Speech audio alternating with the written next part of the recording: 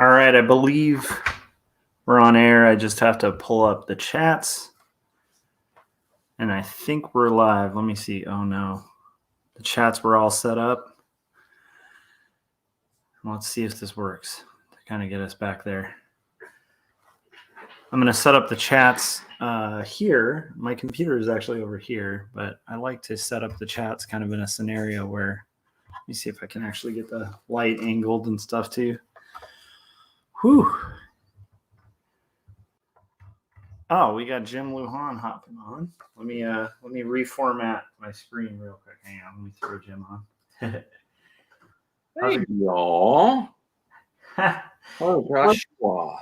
You looked like for a second, like a very intellectual, like the beginning of like an intellectual show where it's like somebody casually reading a book and then looking up and being like, "Oh, hello." I'm working on a really cool logo for Night Gang. Oh, I love it. Ready? Here it is. As all day long, I was working on this. Dude, that's how the Night Gang rolls. We do this all day long. That is awesome. Jim, you should send that to me so I can pop that on there. It's $60,000. It's an NFT. Oh, my goodness. Well, you can buy it if you want it. I mean, it's going to accrue in value. So I want to I feel like I should hop in on that. Like, well, since we're friends, $30,000. Really? Oh my gosh. You guys. I feel like I spent a lot of time with you this weekend because I've been working on Sugar Machine and I've been listening to your streams, and I thought I need to pay it back because I've used you so much this weekend. I kind of understand that because I had stopped streaming for a little bit, mainly because I was just slammed. And then I was realizing the whole point of the streams for me was to do these as I'm working, and I'm always working. So in most cases I can do this when I'm working on comics. But I also found myself like listening to like Adam started doing a lot of streams, and I was like watching his streams. You know what? While I was at work, and I was like, I should get back to that because it's fun to do. I thought of a really okay. Oh, hang on. Let me. My coffee is so much better. You guys are guests right now. Oh my god! And my coffee is much better out of my Swizzle Stick Army mug. Which I don't know, Jim. Where could somebody pick up a mug like this? After listening this weekend, and you were talking about how you're like, oh man, I have such a bad habit of interrupting people when they're talking. I thought of a joke. I love it. Okay, ready? Okay. This is a Josh Kemble joke. Knock knock. Who's there? Anyway, That's perfect. It's like the interrupting cow. Yes. You took an old bit and gave it new life, Jim. I love it. So I'll tell you what. We probably both have a habit of interrupting, but there's a difference in our interruptings. Yours is actually way more positive than mine. You actually, and again, this is after listening to hours and hours of you talk. You actually listen really closely to what people are saying when you interrupt them. Whereas I drift, and then I'll ask a question, and it'll be something that they already were talking about. Like I just mentioned that, I'm like, oh, but you're actually listening to what they're saying, and I think you engage in conversation. I just think you probably get ramped up. You know what I mean? As you're thinking and you're talking, you're getting engaged, and then all the time, every time you go, oh, I'm sorry, I cut you off. Let me go back and do that. What I need to do, I had somebody comment on one of my streams, and I thought this was just such a really good piece of advice because they were like, you always kind of apologize for rambling, and you shouldn't because you're talking and you're saying interesting things and people are tuning in for that. And I was like, yeah, that's a good point. But it's so in my personality as well as rambling to apologize for rambling. I always feel bad for Corey because Corey is so polite when it comes to stuff like that. Like he won't say, Josh, I'm speaking. He'll be like, take it. Like he's super patient with it. And then he'll come. Corey is Corey is a pro, dude. Yeah. I feel like there's a reason that guy's teaching communications. Because he's really solid at his communication and like a very empathetic conversationalist, which is really cool. I'm not. Like, I think I fall in line more with like Frank. Like Frank will just like you'll say something very serious and then keep moving on, but then we get stuck at the joke like 3 sentences back. We're like, he said duty. I kind of get that though. Like, this is the funniest thing to me that I remember finding out. Oh, dude. Speaking of Frank, I think Frank's in the chats. Frank, if you want to hop on, I can send you a link, buddy. Frankly, I was speaking of it. Frankly, however, you know what? I want you to consider this because you've been on like a million streams. So if you're tired and you don't feel up to it, dude, I'm cool with us doing another too. So it's all on you, man. Then we're done with you, Frank. Don't ever contact us again. Frank said Corey teaches communication, Josh teaches debate. I wouldn't teach debate well. I don't know if I've ever told you how I did in debate. Like, I was in debate in high school. And I would either kill, like I would get really high scores, or I would get terrible scores. And it was mainly because I'm really aggressive in debating. So I don't know if that makes sense. Like, Corey's tactic is like the one that just, you know, when I was on debate teams, like he would actually quite often, like someone with that approach of communication would tend to win, because it's like, it's a much more personable approach and it's better optics too, honestly. If I was on debate team, I would just mock the person. I would go, yeah. You're like, well, I blah, blah, blah, blah. I would say whatever they just said, but in a look at me, like that. That would be what I do. I could see you being like the winning hearts and minds kind of person. Like, I don't know if that makes sense, but like I could actually see you breaking. You could probably change someone's mind on something, Jim, easier than I could, because I'm more aggressive about it. You know what I mean? The IRL Jim, I think so. Not the Jim on podcast. No, but I always try to think. I think about this.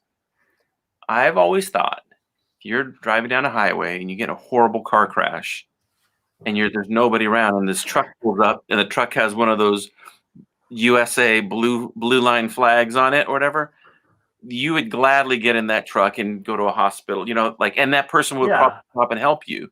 So it's like, I look at, like, we get so pissed at each other when we don't need each other, but when we need each other, all of a sudden, you know, I think it's just, a lot of it's unnecessary, but at the same time, I do think it's healthy, and I wish we did it more. We could tease each other about traits and things like that. But it's a very complex thing, because then how it has been for the last 100 years, people have been bullies to certain other people. Mm-hmm.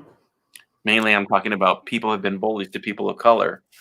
And so, yeah, so there's that too. So, and unless you've experienced it firsthand, it kind of doesn't exist to you. So it's like a really complex issue.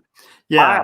I just think that we have to keep the door open to tease each other and be, you know, but be friendly. I don't know.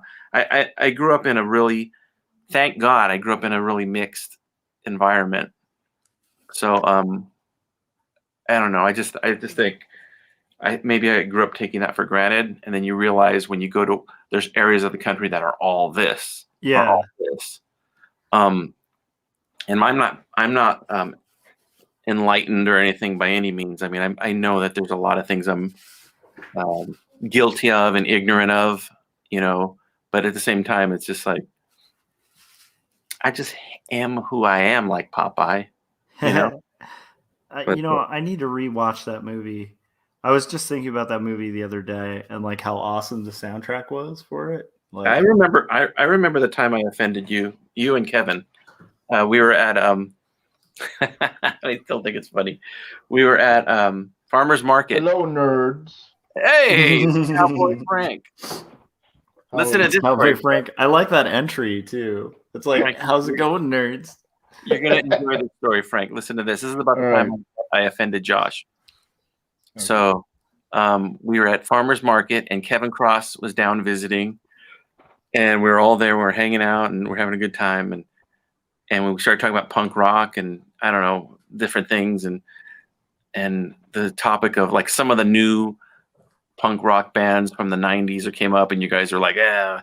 and and you guys were talking about Black Flag and I might, by the way, Jim, just so you know, like as you're going, just keep in mind, I might actually agree with you more about Black Flag than Kevin. But anyhow, go ahead. So, but you were talking about different punk bands, and I was like, and then I was like, well, it's kind of weird because punk was always about like what's not, accepted and safe. Yeah. Well, I go, what's really punk rock? And you guys are like, what? And I go, the new punk rock is Nickelback. and they both threw up their food on the table. And I thought it was so funny. I was like, it's true, Josh. Nickelback is the new punk rock because you're not supposed to like them. It's okay. I could walk into anywhere and go, yeah, I'm a big Black Flag fan. I love The Clash. And a rock critic will be like, very good. Very well done. But people who haven't heard it are like, those T-shirts are pretty cool. I want to know more about this. I really like Nickelback's second album. It's really raw. And they'll be like, just get out of here. You're like, just thinking about it, like one of the most quintessential albums would be like Nickelback. Like, I feel like that it flew under the radar. Well, you know what? You know why I got a chip on my shoulder about what's acceptable in rock? Well, for one, I like terrible music a lot of times, but why I have kind of a chip on my shoulder about music snobbery is because I grew up the youngest of 5, and my older brothers hated, when you come into your own and you find your own music. Yeah. My own music was like a lot of new wave stuff, and they hated it. They thought, oh, yeah, those queers, my brothers were not from Texas, or but I just okay. Well, it's just were they steers? My brother used to say, I ain't listening to no music like that in my house. But yeah, my brothers were more into, like, one of my brothers is into Yes, and I got nothing against Yes, or like they like all the bands I like. My older brothers loved Queen and all those bands, but like when my bands came around, the Depeche Modes and Duran Durans of the world, they were like, that's not music, and I just was like, man, you sound like Dad sounded when Mick Jagger was strutting across stage. He's like, look at that, So I've always been like, I don't care if somebody likes Nickelback, like I don't personally like a lot of like that style music, but if somebody likes, or like, here's a good example. Something I really kind of don't feel is like a lot of modern country, like the fun, like hop in my pickup, we're gonna stick back, party country. And that's cool, but like I won't ever say somebody's like dumb for liking it, or like it's not good music or whatever. It's for its own thing. But or like Brad Paisley. I have that example's really key to kind of pinpointing my thing with it, because like I tend to, people sometimes think I'm a music snob, but I'm like, I really like everything. And I'm one of those guys who I'll make a case, like I'll argue with like a hardcore punk fan that like Bob Dylan was more punk rock than the Sex Pistols. And I've actually had that argument, pissed off a lot of punks. Yeah, but Josh, that's easy though. That's like me saying I'm not a basketball snob. I've argued with people and I've said, no, I think Michael Jordan is, just as good as basketball player as LeBron James. But you're not. You should be saying, no, I think AC Green is just as equal on his own level as Michael Jordan. But that would be, Okay, but like actually it is funny because like the only era of sports I care about, I am the guy who'd make that argument, and AC Green is the guy I would argue about because he was one of the most powerful players and totally overlooked. Yeah. By the way, but like I also love Tom Jones, like, and I'll admit that in like at a punk show and just be like, dude, It's Not Unusual is like one of the coolest songs ever written. It's hilarious. It's awesome. Tom Jones was a great power forward, but I think AC Green was a little bit above. Yeah. I mean, here's the thing. Like, I feel like you had Al Green like really hitting those threes, like just every time, like from like long. Al Green, AC Green, Seth Green, Green Day, Tom Green, Joe Green. All of the Green, Soylent Green, I mean, it's people. I'm telling you, it's maybe because I am such a people pleaser. Maybe I always try to look at the other side of the coin. Yeah. Because I'll give you an example. But wait, sorry, before you go into your example, my point in interjecting, like when you were talking about country, is like that's actually a good example of like where I'm not tolerant, because like I have had friends, like I had a buddy who's like he worked his way up to like foreman in construction, and he like had this whole thing where like he would listen to like that kind of alt country stuff, and like I tried to sit with him in his car, and it was so hideous I couldn't even drive in the car with the music. Like it was exploding my brain.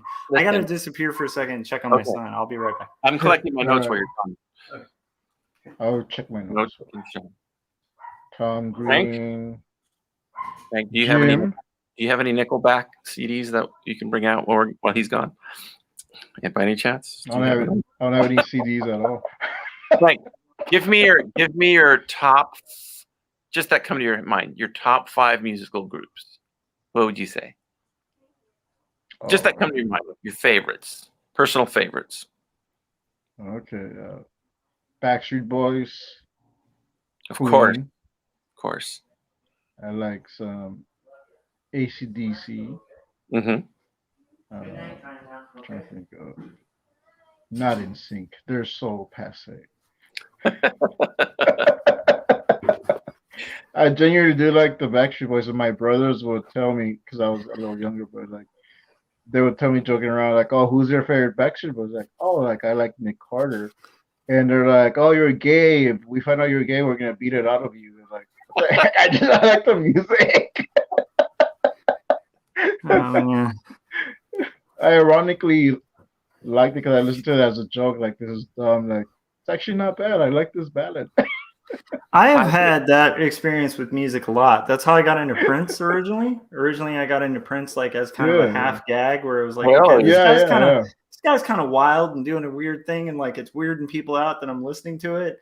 So I'm gonna get into it. And then like you listen to the tracks and you're like, this is really good. Like this is like really good. Like driving home the other day, I listened to, because I love Spotify because you can listen to whatever. Yeah, it's great. And I put on a random Corey Feldman album just to listen to it. Okay. And I thought to myself, if it turns out really good and I actually really like it, wouldn't that be it? But you know what? Stranger things have happened. Yeah. So now I own the entire catalog. No, Josh, I was going to say, to your point with the country, the alt country music or whatever. Yeah. Here's the thing. There's the thing with any type of music, any type, the music you hate the most. If your house was burning down and that same pickup truck pulled up and they were blasting that music and that guy saved your family. Yeah. You would all of a sudden be like, you know what? When I hear that music now, I think of good things. I think of like happy time or like, good feelings. And you might not like go and become a fanatic of it, but you'd have a different feelings towards it. Yeah, so you have some kind of connection to it that's like external to the music that helps you have like an empathetic window to it. Yeah. It's like a snapshot of your emotions and feelings. That's why when you're a teenager, music usually sticks with you till when you're an adult or a kid even. It sticks with you. When I hear the song Burn Rubber by the Gap Band, I think of 6th grade. We were just my wife and I were just talking about this. The 3 songs I think of being like 11 and 12 or whatever are Burn Rubber by the Gap Band. That was like the biggest song at my elementary school. By the way, my elementary school had a really unique name. It was called California School. Yeah. That's like was there like a Best Coffee right next to there? And like, I mean, it's just like such a unique name. I feel like there should be a Best Coffee shop and like, number one burger, USA burger across the street. So Burn Rubber by the Gap Band. Then that song Celebrate that you've heard a million times by Kool and the Gang. That's a damn good song. Yeah, that song, when I hear those 2 songs, I think of being in 5th and 6th grade. And then there was a third one. Oh, Whip It by Devo. Yeah.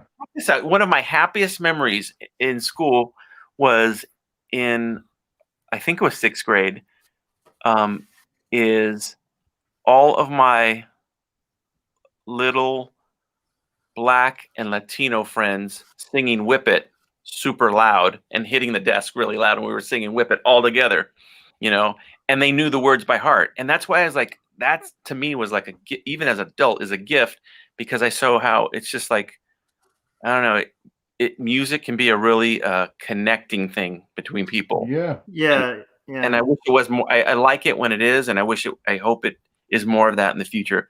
I don't think I think the new generation of kids in the last 15 years, they're a lot more integrated than our what are we, Gen X? Yeah. Gen X Yeah. is. Yeah, I we mean, were like separated. there's a weird divide that used to exist too between You're all like 25 like me? Yeah. You know. You're Gen what's after Z? You start over again, A? Gen Alpha. Gen Oh, Gen B. you're generic. Generic. Gen Eric, yes. Yeah. But I like the idea of like sort of this interconnected web of music and stuff, and I think that is cool Yeah. how it kind of connects people. I also this is where my music snobbery only like really hits on levels of like if someone says they don't like I try to think of somebody like Bob Dylan, not Bob Dylan, Bob Marley. If somebody tells me they don't like Bob Marley, like music, I generally am like, I probably am not going to trust this person for any taste at all. I know. Like, no, regardless of like what kind of music, I feel like there's some musicians that are so universal and like, and you can't not like, and if somebody doesn't like them, it instantly makes me suspicious of their character. Look, Is that weird? I got to practice what I preach, because like I really don't care for like Pitbull necessarily, but Oh, yeah, neither do I. but because I realize that, I make it a point to be like, don't be a hater. Like Yeah. if I hear, like, give him a chance, you know, if I hear Yeah. something I like, that's cool, you know, whatever. Don't be a hater. Like that's when it comes to music, do not be a hater. So like Yeah. you mentioned Bob Marley right now. If somebody doesn't like Bob Marley, but there's a lot of people out there who their Bob Marley is Shaggy. Yeah. And it's like, I think we all should have music. Like it's good to have a music attitude towards music, that of a promoter. Yeah. I think because there's promoters who promote Bob Dylan, and then they'll turn around and promote at the drive-in, or they'll turn around and promote, you know, Cisco, or they'll turn around and promote, you know, Future, or just whatever. You had me at the first two and lost me at three there. Cisco, the thong song, I know. thong. Let's go, kid. Yeah, they're that four. So I don't know. I get what you're saying. I also think like as I get older, like the more I realize like that kind of crap talking like hipster that's in me. Like, and I think in a lot of artists, it's like it's not the best as you get older. It's like you start realizing like it's really easy to just talk about all the things you dislike, and it takes a lot more effort to like actually just talk about the things you like. That being said, I also think like there is stuff that's just like there are books that are just terribly written, you know, and it's like you can kind of like, sure, everybody's got taste and stuff like that, but like I do feel like there is a helpful thing, a helpful nature to like critique and taste. And like obviously people have different tastes and different critiques and stuff, but I do think like it'd be a shame to like live in a world where like nobody critiques or has taste, because I think we'd have some pretty bad books at that point. No, I know. You got to be like the bear and the butterfly. Yeah. So you got to be the bear where you just have your focus. You're going to go get that honey over there, and the butterfly's flying all around you, and you're like, oh, I don't really like that butterfly, but you don't. By the way, you definitely got to name this episode "The Bear and the Butterfly." I like that. I like that. But I mean, I'm the first one. I'll make fun of stuff. That's different. But like, I don't really truly like it. I don't hate it, or I don't. Like. I don't think you do either, Josh. By the way, I don't know if you caught like Paul Pate's beautiful drawing of Helmet Guy from last night's stream. No. Okay, I have to share this. Hang on. So continue the conversation, but I have a beautiful Paul Pate original to share with you that I think is hilarious. It's amazing. So I can name Josh's 5 favorite groups right now. For sure, number 1 is Georgia Florida Line. Is that the name of it? Okay. I know he's a big 98 Degrees fan. That's 2. Nick Lachey, woo! 3 is Of course, it's Thelma Houston. We all know that. All right, And this 4 might and get me demonetized, but this is Paul Pate did a sketch of Helmet Guy. Again, did you get demonetized last time, or because it No, was but too late? like literally just showing that and then an off-color joke, I think made it like very limitedly monetized from last time. But I Okay. thought I'd share that because I I just do think like Paul Pate is a Twisted genius, Sister. and that was hilarious. Oh yeah, Yeah. Twisted. Yeah, I think you guys are really just. It's like you That's know what me. that You know? that's when I was a kid. That song really like resonated with me, but I couldn't think of names back then. So we did have an assignment in class. I think it was like 5th grade, and like write your favorite band. And I'm like, I don't know the name of this band. And I'm trying to describe it to the kids. Like, there's this video. These kids are there, and then they turn into adults with long hair, and they're Yeah. not gonna take it. And they're like, I don't know what you're talking about. Meanwhile, the lead singer was like testifying to Congress and trying to Yes, explain to I them saw that that.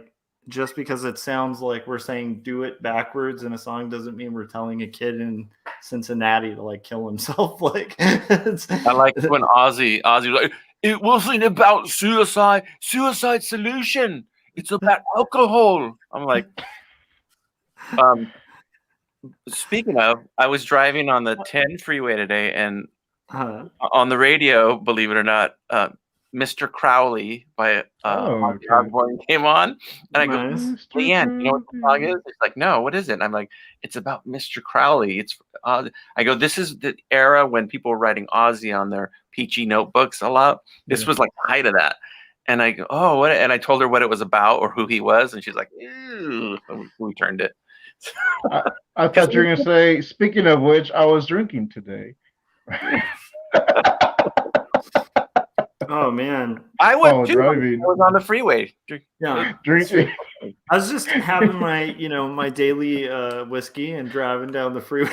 Hey. Well, that's something I never got. I never got the whole 666 and Mark of the Beast and heavy metal. Yeah. To me, that was almost like, oh, okay. I just looked, even as a teenager, I'd look at it and go, man, it's like you could just say, my father is a cross-dresser. Like just do something else to like torment your parents. It's like I never got why they had to go there. And maybe that's the reaction they were looking for. Yeah, I personally like I mean, here's the weird thing. So like there's this, I can't remember the documentary, but I think it kind of puts the whole thing into context a little bit, where it's like there's this documentary about these like black metal Norwegian bands, and it was like this whole scene in like Norway or something of like these crazy like bands where like they have like heads decapitated, and like it looks like they've done like these crazy rituals and stuff like in all their promotionals. And like every interview they do, they talk about like paganism and like all this crazy stuff. And then it's like this documentary followed them around, and like 9 out of 10 of the bands were just like, dude, we're like, it's a bit like, and they take off their makeup, and like some of them are drinking like Bud Light and just like watching sports and just average people. So and then there's one band that was like sincere about it, that like they all talked about, where they're like, yeah, but when you tour with this band, they're not kidding. Like there was like one band, and then they had to actually like, it's a crazy documentary. I'll find out what it is and send it to you, Jim. But it's crazy because like one of the bands had actually killed people, like, and like was under trial for it and stuff, and like in a ritual. And it was like straight up like all the religious right in the 80s would have like been so stoked to find this one band that actually was sincere, because it would have been like, we were right. But I think that's a good example of like kind of that scene in metal where like the majority of it is like totally just monkeys. What's that? Was it the Monkees? Yeah, it was the Monkees. Like this just hardcore. I don't know if you guys have heard of like how just metal they got. But I like, to me, I think there's an appeal to it in the sense of like it's kind of like Anarchy in the UK by the Sex Pistols. There's just an appeal to that song because it's like, no, hardly any kid listening to that like knows anything that it's saying. It just sounds really offensive and cool. That reminds me of, I forgot what his name is. The bass player from Slayer. Yeah. The singer. he's Catholic. Yeah. And he's done interviews where he comes out and says, I just because I sing these words doesn't mean I believe them, or it's theatrics or whatever. And I didn't know that till a few years ago, and I just think that's kind of really interesting and it's kind of cool in a way. Yeah. But I don't know. That's not my thing. That it's not really mine anymore. But I did have an era in like junior high where I think there was an appeal to it because it felt. Hold on, I have to sacrifice this cat real quick. Yeah. Hang on, real quick. I love it. Where's my knife? Honey. Yeah. Have you seen my sacrifice knife? Okay. No, the good one. I need the altar. Do we still have the pull-out altar, or do I have to like build one? That's. Yeah. So like, I don't know. I think there is like a dark appeal that's like kind of fun, like when you're a kid or whatever. Like kind of like, I don't know, like the first time I played Dungeons and Dragons, I didn't play it because I thought it was like this cool fantasy. I played it because like I had that whole satanic panic like rearing or whatever. So it's like something you couldn't play. So I was at a friend's house and it's like dark and it's at night and we're going to play this game that's like forbidden. And that was half the fun of D&D. And then realizing like, oh, this is actually just kind of a fun game. And then also because it's a fun game, but like people at school had that perception of it too. You could play it up to those people and be like, oh, we're going to do some like dark stuff. Like when we're playing this, when really you're just like, I'm an elf wizard, like it's like I don't know. So that like, I guess that's the kind of the appeal of it is like, I think especially for outcasts, it's got the appeal of like leaning into being an outcast and just being like, no, I'm not looking for acceptance or whatever. We're going to like actually just try to freak you out. And I wouldn't make that stuff or like even really like, I think it's got a limited window of like appeal. Like to me, I think it's most appealing to like a junior high kid, like 7th and 8th grade.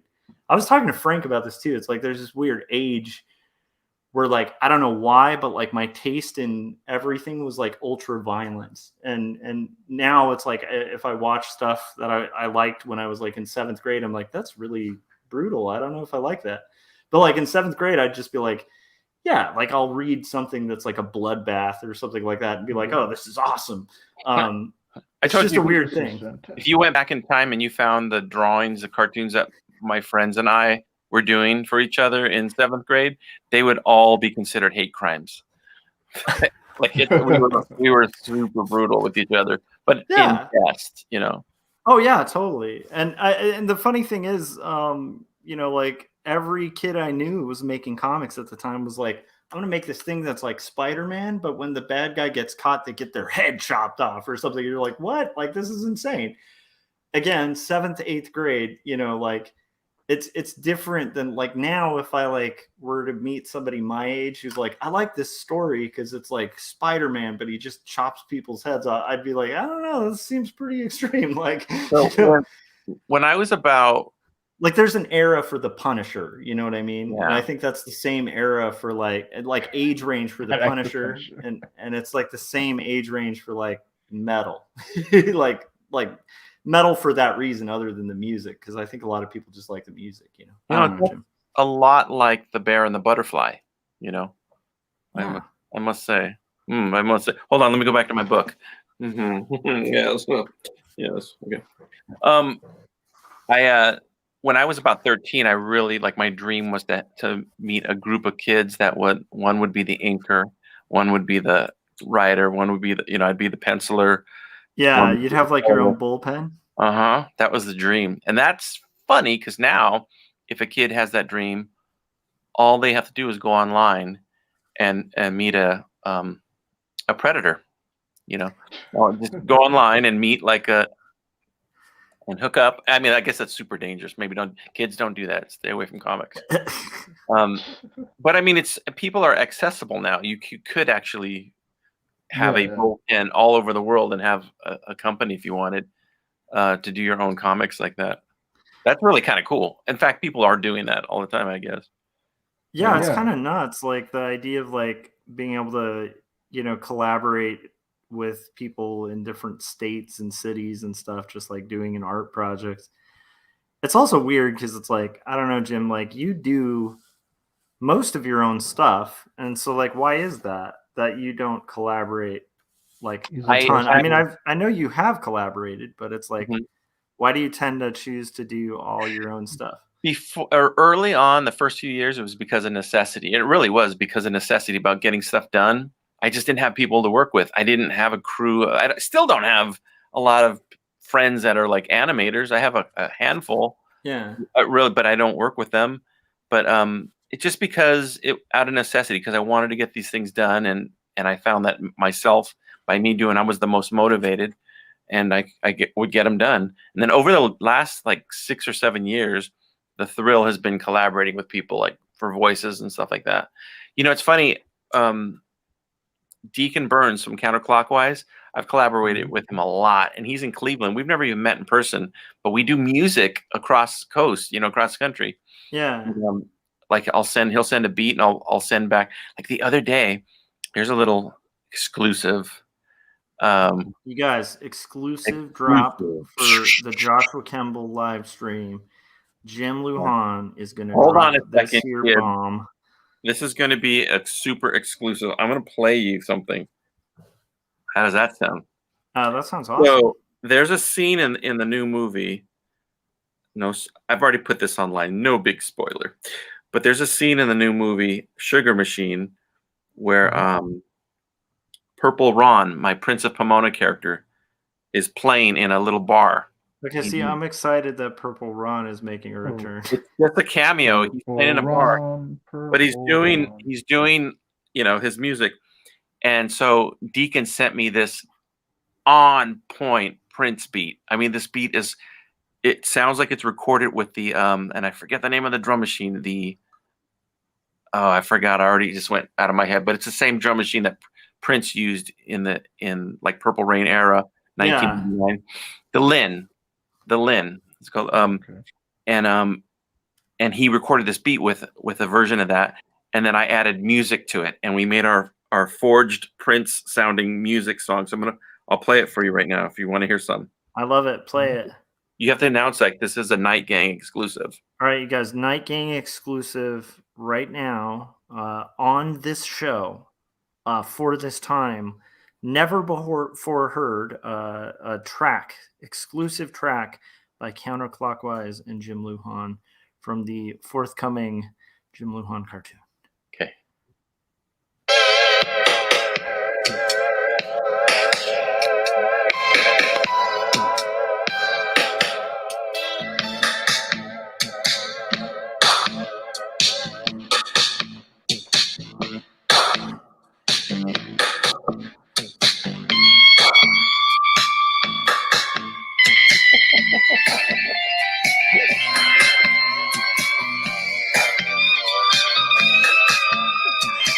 Good.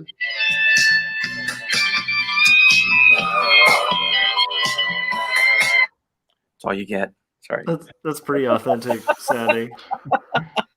It's hilarious sounding because it sounds like such a bad Prince ripoff. I love it. I can't help but love it. Yeah, that's pretty awesome. That's the exclusive. So you've just been monetized. Oh, Chris is on, by the way. So there's my exclusive. Right. That's the gift I've given you because you've given me such a gift by doing so many of these Night Gang and Day Gang shows.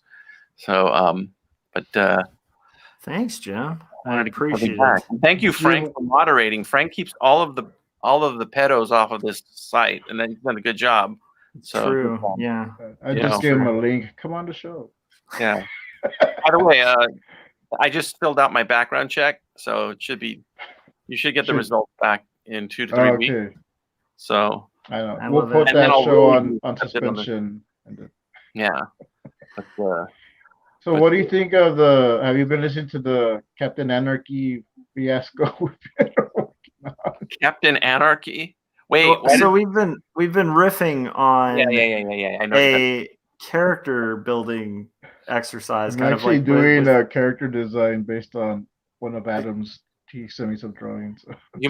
I did have one suggestion. Actually, I was listening to that tonight whilst washing the dishes, and I was thinking, it'd be a good cover for Captain Anarchy if you did the cover in a peachy folder type style with the Captain Anarchy, like his logo, okay. That's actually not a bad call. I did. I did something like that last night after I got off the drink. I just like scribbled something, but I tried to make it look like it was like on a book or a folder, and it's the super S and the anarchy symbol. I'm trying to figure Yeah. something out to do with that. But kept I it had an blank. idea for a The way to cool kind S, of. not the super S. Oh, I love it. I had an idea for a way we could integrate the desk in a way that makes a little more sense. Because it kind of be weird if it was like a school desk that was made like at a time like maybe before school Well, desks. I wasn't thinking it was a school desk. I was thinking it was like a desk that the teacher Yes. had bought and brought it to the class, but and that was like part of the dare that the kid was daring his other friend to Yes. to carve in it, So I and have an then they addition, okay an idea just to throw out there, and I want to throw it out there, and then Frank, obviously, if it doesn't work, let me know. So what if like the because I desk run this story? show What's up? because I run this show. Oh, who does? So basically it's just it's like so there's the sapling. Like you start with the sapling, it's the tree, like just as it's beginning. Okay, This is when you do the desk story, not you, but like whoever did it or would do it. yeah, So it starts with the sapling and then it sort of follows it throughout the ages as it grows into like a tree. And then it becomes the tree, like, if you wanted it to be the tree that like Judas died on or whatever. Um, and then from there it's fashioned into like a horse. And then like they use I like I was thinking that too, that it will right. after it like they will cut it down because it's the tree that Judas died on, and many different things will be turned into. So someone will probably make like some thing for a kid, and so like But different what if it's objects like a would come from it, horse?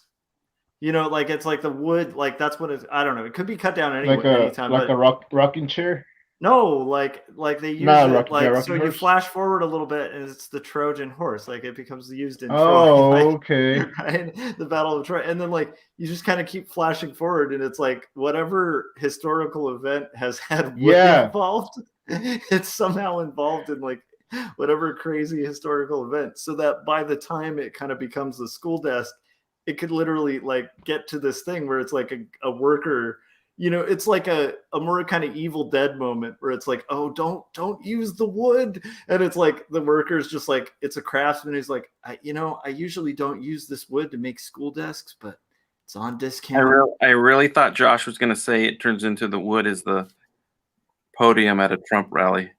But, Well, that could be there too. But I don't want to get in another Trump debate. Oh my goodness. The last one I was in, I turned into an atheist apparently. wow. atheist and Christian Yeah. clothing. I got called an atheist by I by used a to guy watch, that I beat in a debate. I He used to ended up watch The losing. Celebrity Apprentice, so I guess that makes me a Trumper, right? That's true. That is Yeah. true. What can You I gotta say? I have a MAGA hat here. I was gonna say, I think Jim's got some MAGA hats in the background as well. So I was gonna say to Chris and Adam as well.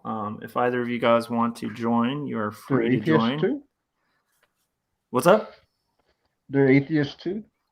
I think Chris and Adam might actually both be atheists. I think Chris, Oh, okay. to be fair, I think is more agnostic. Mm.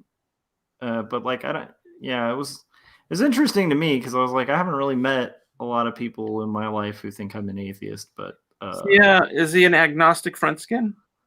an agnostic front skin. I think that would be a great like if Agnostic Front had like a reunion show, that would be a great title. Anyhow, so Jim, how is the cartoon coming along? Like, are you close to launching? Yep. Look, what does that say right there? Yep. Nice. So Here's a little tip for you guys. Little All right. tip here. Oh, they're here. That's what You create a folder and you call it props. Oh, I like the the typography there, Jim. And then what you do is within that folder, you create a bunch of alcohol bottles. Nice. And then anytime you do one of your cartoons and there's a bottle on the table, you just pull it out of your props folder and bing, place it there. And you don't have to draw it ever again. So that's what I'm doing with soda cans and energy drinks right now.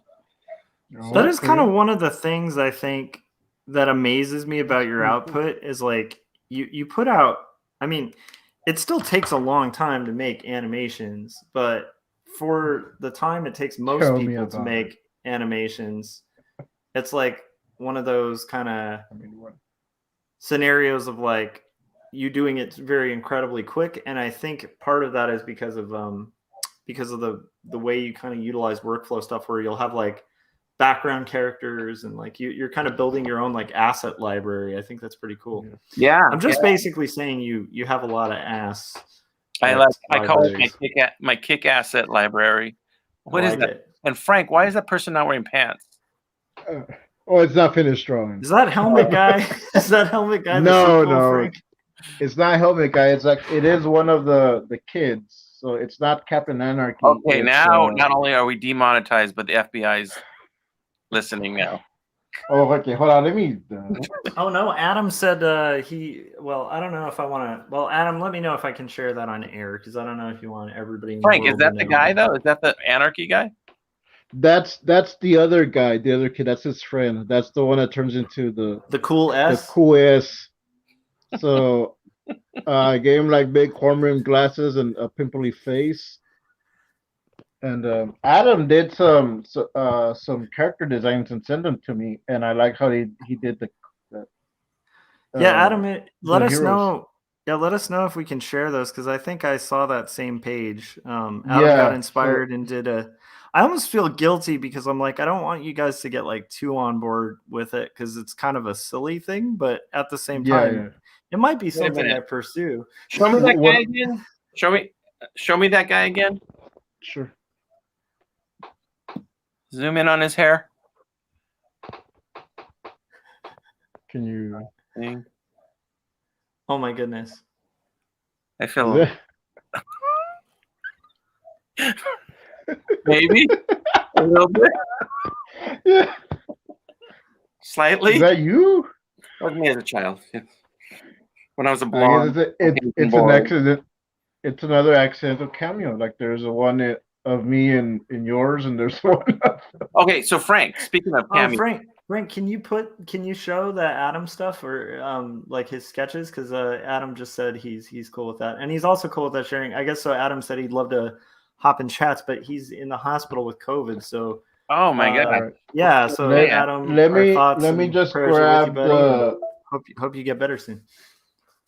I'll grab the sketch because I have it on my phone, but I'll download it to my computer, so I'll grab it and I'll show it. I really hope you're doing well, Adam. Hey, by the way, what's Adam's? If we want to watch his live stream, I haven't seen it, and I think I'd like to see it.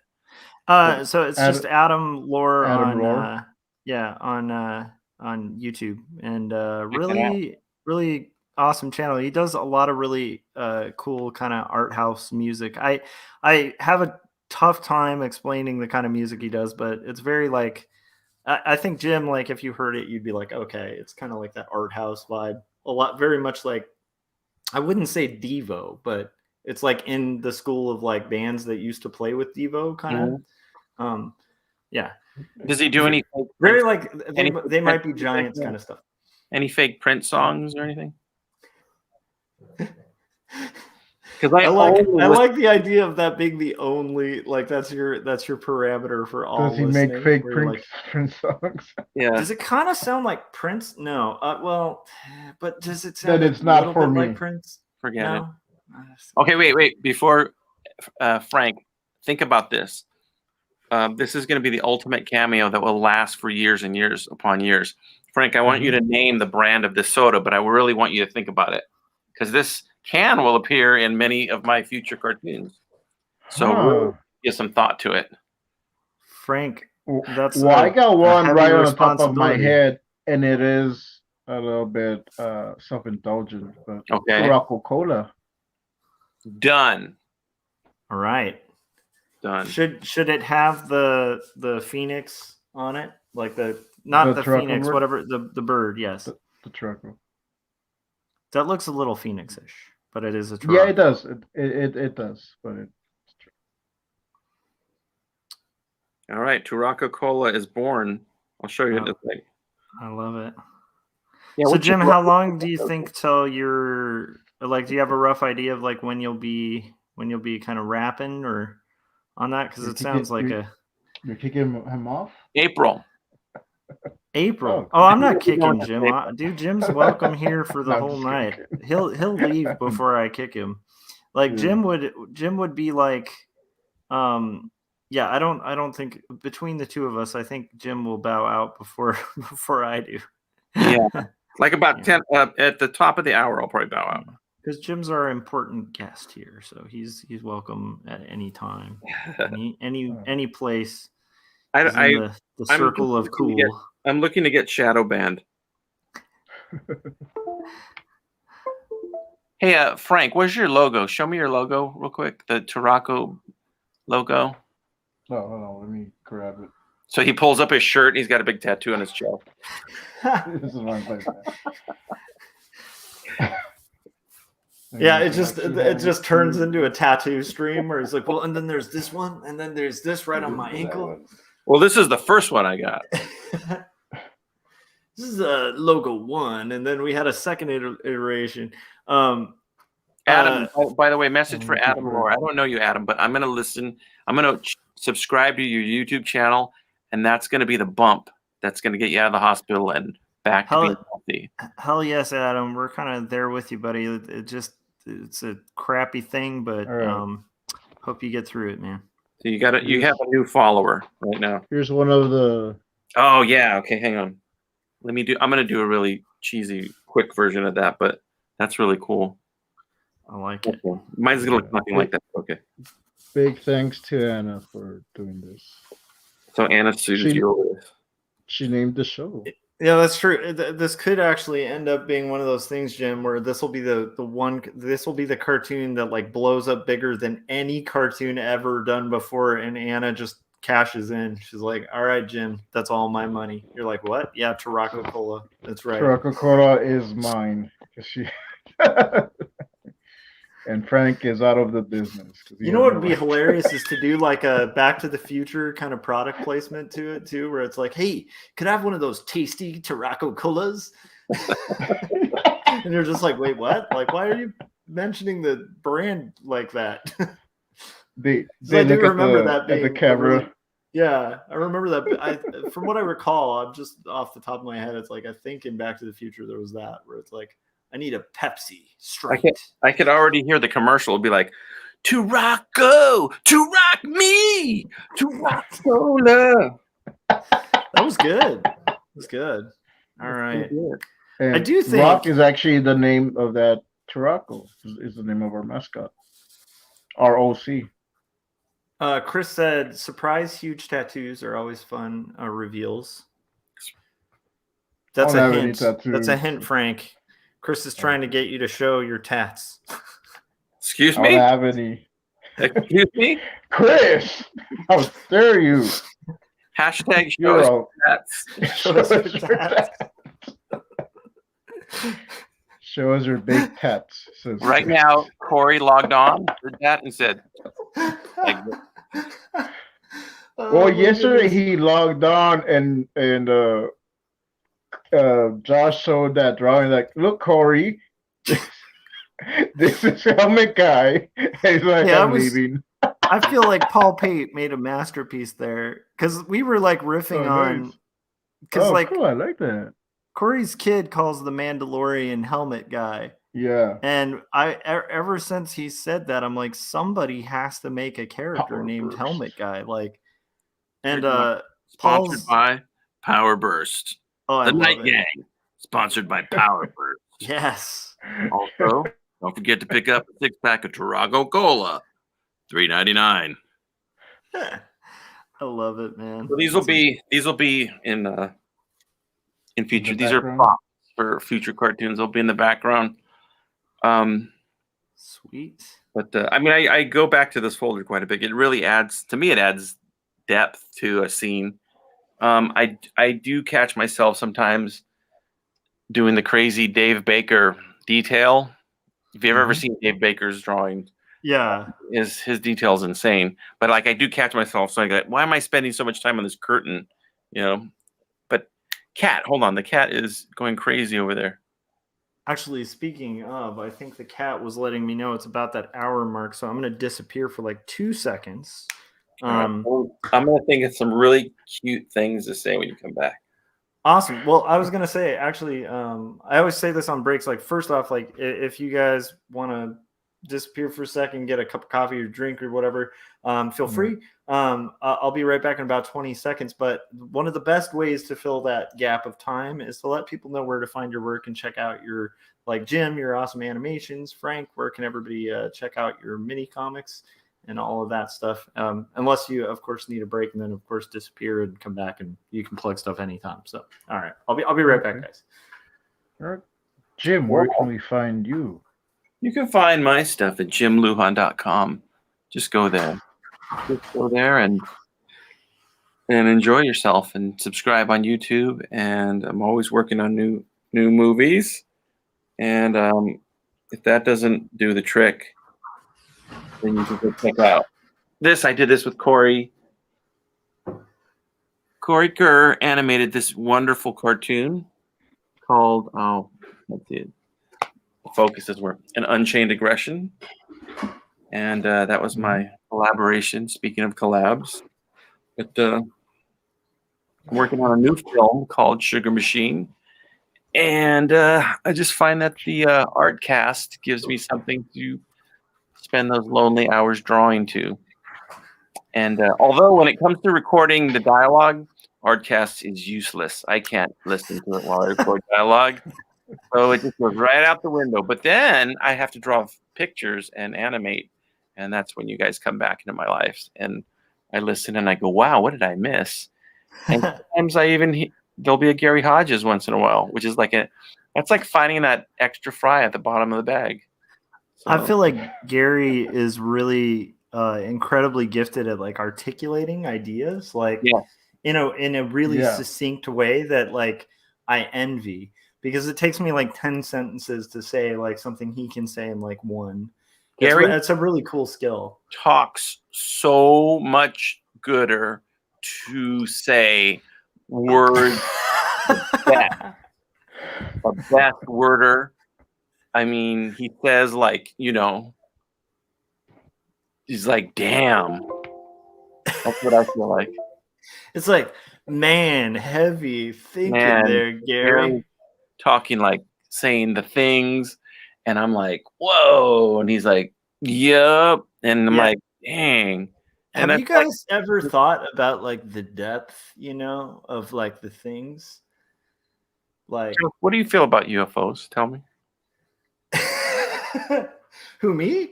Yeah, I want to know your opinion on UFOs. UFOs are really interesting, and that's a great question. I could totally go on that forever. I do want to disclose though, like, so if I seem a little off today, it's like I'm literally like on the upswing of being sick myself. And so like even to get to the page today, I was like, I don't know if I'm gonna have like the juice to like don't breathe on me, don't cough on me. I'm gonna get you sick. I got the and I'm not wearing more sketches mask right now. You know what? I tuned into Artcasters the other day and not one GD mask. Can you believe it? They were not wearing any masks. Can't believe it. Losers. Oh, I love it. Okay, this is the sneak peek of Adam's zoom in, Frank. Let's see that. Yeah. Zoom in. Yeah. You got to kind of pull it closer. I think I messed up on the shirt. I gave this shirt to the wrong kid. But yeah. I was doing this nerdy kid. But, all right, I'm going to pull my art director experience, Frank, and just be like, you're not following style guide, sir. You're not following. I'm just kidding. Yeah, I wasn't. You know what? As long as they all have pants, I'm cool with it. That was my only criteria. I don't know. Let me go draw some pants. Do those kids make music that sounds like Prince? Speaking. Okay, I do want to get it. Kid might. I do want to riff on the UFO thing, but also Jim, like, I've never really had the conversation with you about like music stuff because like we both play music. I do not play guitar well, but I play at playing guitar. And I noticed that you play guitar as well. And I was curious if you have like the guitar acquisition syndrome thing where you're like, No. I've had no, one electric guitar my entire life. I bought it at age 21, I think. And nice. it's a Fender Mustang, and it's the only electric. Well, I did buy a fake. What's the Epiphone knockoff? Epiphone? Microphone. Knockaphones. Nakafomi. It was Japanese. No, there's an Epiphone knockoff. You know, Like the cheap version of Epiphone. It was like Epiphone is the cheap version. Oh of, my like, God. Are you talking about the cheap version of like a Gibson, like a Les Paul or something? No, it was like kind of like almost like a hollow body. It was like a BB King style guitar. Oh, okay, like a 335. Yeah, I guess so. It was 332 and a half. But, You're talking like Lennon's guitar. yeah. I had a yeah. guitar like that for years too. So I've only really had two electric guitars and probably 3 acoustics my whole life. So I am not a gear hoarder. Yeah. But I borrowed people's stuff all the time, you know. But yeah, no, not at all. Not at all. I'm more of a like functional or like if I find a guitar I'm comfortable with, I'll stick with it a long time. Yeah, that makes a lot of sense, man. Yeah, but a Fender Mustang is like that's not a light guitar to start with. Like that's a damn good guitar, you know. You can I get was a lot great. of tone Yeah, out of that. I was really happy when I got it. It's been very useful. You can play a lot of, you know, I was going to say it's versatile, but it's not that versatile. But I like the other one, the one that the BB King style guitar that I had for long, except it was such a cheap knockoff and it always would go out of tune, like really easy. That's why I ended up getting rid of it. But okay. my brother Steve got a ton of guitars. When I go over his house, I mean, he's got like a Gretsch and he's got Gibsons and, you know, a Martin. I think he might have a Martin acoustic. So he's got like really good stuff when I go over there. But I'm just like, give me whatever. I'll play whatever. When I used to record with my cousins and my brother and stuff like that, and then we'd be like, you know, Mike Perez guitar, Bob Lujan vocals. I would always put Jim Lujan whatever, because I would always be like the play like whatever, you know, like whatever else is left, I would play. And I don't play one thing good. I play a lot of things faking up pretty good. Yeah. Yeah, I can kind of understand that. The one thing I'm not really good at faking is drums. Like I just can't do multiple rhythms. I'm telling you, Josh, I know you're anti drum machine, but you would be really even purposely use a really cheesy sounding drum machine. It might counter because your music's so human. It doesn't sound robotically made. It sounds very handmade, handcrafted to hand to you. And if you were to counter that with a drum machine, it might be an interesting mix, and you wouldn't have to worry about, you know, drums. Yeah, I should try to do that, because right now what I've been using is like a cajon or whatever, and it doesn't work quite for everything I'm doing. But I keep a simple beat too. The drum machine, when you get really fancy with them, it can be distracting. If you just keep a beat or something that serves the song, you know, that's all you need. I was just curious because like I have had like the same acoustic guitar for a very long time. Like I have a really bad one that I bought for like $90, like back in like 1990 or something. It's like a Jasmine, which is like Takamines, like really like it's like their we made this out of plywood kind of thing. And it has it's funny because I ended up pulling that out of the garage like this year and kind of like cleaning it up and like oiling the neck and stuff and like fixing up the guitar a little bit, changing out the tuners, and it sounds amazing, weirdly enough, because it's way older. So I think the wood like did something, because it's like this cheap guitar, but it just sounds really incredible.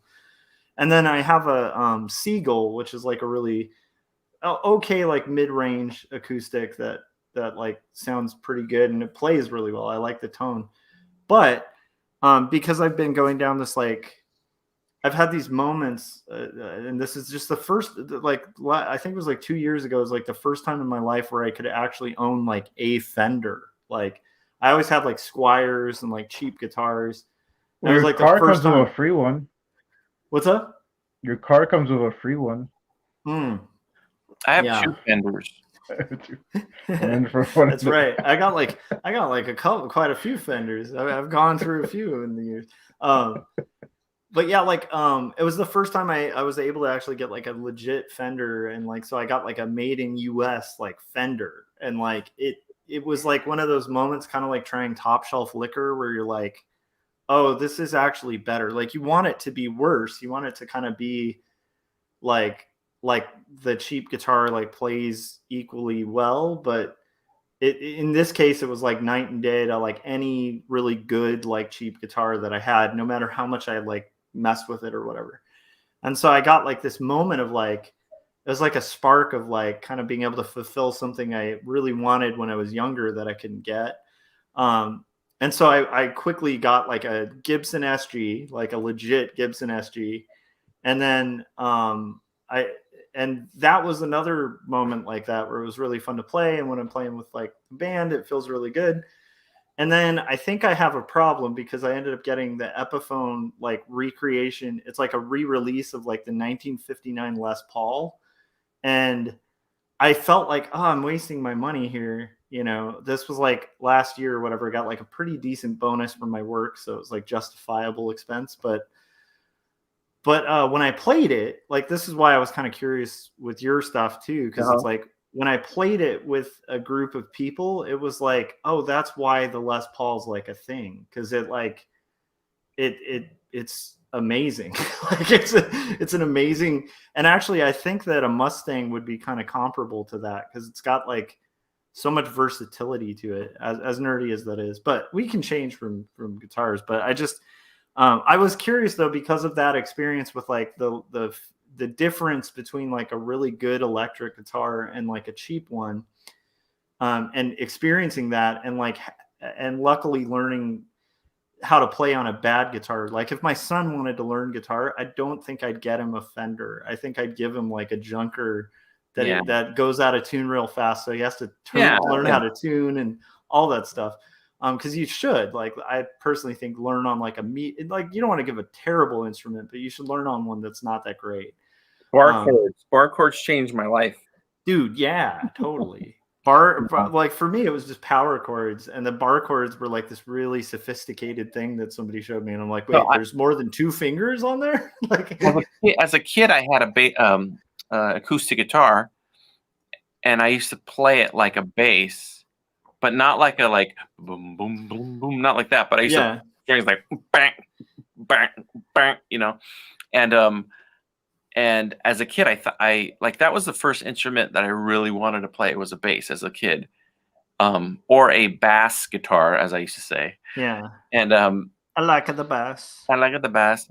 And I didn't pick up a guitar to play the regular guitar till I was about like 20 or 19, about 19.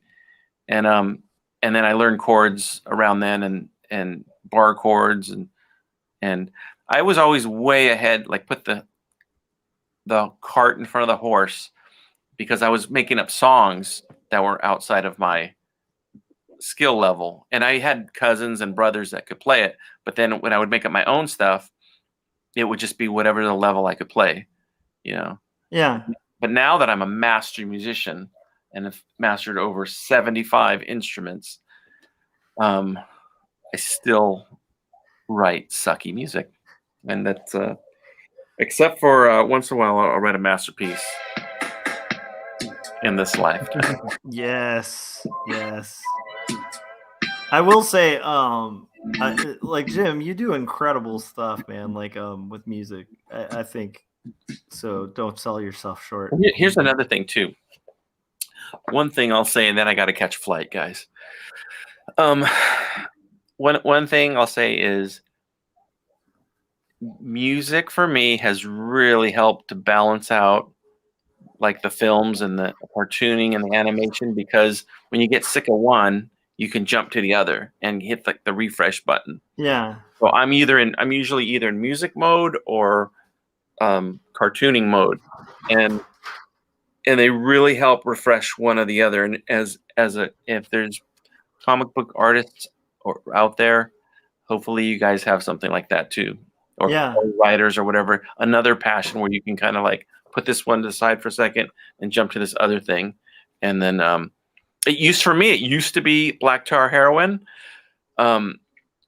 but that gets pricey, and so I decided to go back to doing music instead. Jim, did I tell you about there's like I was listening to this like really deep dive. I'll have to find out the name of it. It's called No Dogs in Space. It's really, you'd love this if you're looking for like something to fill the time when you're driving. Of course, after you listen to our stream and stuff, but it like does deep dives into like musical movements and stuff. And they did like this whole like crazy history of the Velvet Underground as like one of them. There's a documentary out too. I want to see. And it's hilarious because it's like all of their documentaries on like the whole punk scene and stuff. It's like the second somebody does heroin, it's just like downhill. Like it's brutal. It's like this terrible thing. And then it's like even the hosts of this show were just like mystified by Lou Reed. He's like the one guy who was just like, yeah, I did heroin for like 5 years. And then I was like, meh. And they're like, wait, what? You just stopped it? He's like, yeah, it's just that's it. I'm like, how does that like? How does anyone? I was watching Get Back last night. And that was during John Lennon's heroin phase. That documentary. Oh, dude, how? So, are you a Beatles guy? Like, are you like in the sense of like? Okay, so how cool was that as like a documentary? I thought it was great. I thought it was like watching.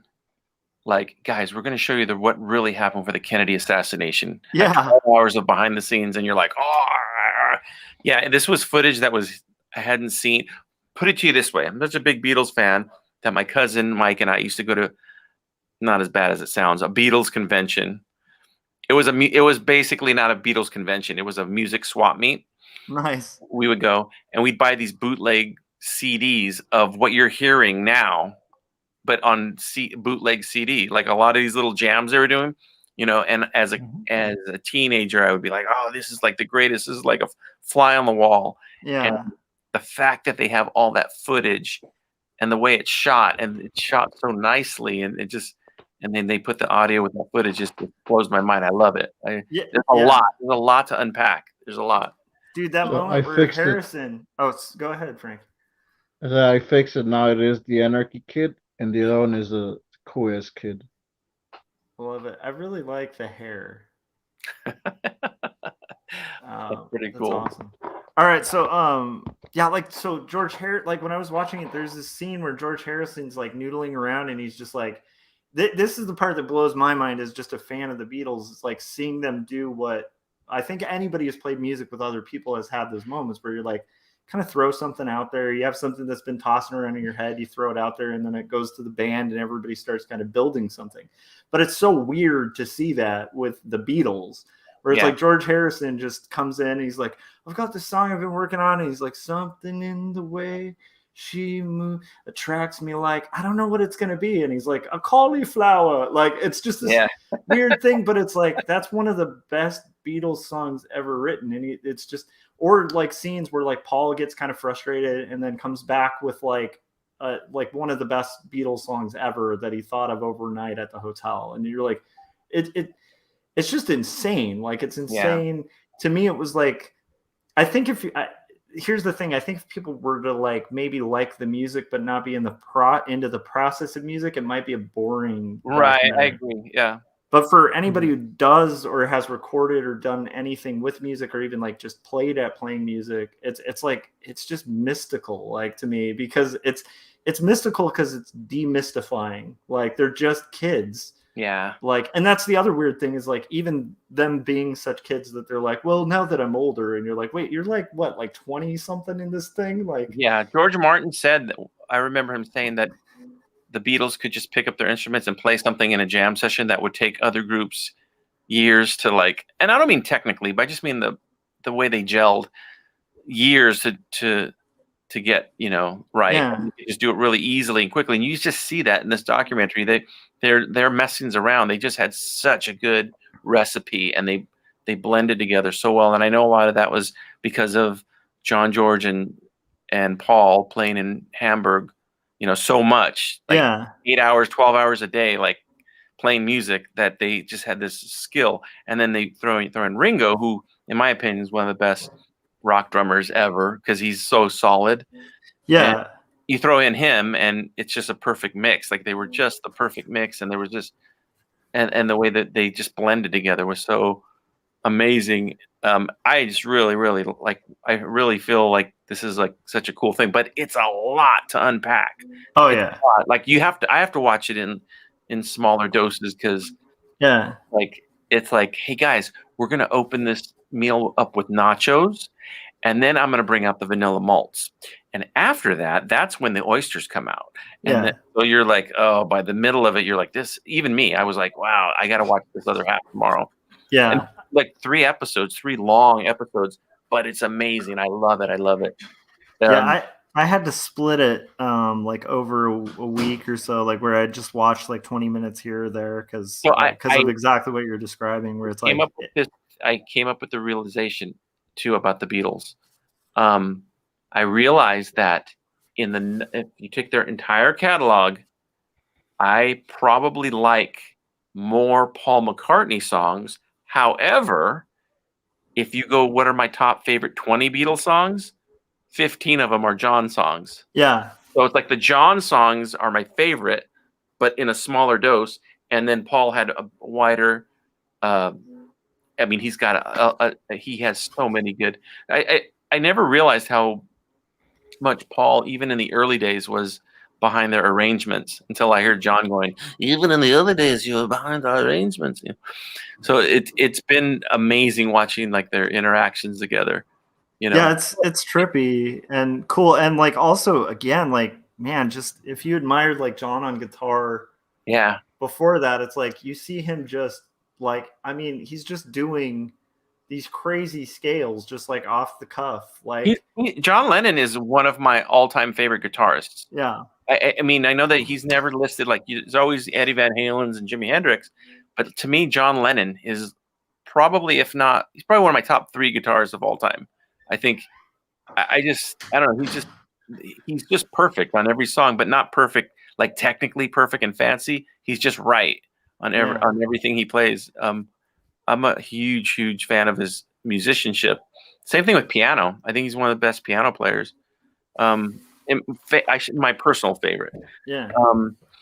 Yeah. So, and then I really got a kick out of how they're calling him JL during this thing, and I'm like, because that's my name, and it's like, oh my god, I'm just like John Lennon. Yeah, I had a fan. Lennon. It definitely reignited a lot of the kind of fandom that I had when I first heard like a lot of the Beatles, and then like, like most people, I think like initially I was like really into early Beatles stuff because I was kind of younger, and I'm not saying that means like you can't be into early Beatles stuff now, but I just always feel like that's a pretty good entryway for most people. And then like found myself going down that path all the way to like Abbey Road and like the White Album and like Get Back and like just. Do you know what my first Beatles album was at 4 years old? For years, we had the 8-track cassette of it. My introduction to the Beatles was the White Album. Nice. So that's a great intro. So you had her first engineered it. Then I went back and was like, oh, Sgt. Pepper's years later, and yeah, that's funny because for me, like Sgt. Pepper's was probably the first I might have heard. But it's like it's interesting because it's like as I've gotten older, like there's albums that I really dig. For a long time, like it was the White Album was like the perfect Beatles album in my opinion. I think it is. But now I'm like, I have started to realize like I really appreciate Abbey Road a lot. Yeah. Like, I actually think that might be a close rival. And then the weird thing is Rubber Soul. There's something about that album and just like the rawness of it that it gets me. Like it's just, I don't know. So those are kind of my like top 3. Girl is one of my favorite Beatles songs. It's such a good song. Which one? Girl. Oh girl. Oh yeah. Just oh man, just that breathing part was brilliant too. Yeah. I can't. It's hard for me to separate Rubber Soul and Revolver. They're very similar to me. I think the reason Rubber Soul too, like that has I've Just Seen a Face, right? Doesn't it? Rubber Soul? Yeah. I think so. Yeah, and I love that song so much. So, okay, the guitar question I wanted to get to in my long-winded Josh Kemble way, where it takes a year. Yes. So what acoustics do you play, and like what's your favorite one? And the reason I was bringing up the electrics and stuff wasn't to be like, ooh, I have these cool new guitars. It was like just noticing the difference. It makes me curious if that difference is the same with acoustics. I have 2 acoustic guitars. I don't know what they're both. One of them is a Sunburst, but that's not the brand. That's the color of it. And I don't even know the brand. It's whatever $100 would buy me at the Guitar Center at the time. Nice. So I've had that one since 1998. So that's the steel string one I've had, and I play everything on that. And then I also have, it's funny, a replacement guitar, a nylon string, and I actually like the way nylon string sounds better, in my opinion. But I have a nylon string guitar, and I had one a long time ago, and then it just stopped working. Just said no more, no mas. I mean, and then I don't know what happened. I gave it away or whatever. And then just recently, in the last 2 years, my brother Steve gave me his nylon string. Somebody gave him one, and he has a million guitars already, so he gave it to me. So now I have a steel string and a nylon string. The nylon string I like because it sounds very warm. Yeah. You can play like bossa nova style or Spanish guitar, or just really good smooth rhythm guitar in the background. And then the acoustic's good I like it for picking or for, that more trebly sound. Yeah, yeah. And that makes sense too, because it's like I could see like where the nylon comes really in handy when you're doing those like kind of like spaghetti western kind of sounds. Yeah, because it's like a spaghetti western with like an electric. Well, that could work, but or like something with like steel, but like that nylon sound just like fits that, or kind of the like you were saying like the bossa nova kind of sound, which you do a lot too. That's so rad, man. Anyhow, I just think it's cool. I agree with you too on the idea of like, I also think there's overlap, like with what you were talking about with like kind of like artists having outlets that are other than just like let's say you make comics or something, like have something other than comics. There's also a weird crossover where it's like for me, I've never done animation except like for about a year of just playing with After Effects. And it wasn't as hard to pick up because I've done music editing. And it was like, oh, okay, this is kind of like editing music. Like it has a similar thing where like the programs are really similar. The thinking is a little similar with like animation. Well, you were natural at it. I mean, with After Effects, you were natural. You jumped. I mean, you maximized it. Like you were really good at it. You got really quick. Thanks, man. But like, yeah, I think that like I think that there is an intuitive thing when you're used to like kind of working with like clipping audio and stuff too, because it's like, okay, it's just kind of that, but like with video, it's just kind of like, I don't know. And I've found that with other interests too, where it's like, when people look outside of their own like immediate interests, like you can incorporate all that stuff in your art. Like I feel like your animations are such a good example of like you kind of finding a platform for like all these different passions you have, and like kind of fusing them all together in like one effective thing. So I look at it this way too. Like my inspirations were guys like Dan Clowes, who would come out with a graphic novel every few years, and it would be a different self-contained thing. Yeah. And I wanted to do that with animation. I don't really have an interest in doing the same character over and over all the time. That's why I was never pursuing a series. But like, I like the idea. I love the idea of having things being at least in the same universe, where there's little subtle nods, or you bring something back from earlier. So I like that, the whole Star Wars Tarantino thing. But it all comes from the whole graphic novel model. That's where even more so than doing films, that's where my initial inspiration was, the graphic novel stuff. It's like the one-offs. I love that. Yeah. Like the next film I do after the one I'm working on now will hopefully be different. And I'll probably be calling you to do a voice, Josh, too, by the way. Oh, I'm down anytime, man. That was a fun experience. And like, again, it's like it's just kind of cool to be a part of what you're doing because, or even to promote or just watch what you're doing because, like, one of the things I love about getting older as an artist is like, I know there's like negativity and stuff in the art world, and there are people who get burnt out and all sorts of stuff that like you're inevitably going to see when you get in industry for long enough. But there's also this really beautiful thing that happens where you start seeing all these friends around you or like people you've met throughout the years, like in your career, who like have these really cool opportunities open up and are flourishing with like what they're putting out. And you're actually a fan. Like, this is one of the things I think is the coolest thing about being an artist that like a lot of people don't even focus on, which is like, it's not only cool to be an artist, but it's cool to be an artist because you get to be in a club with other artists that you like their work. Like, you actually get to be around people you're a fan of, and like not just around them like in some sort of way, but it's almost like it's tied into the Get Back thing. It's like it's almost like, imagine that, but you actually get to walk in the room and pick up a guitar. Like, it's kind of a moment like that with art where it's like you get to see all these artists, like Chris in the chats, like Chris, friend of mine from college, and he's one of my favorite illustrators, like, period. Like, if I didn't know him, I'd still love his work. And Jim, like, you're one of my favorite animators, and it's like I wouldn't have to know you to say that, but it's Thank cool. You, but it's cool to be able to like have that experience, where it's like. And Frank, you're probably my favorite FBI agent. Oh, did I just blow your cover? Oh, I'm Jim, sorry. that's a secret. I'm sorry. Oh my goodness, you guys! Josh has been under investigation for 5 years. I'll say this before I go. I just want to say this is true. So the thing about the Artcasters, besides knowing, Josh, I've known you for, gosh, I don't know, like, I've known you for probably 10 years. Yeah, like, it's getting a long time now, man. Probably at least 10 years, probably. Yeah. But besides, just being a friend and like, oh, Josh is on this Artcast now. It's the mood of the Artcast, I think, is very positive. You guys, it's just something about when you watch somebody doing their thing and it's genuine, it's inspiring. And I think that a lot of the people on the show are that way.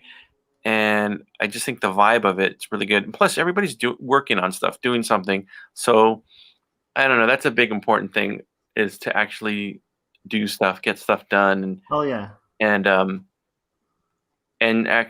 just to be in the process of it and to be like experiencing it and seeing results, to me, is inspiring. So, I really like when I was working on the film earlier, I was listening to you guys, and it's just a good vibe. I don't listen to, if I listened to something and was like, oh, these guys, they're fighting, I got to get rid of this, or they're negative, I wouldn't listen to it. You guys just seem real genuine, real. So I know as a listener, I'm glad that you guys are doing what you do. And despite the fact that Gary Hodges comes on, I'm going to be patient and still listen. But if he tries to sell me any more Bitcoin, I have had it with that. But no, it's good stuff. And that's about it. That was my Jerry Springer moment for today. And Frank, modding. Frank, you're keeping the demons at bay in being the mod. But Frank is like Rod the mod, he's like Dormon. He's like the bouncer at the club. Hell yeah. And I'm in the VIP lounge right now. Damn right. You always have all access here, Jim. Thank you. So you have all access to my heart, to my heart and soul. Thank you. So, with that being said, I'll say good night, gang. Good night, gang. Thanks for hopping on, Chris. This is fun. And Chris, hey, who's on Artcasters this week? By the way, can we get a sneak peek? I'm aiming for Chris, but he still has to get back to me on messages. So, if not Chris, we will. Here's my. Besides Gary, here's my dream team. Who I would like you to have. Think Chris, absolutely 100%. Jeremy Burley's a really good guest. Burley would be fun to have back on, man. Great. He is a guy who you talk to for like 5 minutes, and you feel a fire to work on your work. Yeah, He's just exactly. Well, Chris, super too. That's why I inspiring. say Chris, because I'm the same way with Chris. You listen to him. So Jeremy, Chris. I'm just kidding, by the way. Eh. Oh, have you guys had on Rafael Navarro yet?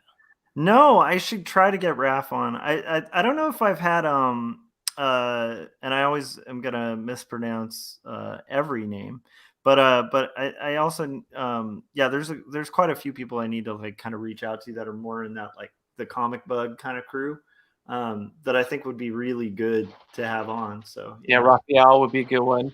Having Jav back anytime, Javier, would be great. Yeah, he's always a good guest. Who else? Well, you know what? I got a couple up my sleeve too from the one I'm always trying to get on is LA Comic Con. Lonnie Millsap. I'm always trying to get him on your show, and I want money when he is on the show. I want to get a kickback. Hell yeah, dude! I've been trying to get Lonnie on, but our schedules always conflict, and I kind of get it because like he's sort of in the hustle too. So it's like it's just a ton of like it's hard to find time to like match what up. about Nicole Gu? Ooh, that would be really good. She'd be a good guest. Yeah, I should reach out to Nicole because she. I mean, I know Dave, and then also I think she used to be roommates with a friend of mine from grad school. So yeah, she'd be a good guest. Who else? Ever had Richard Dominguez? Oh yeah, Richard Dominguez. Yeah, he'd be a great guest. Yeah. So let's just make a wish list. He's from my area, Richard Dominguez. Is he really? Nice. Yeah, like in the neighborhood, like in this town. Really? Do you know him, Frank? He used to beat me up for lunch money. Mm-hmm. And he said he wanted to make this comic called El Gato Negro, and if I wanted to fund it, I'd give him all my money. I don't know what happened to him. I've never met him. When El Gato started, like it was announced in the local newspaper, I was like, oh, okay, this is cool. But and then when I saw the comic back then, I didn't really like black and white comics, so that it's black and white. We hung out at the Latino Comics Expo in San Jose. We hung out. We got to hang out with him, and he sat right next to Leanne and I. I remember he was super, super nice, and Leanne liked him a lot. I've talked to him on Facebook and on Instagram when I posted that I bought the book, and he knows the area here, so he's like, "Hey, can you show the book to this?" Okay, wait, I got one more name. We should have Cabrera on there too. Jose Cabrera. Yeah. Is he still rocking some art? He's in New Hampshire. Oh man, we gotta. I miss Jose. Yeah, I was gonna say like he was like Emily McGinnis would be good. I always try to get Rhodey on, but Rhodey's not much of an interview guy. Rhodey Montijo. Yeah, Rhodey's awesome though, super inspiring. Oh gosh, and also I want to say this because like I think it is still in print, and I know Rhodey has like a lot of stuff out there, but I still think like to this day one of my all-time favorites is Pablo's Inferno. Like check that out; it's an amazing, just amazing piece of work, and that was made before his career was like built and stuff, and it's kind of incredible. Two people you need to have on, Josh, that you haven't had on. Jersey Droz. Yes. That would be good. Jersey Droz and Mark Rudolph, our friend Mark. Yeah, I should reach out. I haven't talked to Jersey or Mark in like years, so it would be Mark fun. Rudolph is also out of the people that I know in person, one of the best artists. Like he's an incredible artist. Oh yeah, that dude can draw like a madman. Really good.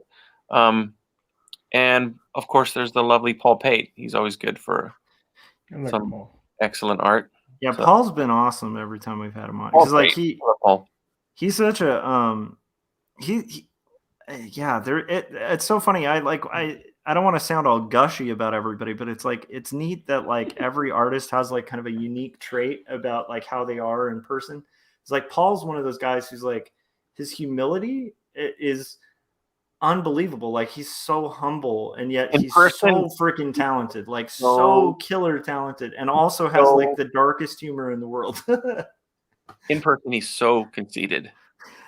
Totally. Yeah, really don't buy it, guys. It's and he keeps talking about, well, this isn't what Paul Pate wants. Yeah.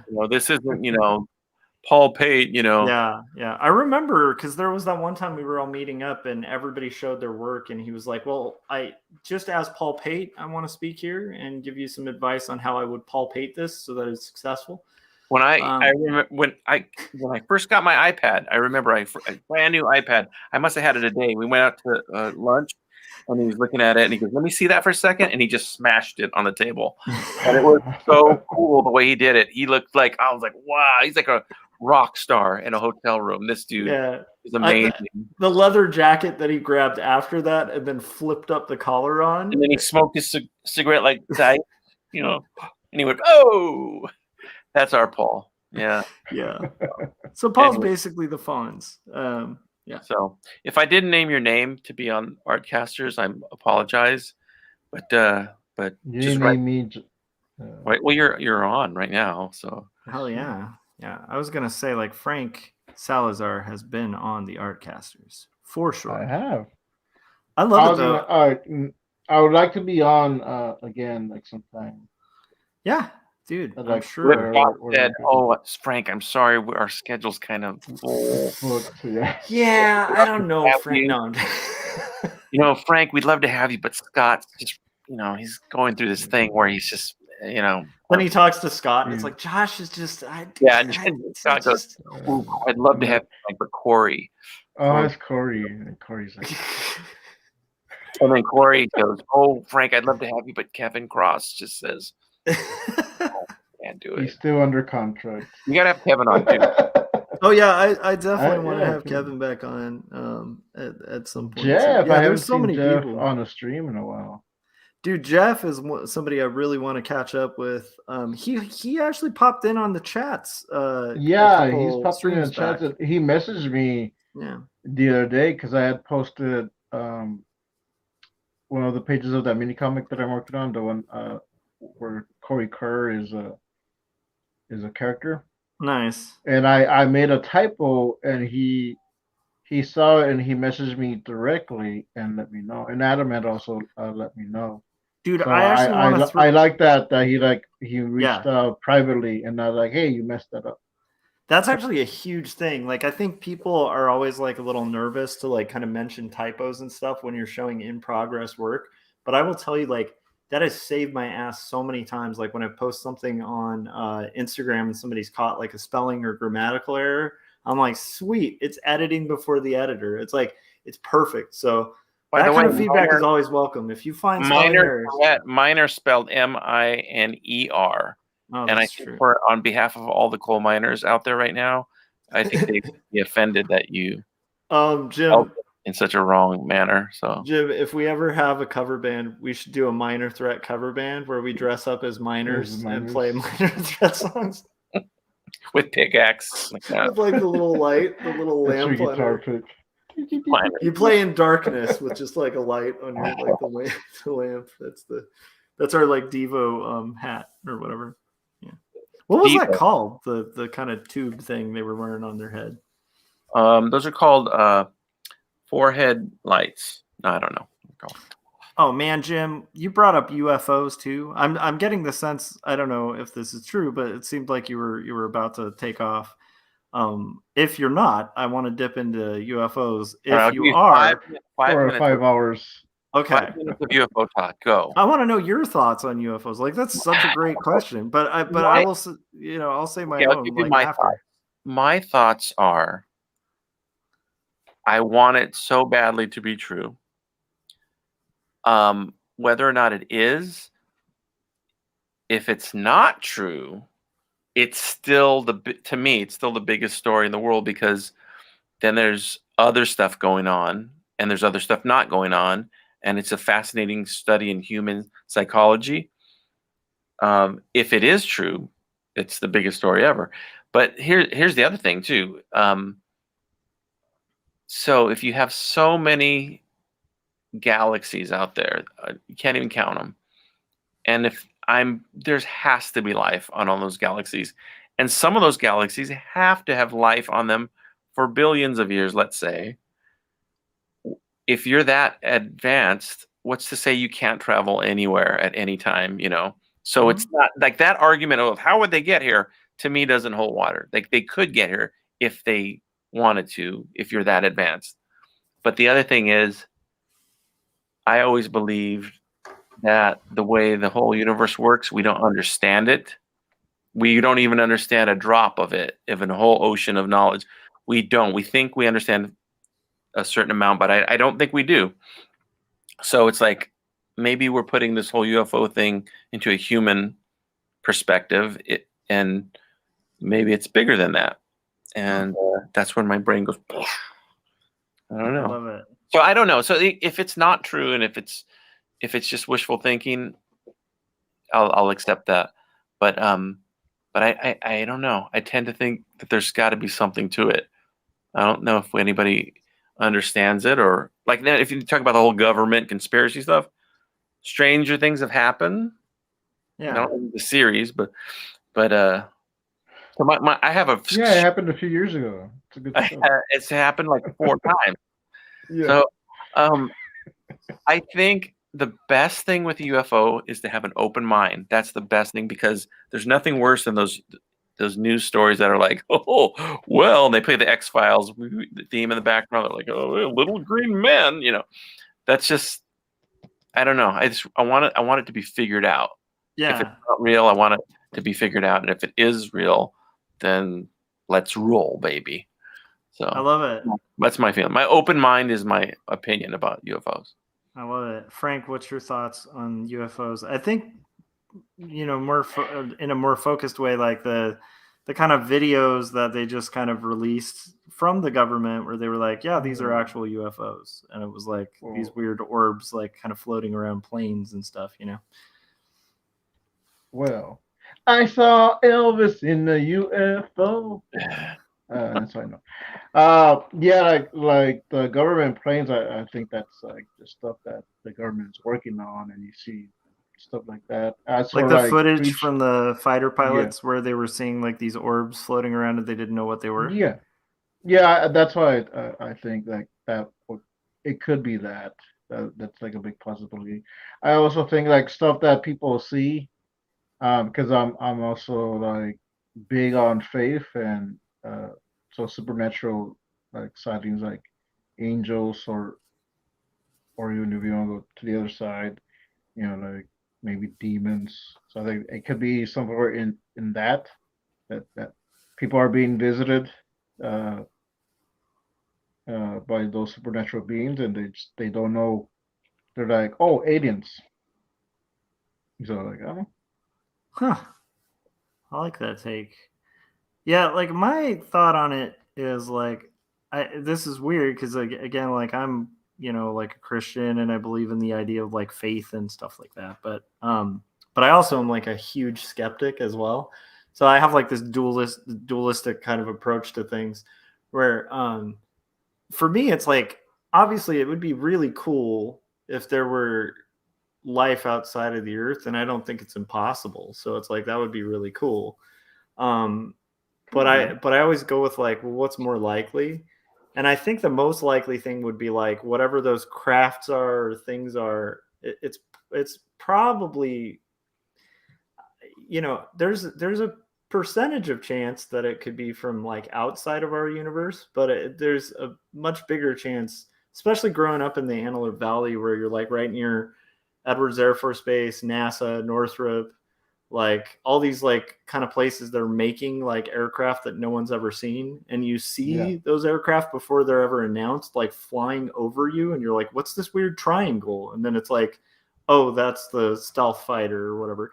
It's like, so my take on it is it's probably, as boring as it is, it's probably like some technology that either our government or another government has already created that's probably military, and that like they're announcing it because it's hard to cover up kind of thing, where it's like, okay, enough people have seen these things, even people in the military who are just like, what is this thing, that they had to kind of announce it. But I'm guessing it's either that like it's the US like is actually developing these things, and then maybe they leaked that as like we don't know what these are. What's interesting is that makes sense to me. Yeah. But But I agree, it could be the fun But way too. I've also heard that the truth is somewhere. It could be in the middle. Yeah. Like some theories are that this is reverse engineered technology from a long time ago, because these sightings have been happening since. I mean, either if it is our technology, then we would have had to have it in the 50s, and the 40s, and there's so many. Like, how do you explain all? And don't make a Dave Grohl joke. How do you explain all the Foo Fighter?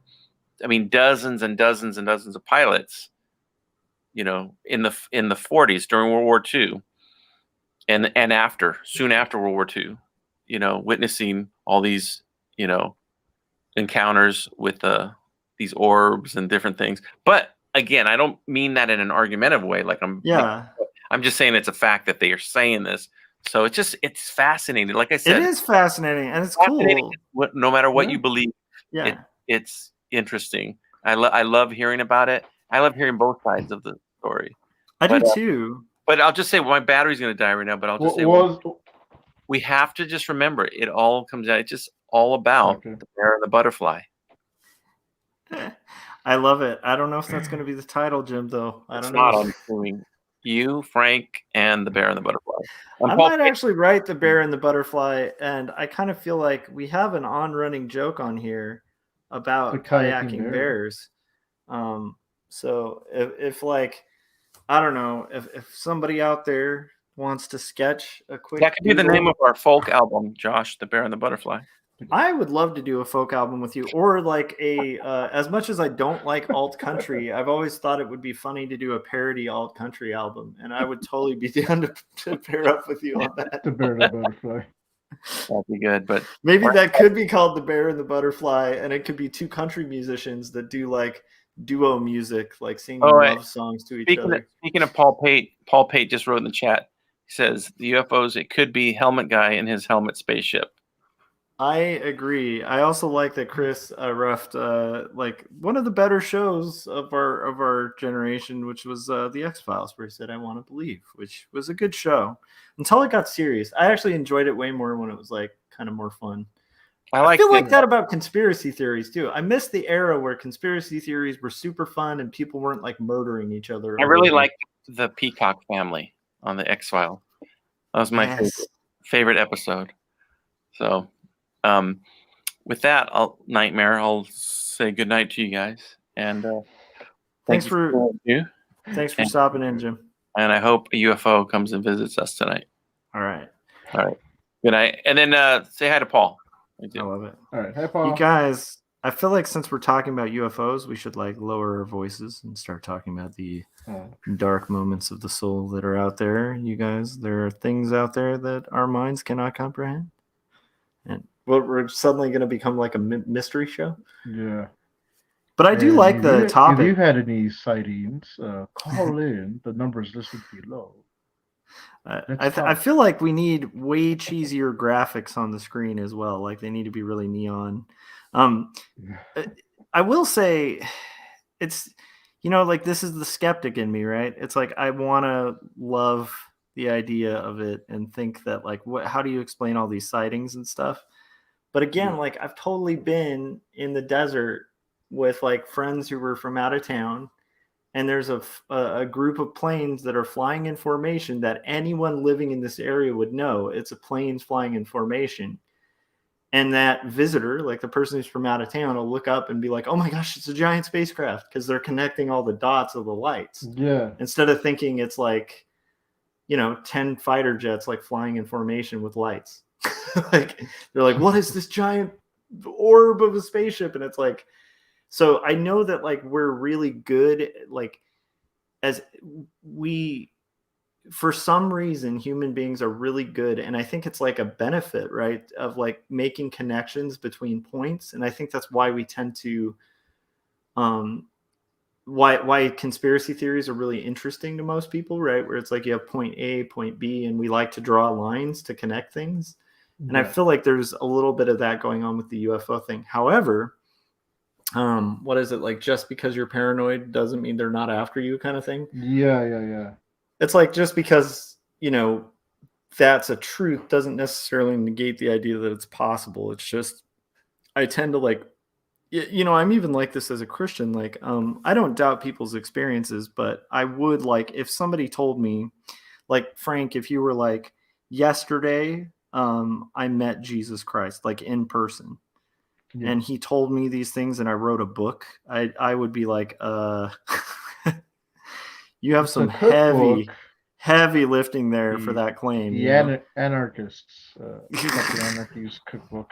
But you know what I mean? Like Yeah. there are some claims that I would be like super suspicious of. I have like met Christians who've said they've seen angels and stuff, and sometimes, and it's funny because Yeah. I have my own story where it's like I've definitely personally feel like I've felt the Holy Spirit and had that, you know, supernatural thing happen in my life.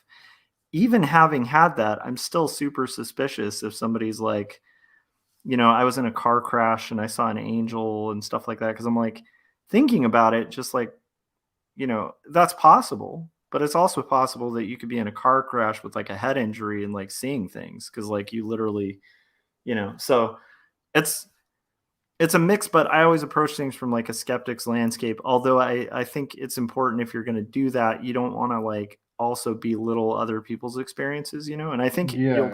Frank, you probably noticed that. Like I try to be, at least I hope you've noticed it, but I try to be charitable with other people's experiences, even if I don't necessarily believe Believe they're in the them. same thing. I don't doubt someone's experience of something, because I think, you know, your experiences Yeah. are like, I can't question your experiences. Like I can't be you, you know. Yeah. um but I can definitely, as an outside observer, You can dream, think, Josh. Dream. sorry, what? So you can dream to be Well, and me. as an outside observer, it's like, there's like, it's basically like, if I'm an outside observer, I can look at, okay, what is the motive this person might have to tell this story? Like, are they being sincere? Like that's, Yeah. I Yeah. think that is something to kind of consider. So it's like, if somebody's telling me that story and then it's on a broadcast network where there's like, they're selling like angel feathers, you know what I mean? And they're saying, I saw an Yeah. angel, Yeah. then I might be like a little more prone to be even more skeptical, because I'd be like, okay, there's a motive there to be dishonest, right? Um, Yeah. but in general, I think people tend to be pretty honest about their experiences. And so that's where, like, as a skeptic, I tend to think like, what's a very logical explanation to that? And if that, you know, if a logical explanation that's fairly simple could kind of um, suffice, then like I tend to go with that, which is a weird thing, being like a believer. But you know, Frank, I think you and I have talked about this too, because I think there's a misunderstanding sometimes where people think like the word faith means blind faith. Yeah. Yeah. Yeah, and it's like been a, Like, I feel like that's been like a concerted effort on like a lot of people's end to try to change the meaning of the word faith to like mean blind. And I'm not really a big believer in that kind of faith. I don't know if that makes sense. yeah. No, it makes sense. Yeah. But it's super fun. And like, while I'm a skeptic, I can still enjoy the idea of thinking that like somewhere in the Loch Ness, there's this like Oh rad yeah. dinosaur just swimming around, you know? Like it's Oh still yeah. fun to think, you know? Yeah. I mean, I do think that maybe at some point there maybe were some dinosaurs that still survive. We don't know. Could have gotten frozen, thawed out. I have no actual proof, but like that's something fun to think about. Yeah. I'm sorry, Frank. Actually, I shouldn't have said yeah there, because I rarely do this, but I actually missed what you said. Dang it, Josh. I had one of those tired moments. And it's not like what you were saying was really interesting. It's just, you know, that like sick kind of cloudy head where Yeah. you're like, you think you hear something, and then I realized like, wait a minute, I did not hear a word you just said. So to be honest, do you mind kind of telling me that one again? I'm sorry. Yeah, like I do believe that maybe like some dinosaurs did survive for a while, Not like there's one in the backyard right now or anything, but like during a certain times, and maybe some have gone frozen or stuck, in a lake or somewhere. So like that's where we get the Loch Ness monster. But Yeah, I don't know if that's true. I don't have any proof, but like it's something fun to think about. I think it's fully possible, and I've been a nerd enough to like read into like the Loch Ness and like the unusual situation of like that area for like the fact that like there could very well like the location could have an animal that would be very hard to find that's kind of Yeah, living within it. It's really hard for them to scan. It's like the I think there's some kind of specific, and this is me talking out of my butt, because again, this is just remembering things from stuff I've watched. But from what I understand, there's like some kind of connection to like the broader ocean, hmm um, and so it's like unique in the sense of the location. So it would be possible, but I mean, there's a lot of things that are possible, and yeah, I would definitely fall in the line of like, well, I want to believe, and I'm always excited to like hear somebody's story about it. I also think the burden of proof like 100% rests on that person, and I'm not going to be like blind to like the guy who faked the photo with like a swimmer's arm, or like yeah, there was the other person who had like an RC like submarine that they like, yeah. That piloted guy. out there, and they literally on their deathbed it finally admitted it was fake. Yeah, Um, it's but at the same time it's like, do I want it to be fake? No, but I also like it's that weird duality of like I do want to believe, but I also have the innate like I don't know, it's almost like duty to be a skeptic too. It's a weird thing. yeah, I don't know how to balance it. I think it would be a lot more fun to not instantly go to like speculation on stuff. yeah. But the way my brain is wired, I just instantly go to like, wait a minute, but like if somebody makes a claim or whatever, um, but again, when I do that, I don't. It's not that I'm doubting the person's experiences, because I don't think that's really fair for anyone really to say like Yeah. someone's experiences aren't true because like yeah, who are we to say. um, I like it though. I like the idea of Nessie a lot. That's probably my favorite of all of those. Yeah, mine too, because that's the one that seems more plausible. And even in I think I was in sixth grade. Our science, I had actually thinking back, I had a pretty cool science teacher because he was open to things. He had even said like because he was teaching about the Big Bang, and he was even said like maybe God used the Big Bang to like that. If you believe that God created the world, maybe He used the Big Bang, and that was like the first time I heard a scientist or science teacher someone say that like, huh? So like, Yeah, uh, I've talked to you about that, Frank. It's and always he's the been one that weird. mentioned Nessie too. That hey, it could be a dinosaur. Totally. I think most So, people think it's a specific kind of dinosaur. I'm trying to the remember plesiosaur. you know, oh, is that it? I was gonna say Yeah. like I think Chris is a bit of a dinosaur junkie too, so he could let us know in the chats. But I'm The, guessing it's the plesiosaur then. there's a few different species that are similar. So, but that is the one that was commonly believed to be the Nice. plesiosaur.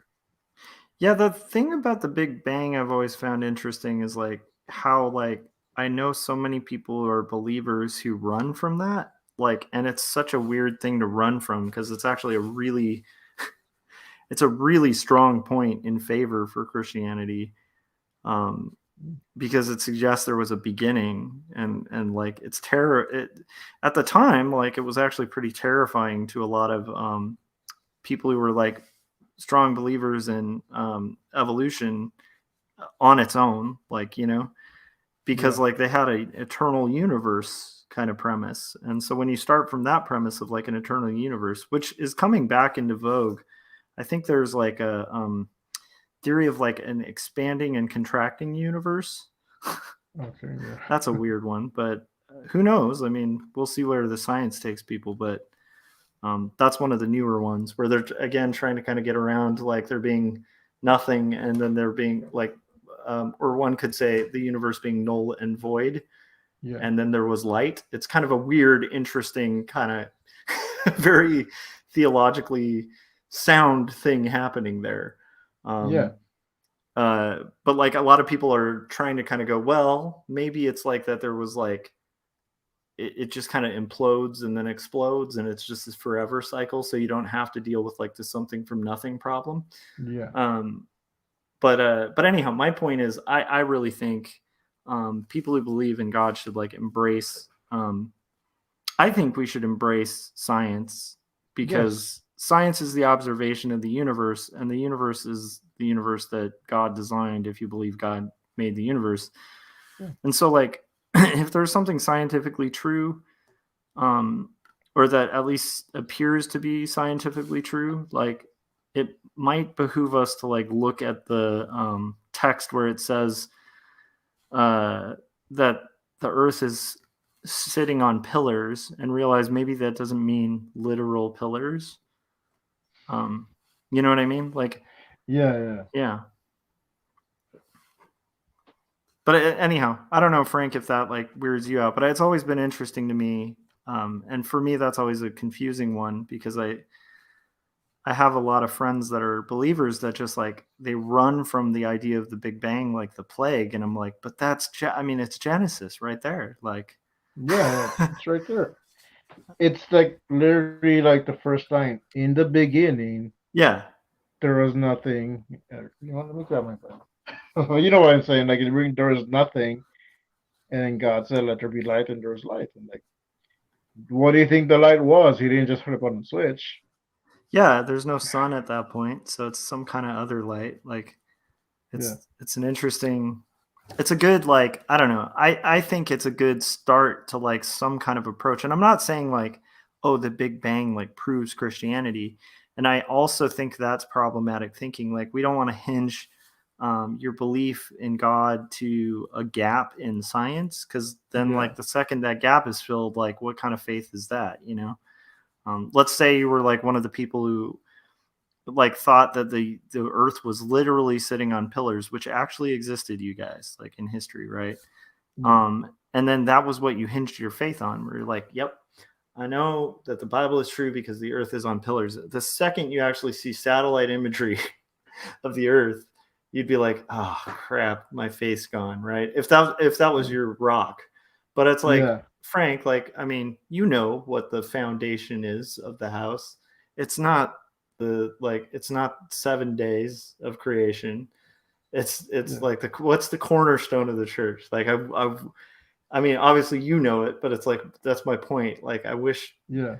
I would like to see a church that like focuses more on like that cornerstone, rather than like the stuff that like, again, like we have eyes, we have like science. God gave us a sense of exploration, and Yeah. like he gave us the ability to rationally comprehend the universe. Like, I don't know. Anyhow, so I'm just saying, Yeah. like, if the Big Bang is like the current theory, then like start thinking about it. Like, could that work with Christianity, or does that like throw the baby out with the bathwater? And it's like, I don't think it has to be like Yeah. And it just because like yeah, the science says, oh, it has to be this thing. Like Jim was saying, I said this before, the truth is somewhere in the middle. So like, because there's like stuff that comes with the Big Bang. Oh well, if you believe in the Big Bang, you believe in evolution that we came from rocks and monkeys and this and that. Like, well, not necessarily. The Big Bang is explained. It's mentioned in the Bible. But it's yeah, not in those words, but it doesn't say only then God created this rock, and then from this rock he stretched it out and turned it into a slug, and from the slug he like no, he's like, I create animals, I create man. Created the but what's firmament. interesting is like there's all sorts of interesting stuff that could kind of, again, I'm not saying this is the truth, and I Yeah. also think like I wouldn't have a case with a, like, for me, I wouldn't agree with a Christian who's a 7-day literalist, but I wouldn't think they were like not a Christian because of it. You know what I mean? Like it'd be like one of those, yeah, I mean, you could be a really solid believer and have that like 7-day literalism, right? Yeah. But I don't think it's like outlandish for like somebody to actually think that evolution might have been the way that God made people and made the earth. Because it's like, again, like, I mean, the idea of forming from clay or like making man from the dust, you know, like it's interesting, but I'm just saying like there are ways where one could look at it like that. The only problem I've had, and I think I've talked to you about this before, Frank, this is the one thing I try to rectify. There's one theological issue that comes up with if evolution's the process that God made humans that I see. That's like a big one. And that's like death coming into the world. Right? Okay, So I can kind of see it from that end, like why like theologians might be a little leery about evolution being part of God's way of designing the earth, because it does bring up a quandary of like, well, but if death came into the world because of man's sin and then man hadn't even been evolved yet, and you have this whole process that just requires death. I don't know. It's hard to. Anyhow, that's the one thing that's my one, like for me, that's the question I ponder sometimes, and it doesn't shake my faith. I'm not at that point as a Christian. I don't get shaken very easily. It's just something I think about, and I haven't really come up with like a 100% solution to, you know. Nor may I. I mean, like that's the beauty of God, is like it's kind of a mystery. So, and that I don't mean that as a cop out. Like I feel like Christians use that as a cop out sometimes, where they say, "Well, God is mysterious," and it's just a way for us to avoid our responsibility to worship God with our mind, our heart, and our body. Right? Like we're supposed to worship God with our mind, so we should be engaging our thoughts with God and like with and pondering creation. Like there's proverbs about that, like where we're supposed to look at the earth and look at the universe and ponder God's amazing ways. So like we're kind of called to do that, but there is a point where like there are things that like there are questions we may never have answers to in this life, whether you're a Christian or not. Like if you're a scientist, you may never, like the tough part about something like the Big Bang is if it's a singular event, it almost defies science because you can't replicate it. And anything in science is supposed to be replicated, right? So that it's limited in itself. And so like if you talk to like a scientist when it comes to like those areas, a lot of them are really open about, yeah, we're closing gaps, but there's some stuff we like literally may never know. Like we'll always look into it, we'll always theorize, but like there's some stuff that's just mysterious. And that's what I mean by God is mysterious, because like there's things that like I will continue to wrestle with, but inevitably I don't feel like when I read Genesis, I don't see like a science book. I see like a book that's got some stuff we have to wrestle with. It's not everything's perfectly spelled out, and I think that's actually kind of one of the beauties and fun things about faith or whatever, is like you sort of get to. Anyhow, sorry for rambling about that, but it's something that's been on my mind. Maybe it's on my mind a lot because I have mentioned it. But I also think the really easy way to get around that grappling and thinking and stuff, and I'm not saying people who believe this aren't thinking, I'm just saying I could see where it's a little like where it would be more comfortable to just be like, yeah, it's a literal 7 days. Like, you know, God can do science however he wants, and like, which is true, like, right? Like if you're God, you're the creator of the universe, like why can't you just make stuff and then it just happens to look millions of years old? But I feel like the thing I like about thinking about God is he's so complex, and I actually think it's probably more complicated than that. Like just like everything, you know. I don't know. I'm rambling. Apologetics powers activate, Chris said. Oh, Adam said he's down to hop on. Might be good to get someone who's not a Christian on here so we don't end up doing like a CBN. Before, well, yeah, I don't can. I want to show this. So I just finished the character design. So are you digging that? Did you like my idea of the sapling thing, like with the tree? No, I hate it. No, yeah, I liked it. You see the tree growing. Yeah, I feel like it could start as like this cute little story about a tree, and then you see it. Oh wow, this tree has like some dark history, and then it ends up being like wood material in all these like but I'm thinking horrible how events. to show Judas is scary yet, because I don't know, like, when show like legs dangling out of French. I don't know. It doesn't have to be Judas though, but I do like Oh the idea yeah. of Judas. But I mean, it could be anything. It could be like Well, I was thinking of having it as like it already happened, and it's like these two Jewish guys are like, oh well, we should might as well cut down this tree since that guy, he ruined it or whatever, or like that Judas fiasco, and then like you just see like someone taking the wood, carving something, like it goes to Greece or Troy. Where was that? Was it Greece? I think it was yeah, It wasn't was the that like Trojan horse, but Greco? it was Yeah, in. that was a Greco-Roman war, wasn't it? Or am I crazy? I thought that was like literally Greece versus Rome, but maybe my brain is farting there. Oh my gosh, look it up. Like, so Google it if you're near a computer. A diverse round table makes for the best conversation. I agree. Because I like, again, although I do like the idea of like sort of talking about faith, but I'm always leary about like. Adam is asking for a link, so I'm gonna send that to him. Yeah, do you I'll have be right access back. to it? Oh, you Yeah, can just send him the link I gave you. Yeah, I'm gonna send the link you sent me. Okay, And actually, also, Anna is messaging me, so. Okay, and we're at hour right 2, so I'm gonna disappear for like 2 seconds whilst we get Adam on. So stay, hang in there in the chats, you guys, if you're here. This is a good time to like go get a glass of water or something. I'll be right back, and Frank. If Adam hops on and he's still down there, just let him know. Well, honestly, I'm gone for like 20 seconds, so I'll be right back. Excuse me.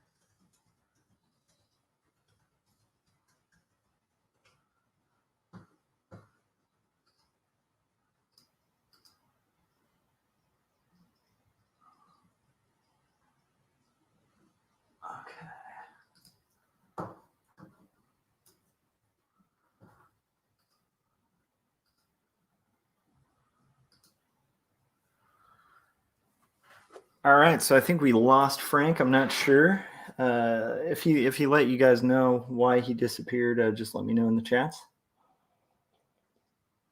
I'm guessing it's like a bad connection kind of thing. So yeah. So anyhow, I think we got Adam joining us very shortly, and then Frank's messaging me right now. Let me see. Drops me out when I go look at something else. So he's gonna hop back in. Okay, cool. All right. And Adam is there. Adam, you're back.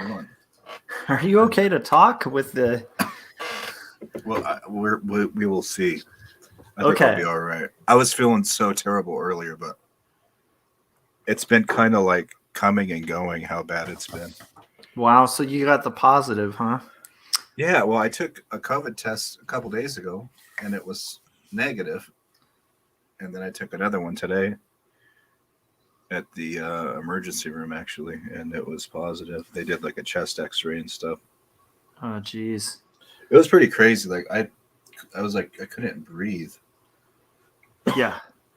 But I don't know. I feel like crap still, but I'm not feeling nearly as I'm not like to an emergency level of.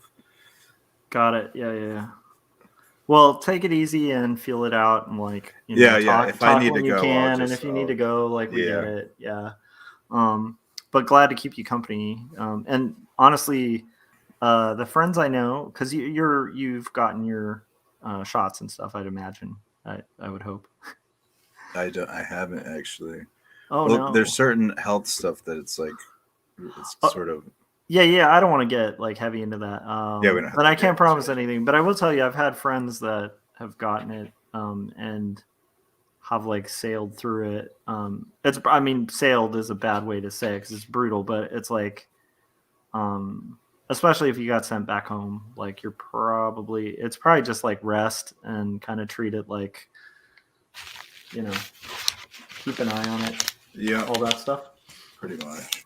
All right. So we got Frank joining us again. I'm back. We were talking. Right. How's it going? Cool guy. Is that what the cool S is going to say as he appears? He'll be like, what's going on, nerds? I think that's what Captain Anarchy. There could be a bully in there, like before they carve on the desk from some of the bullies. Both kids. Like, I feel hey, like nerds, you're going to look at the desk, the ancient desk. I feel like one of the kids in it should be bullied, and then the other should be the metal bully. Like there is that scene in Metal of like there's diversity. Nerddom is not free from bullying. Like, Yeah. I don't know if that makes sense. Let's express that diversity. Did you hear the Adam, like our riff on start with the story about the tree could start when it's a sapling, and it's like a story of the tree growing. And then, no, I didn't. Okay, so then you basically start with like the sapling, and then it grows into this like wonderful tree. And then if it's, I don't know if we have to have it be like the Judas thing, but Frank's into that, and I could see hanging them. No, I could see having that connection where that's how it becomes corrupted. Yeah, I think that does give like a cursed kind of vibe to it. But like whatever the event is, then you have the tree, like you show that, and then like the tree gets cut down and made into like plywood, and then like it gets turned into like fashioned into a horse, and like there's an invasion. Because it's the Trojan horse, and it's just like it can just be this piece of wood that's existed all throughout history, like in wherever like wood was used for like nefarious reasons or world conquering reasons. I think it could be really funny to like, yeah. So, and then finally it's cool. Like the wood ends up at like a wood shop on discount, and like the guy who usually makes like desks is like, I usually use this kind of wood, but I've been down on my luck, and I guess I'll just get this like back alley wood for my desk. I was even thinking that part of the wood you could see this old old guy that makes puppets. Like, oh, I'm gonna take this and make a puppet, and it's kind of implying that it's Geppetto and Pinocchio. Oh, That could be like an ultra villain where it's like finally they realize like this school desk is causing all kind of havoc, and maybe like the instructor that like had that desk realizes it's evil and does like a straight up like destruction a- of the wood, There's and gonna then be it's we fashioned into like a Pinocchio by like some evil supervillain, and then you have this like evil puppet. Yeah, It it's all. this is almost, man, I like this. This is almost kind of breaking off that it starts off with that story and breaks off into little side stories of like, well, this thing turned into Pinocchio and he's a wicked puppet. This part when it became the church, like each one is a different story, So yeah, like an anthology of, and this kid became an Yeah, so anarchy superhero. you started as all these origin stories, right? Like, so it's like our own little desk A big universe. or desk, yeah, the desk verse. And what you're building up for is like the big showdown between all these figures. Oh my gosh, you guys. That's our magna opus. But Adam, you have to survive and like hang in there for us to build out our universe, okay? I'm trying. Okay. Hold on, I got a message on us. I'll be right back. I'm trying. Frank's getting those DMs, man. Today was rough. Yeah, it sounds incredibly rough. So you literally had like a point where you couldn't breathe? Yeah. Okay, I don't even want to ask a bunch of questions because it just Like sounds like pain pressure to talk. on my chest and like coughing and like choking.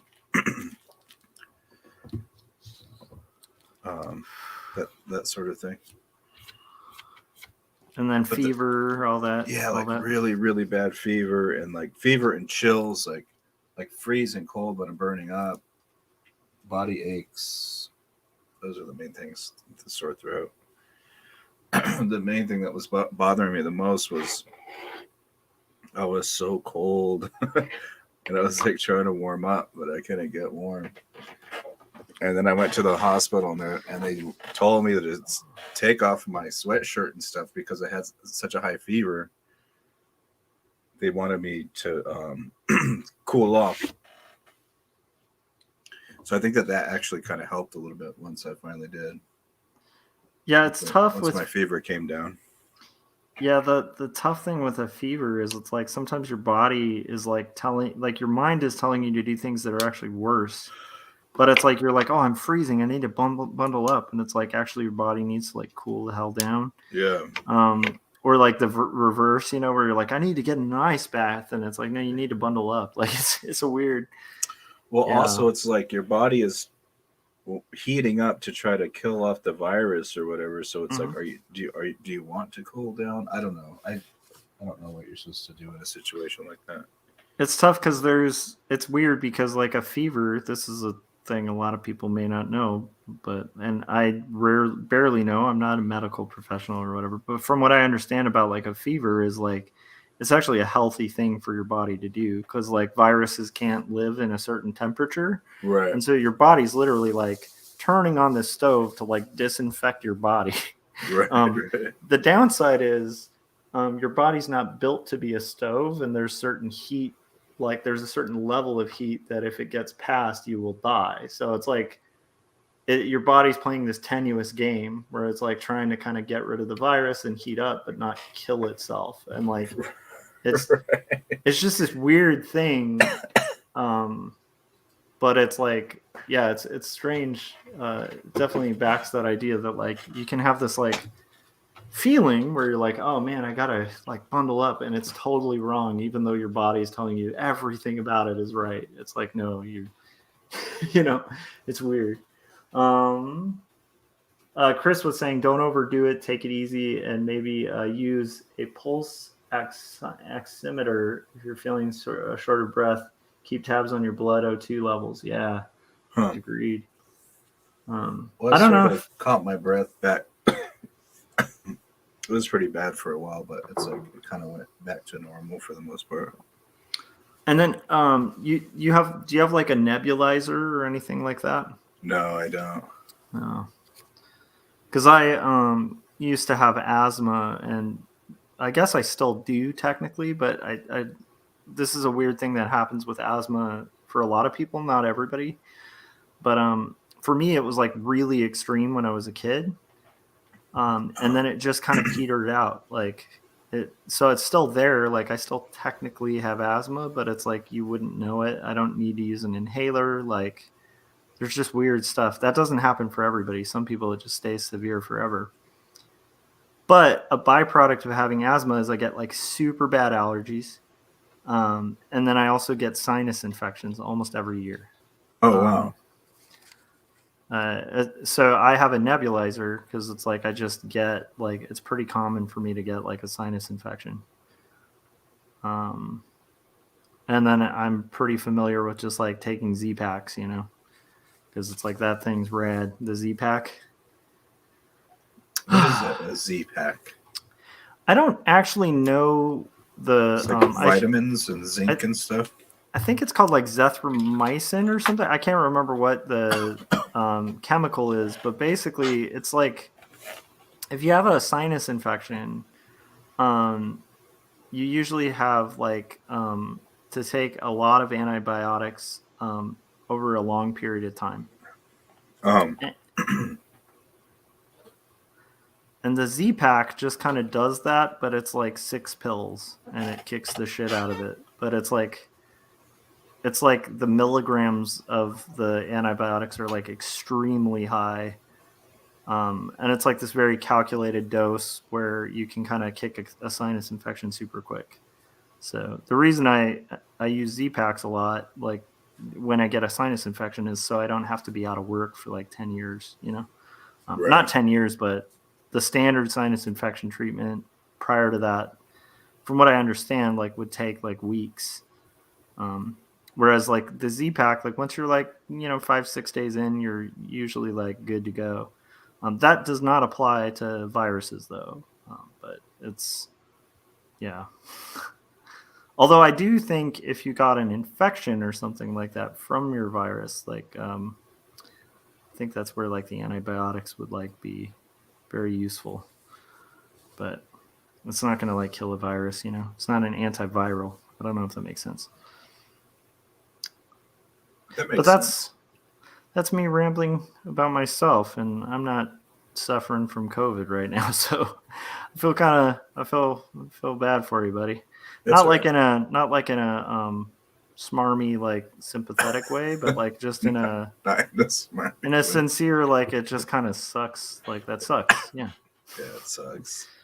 I hardly ever get sick at all from anything. I always have I have all these like conditions and like autoimmune disorders and stuff, but I don't I don't get colds and the flu and stuff hardly ever. That really sucks too, because like that limits what you're able to do.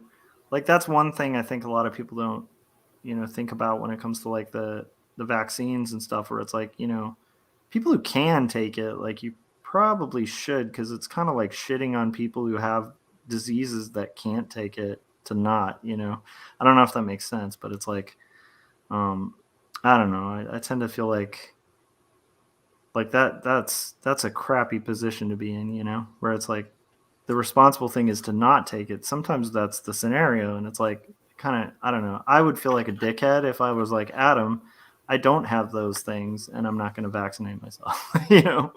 I don't know. But whatever. I don't know. Who knows? But I hope, I don't know. Like it seems like they sent you home and stuff. That's good.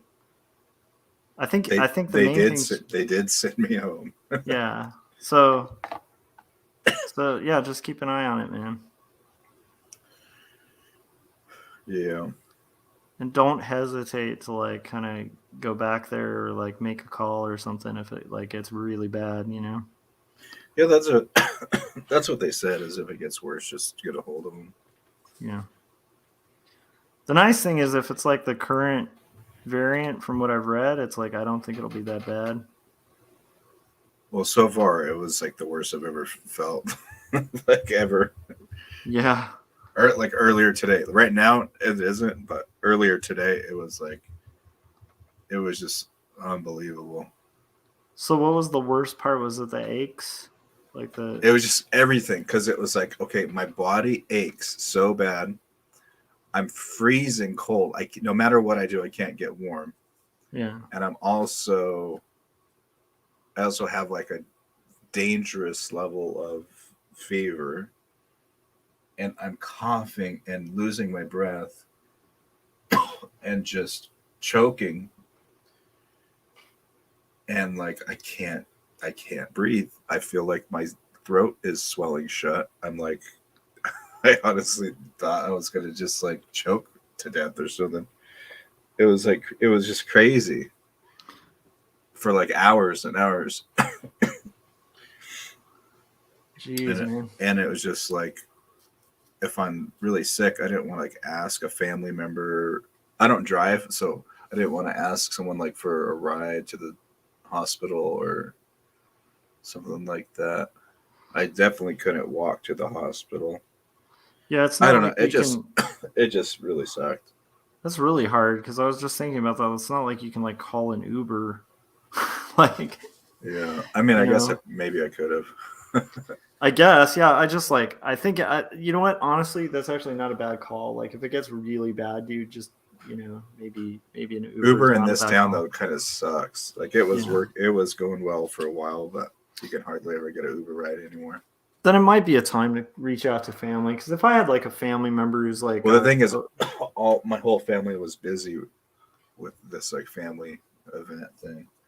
yeah, but like Like that's what sucked. It's like I missed this family event, and everyone was gone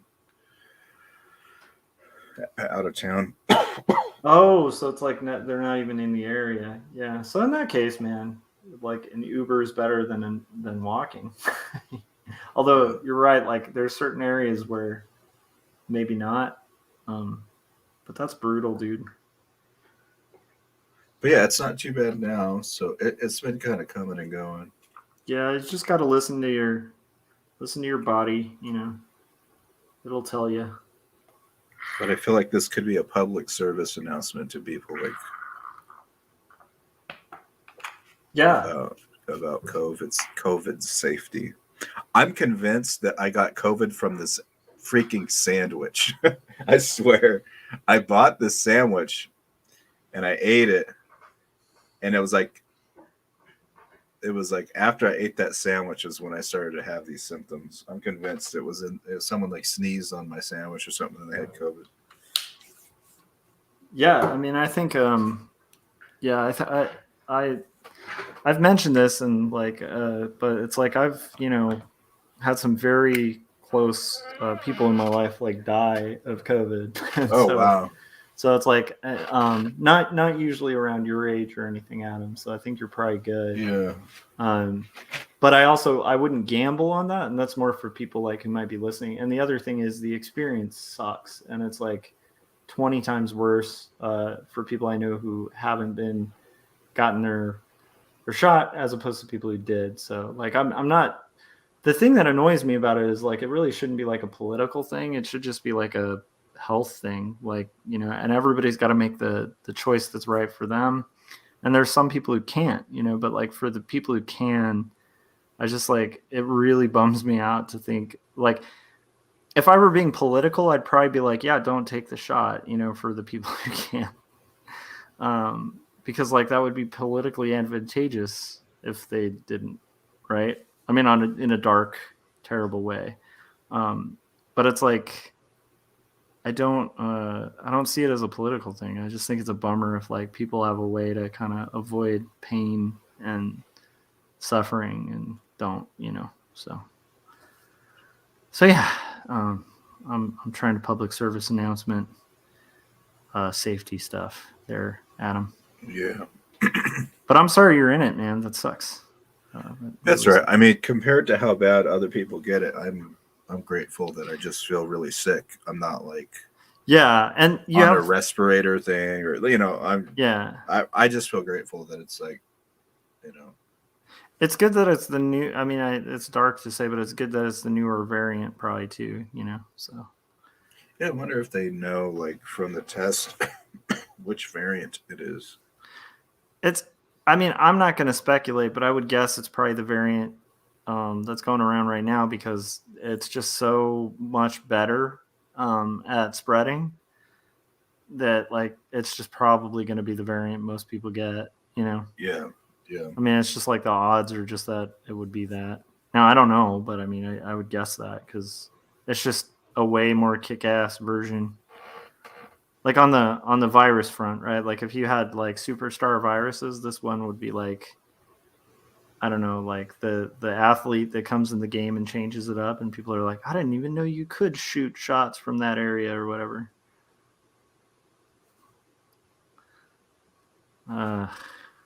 Most of the, excuse me, most of the people that I know that have been sick with COVID recently all had pretty mild symptoms, Yeah. which is surprising to me that it was so bad for me. Yeah, I mean, it's pretty brutal. It can be really brutal. It depends. I'm glad you're okay though, and like again, just Yeah, it was like when I feel it was out. in the hospital and I was waiting, and it was like 3 hours, 4 hours. It's like they were coming back. We were going to do a chest X-ray, all this stuff. I was like, "Oh fuck! Like, is this like some crazy like thing?" Like, but it was like uncertain, Yeah. when they were just like, "Okay, well, you're ready. Time to go." Like I was like, "Wait, what?" I Yeah. was really surprised. Now, that is always kind of confusing with hospitals and stuff too. I always feel like hospitals are rarely a fun place to be. Yeah, I 'Cause, was like, surprised though. I thought I was going to be there a lot longer. Yeah. But yeah, hospitals are not fun. Hospitals are like the worst freaking place. So just as a fan of your work and stuff, like if you start feeling really bad, dude, don't stream. Just fucking rest. Yeah. I know. I will. Yeah. I don't think I could draw right now. I mean, I could, but I'm just too kind of out of it. No, I mean you're probably gonna have a bit of fog. I think that the fever melted my brain a little bit. Yeah, that's. I mean, I'm like, it's like funny because I was talking about like, I just barely like today. I just barely got to this panel because I was like, I'm having the beginnings of like this cold that seems to just be rotating around our house for like the last like month. It's weird. Feels like it's on its like second cycle here. And much like what you described, where like almost daily there's been like COVID tests being taken, just to make sure. But Sure, but so far, from everything that's happened, it seems like just a really crappy cold that's been going around here. So, but I'm at the beginnings of stage 2 of that, I guess, because like it's gone around the house and then come back to me again. Did you get the the test that goes up your nose? Yes. Okay. Yeah, that's the good one. Yeah, and I mean, like we have like, because I guess both of them go up your nose. Yeah, my son's in school, in public school. We kept him out for a really long time. And then I think it was like about a month ago, we were like, okay, we're going to have him go back to school. And then Omicron hit, and we're like, I don't know if that was a great decision because he was doing virtual. But but because of that, we have like a lot of those stocked up just in case, because like, anyone who's a parent like knows that like whatever. Is it like this one? Yeah, similar. Yeah. So this is the one that told me I didn't have COVID. When I brought this to the hospital, they said, Is that the one that like the weird Those thing tests are about that not that's that great, different? they said. The weird one thing that's different about that one is the one that I have is like it's a Q-tip and then you put it in like the fluid. Yeah. You Yeah, that's squeeze it Yep. out of it and then you close it up and then it has a drop. So like the Q-tip Yeah. doesn't actually stick into it like the one you showed. But it's the same kind of concept, I think. Yeah, that's what this is. It's like, I don't know if I can open it back up. But yeah, it's like a Q-tip and there were drops and stuff. Yeah. But the one at the hospital, they stuck this freaking thing in my nose, Yeah. like a sharp, like spiky thing. Yep. I've had those before to check for the flu, but not all that fun. No, because they don't go like lightly in there either. Yeah, I wish they would just let. One time when I had a thing like that, she just like let me do it myself, Yeah. which was a lot better. Instead of just like jamming it down my freaking nose. I sometimes don't know which is worse. I think a lot of the time, if you have control over it, it's Doing it better. yourself is way better because you can kind of feel where Yeah. to go. Like you can just know your own. Yeah, you know, like your own sensitivities up there. But I have had times where, like, I don't know, if you get the right doctor, it's like sometimes it's actually easier if they do it because they're just like boom and it's done. So, but I agree. I think in most cases, yeah, it's probably better to. But if I had to like give myself a shot, I think that would be worse than just having a you know doctor what? do it. I have to give myself a shot on a regular basis, and I hate getting shots. But I've noticed when I do it myself, it's like nothing. Yeah. It's like it doesn't faze me. Huh. Because I don't know. There's just something about controlling it yourself and kind of knowing more what to expect, like exactly when it's going to hit. Yeah, that's true. I can kind of understand that. I don't know though. It might just be a personal thing. Yeah, I had a buddy who was very severely diabetic, really brilliant cartoonist, actually, a friend of mine in Portland. And he preferred doing his own like insulin and stuff, even if it was a shot. Because he said the nurses like often didn't know like where the veins were and stuff. Yeah. And so like he had like, I mean, he was like severe diabetic. So it's like he had grown up with this. So like since he was like 6 or 7, he learned how to do this. So it's like you're talking to an expert compared to a nurse who maybe went to nursing school like 5 years ago. And you're talking about somebody who's been doing this their entire life. So it's like, I remember him explaining that to me and I was like, that actually makes a lot of sense, you know? Huh. So. Yeah. Oh yeah, when you guys were talking about the Big Bang earlier, I was like, oh man, I gotta get in on this. That's like my number one topic that I love to talk about. I like it. It's so funny. Like one of my favorite bands is Cursive. Maybe I am like, maybe I am secretly an atheist, you guys. Who knows? Because I like Cursive a lot.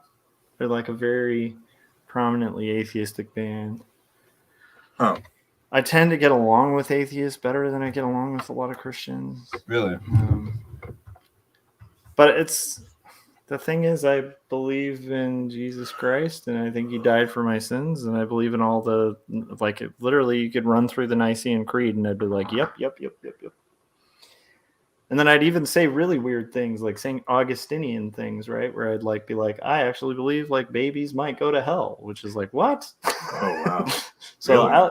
I mean, like, I'll own the really that? uncomfortable theology, you know, but it's like, what's the idea behind that? Babies going to hell. So it's like an uncomfortable thought that like theologians and I think atheists very well have like targeted about Christian belief, right? Which is like the idea that like there's a lot of kids, like newborn babies, who may not have heard the gospel or whatever, right? Like they just die like instantly. Where do they end up? And Augustine was like pointing out like I think Augustine is one of the stronger like early Christian thinkers, because like he was one of the first to kind of like apply a logician's kind of approach to it. I don't know if that makes sense, because he was like, I'm gonna get my history really botched here, but I think he was one of the first like theologians to like have studied like Greek philosophy and like more of like the humanities kind of approach to like a more analytical approach to like text and like belief. And so he was one of the first to like kind of address that conundrum. He was like really opposed to like I think the Catholic Church at the time was trying to appease the masses, and they're like, there's just this place all those babies go. Right. And then like they can go, and he was saying like it's one way or the other. Like there is like a suggestion in the Bible that every single human being has the opportunity to know the story of Jesus. And so like it's sort of a promise like in the newer testaments. And so it's like that can be kind of a resting place for a lot of people. But there's also like verses that talk about like the potter being able to do whatever they want with the clay. And in that case, the potter being God and the clay being human beings. And he literally says like, who is anyone to like cast judgment on the potter for throwing the clay into the fire? Which is literally saying like God is just picking and choosing like who he wants to save, and then like discarding who he doesn't. And it's a pretty brutal picture, but it's like, I mean, I don't see why that wouldn't apply to like newborns or anything like that. Well, and I'm not saying I don't know if that has to be the case, but I don't throw it out as a possibility because I'm comfortable So with what I this is believe. my question on this. Jesus Chris just called me out on a very inappropriate comment. He was like, don't be calling Omicron kick ass. I was just saying, if you're a virus and you're on the virus side of things and you're rooting for viruses, Omicron is a very successful virus. That's all I'm saying. Sorry. Go ahead. So Jesus is the Redeemer. He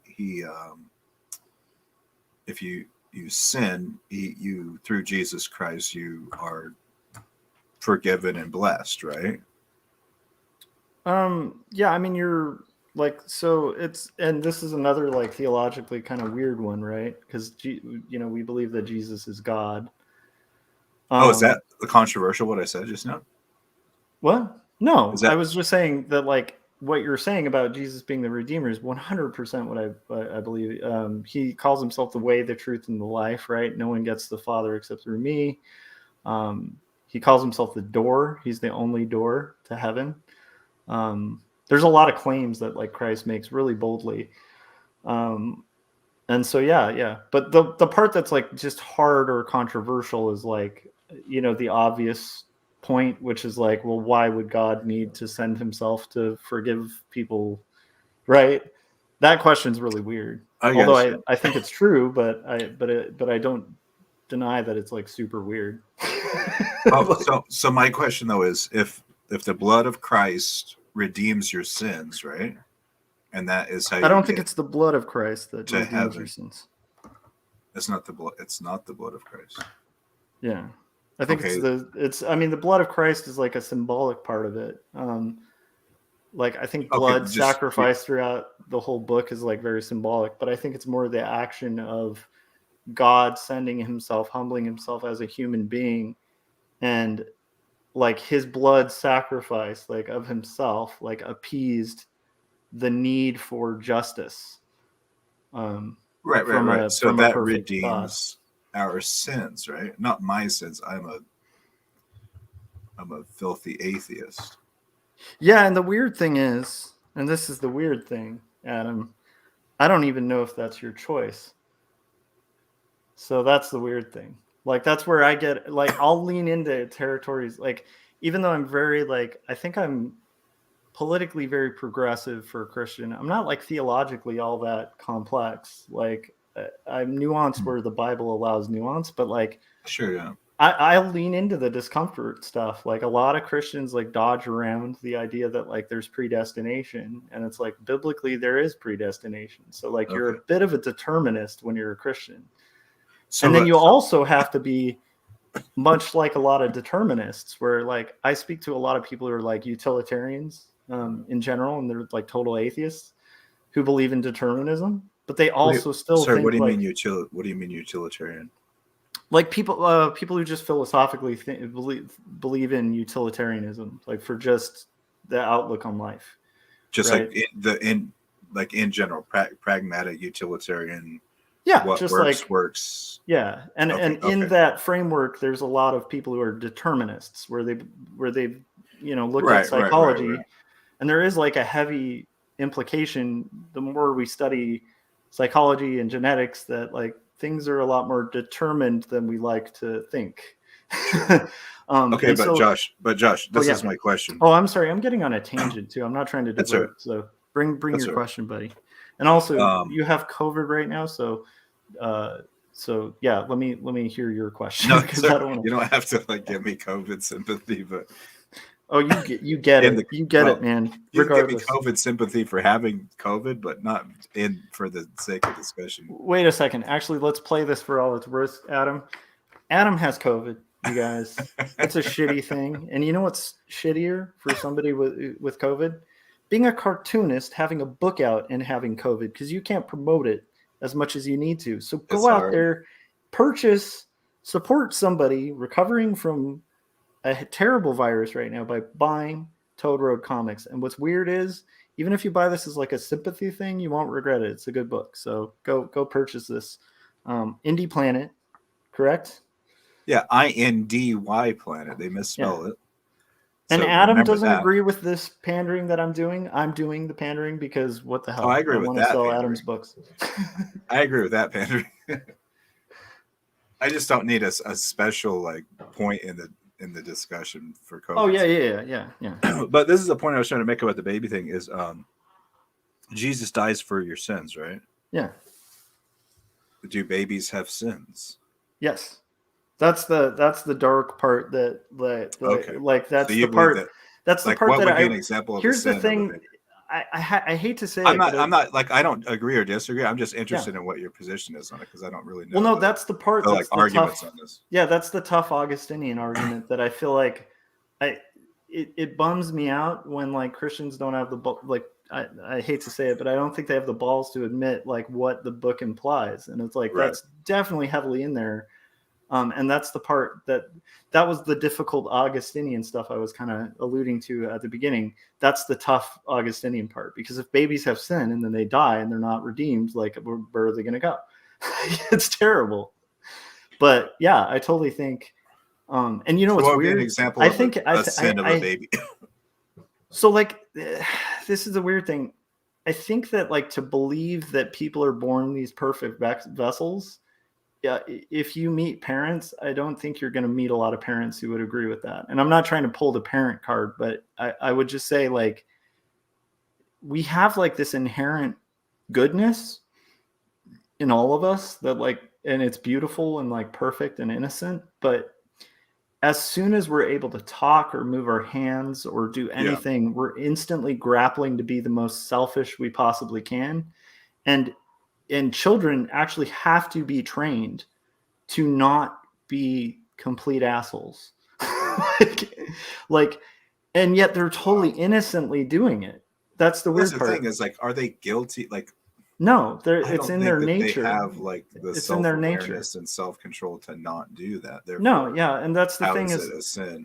So the one way to kind of get around the Augustinian thing that I've heard that's probable, and again, like I don't think that has to be true, but I think that's likely true. Would be the idea that like Paul lays out in Romans. That's kind of interesting. If you want to get, I mean, is this at all interesting to you? Because to me, I could talk about this stuff all day.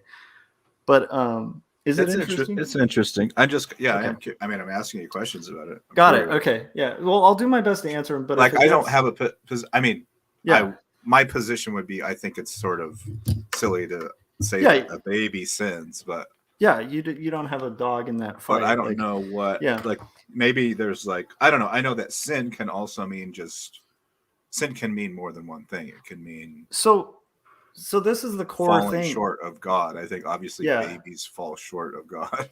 You know. So the idea, like the concept, is like kind of laid out by Paul in Romans that most Christians believe, right? Because like there's a big separation between like us and like Judaism, where it's like Judaism like has like a lot of the same text, but it's like a lot of our what we call the Old Testament, right?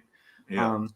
And a lot of like what we call the New Testament would be really heretical to like most people who follow Judaism, right? Because it's literally somebody saying, hey, we're like this guy, the Messiah. And like, also, honestly, there's some things in Christianity that where I feel like we should be a little more like respectful of Jewish tradition and maybe not like run around singing the names of God, like, like that they don't think should even be uttered. But anyhow, that's a digression. So yeah, in Romans, like he just talks about this idea of like the whole purpose of the law, like that basically before the law, there's no awareness of the law. And so without awareness of the law, you can't sin. But the wages of sin are still there. And so like his explanation for like Adam, all the people preceding, like Moses coming down with the tablets, like the whole story everybody's pretty familiar with, was that like death came into the world as a result of sin, but it wasn't like a punishment. It was just the natural occurrence. Like, so even God like saying, hey, if you do this, you're going to die.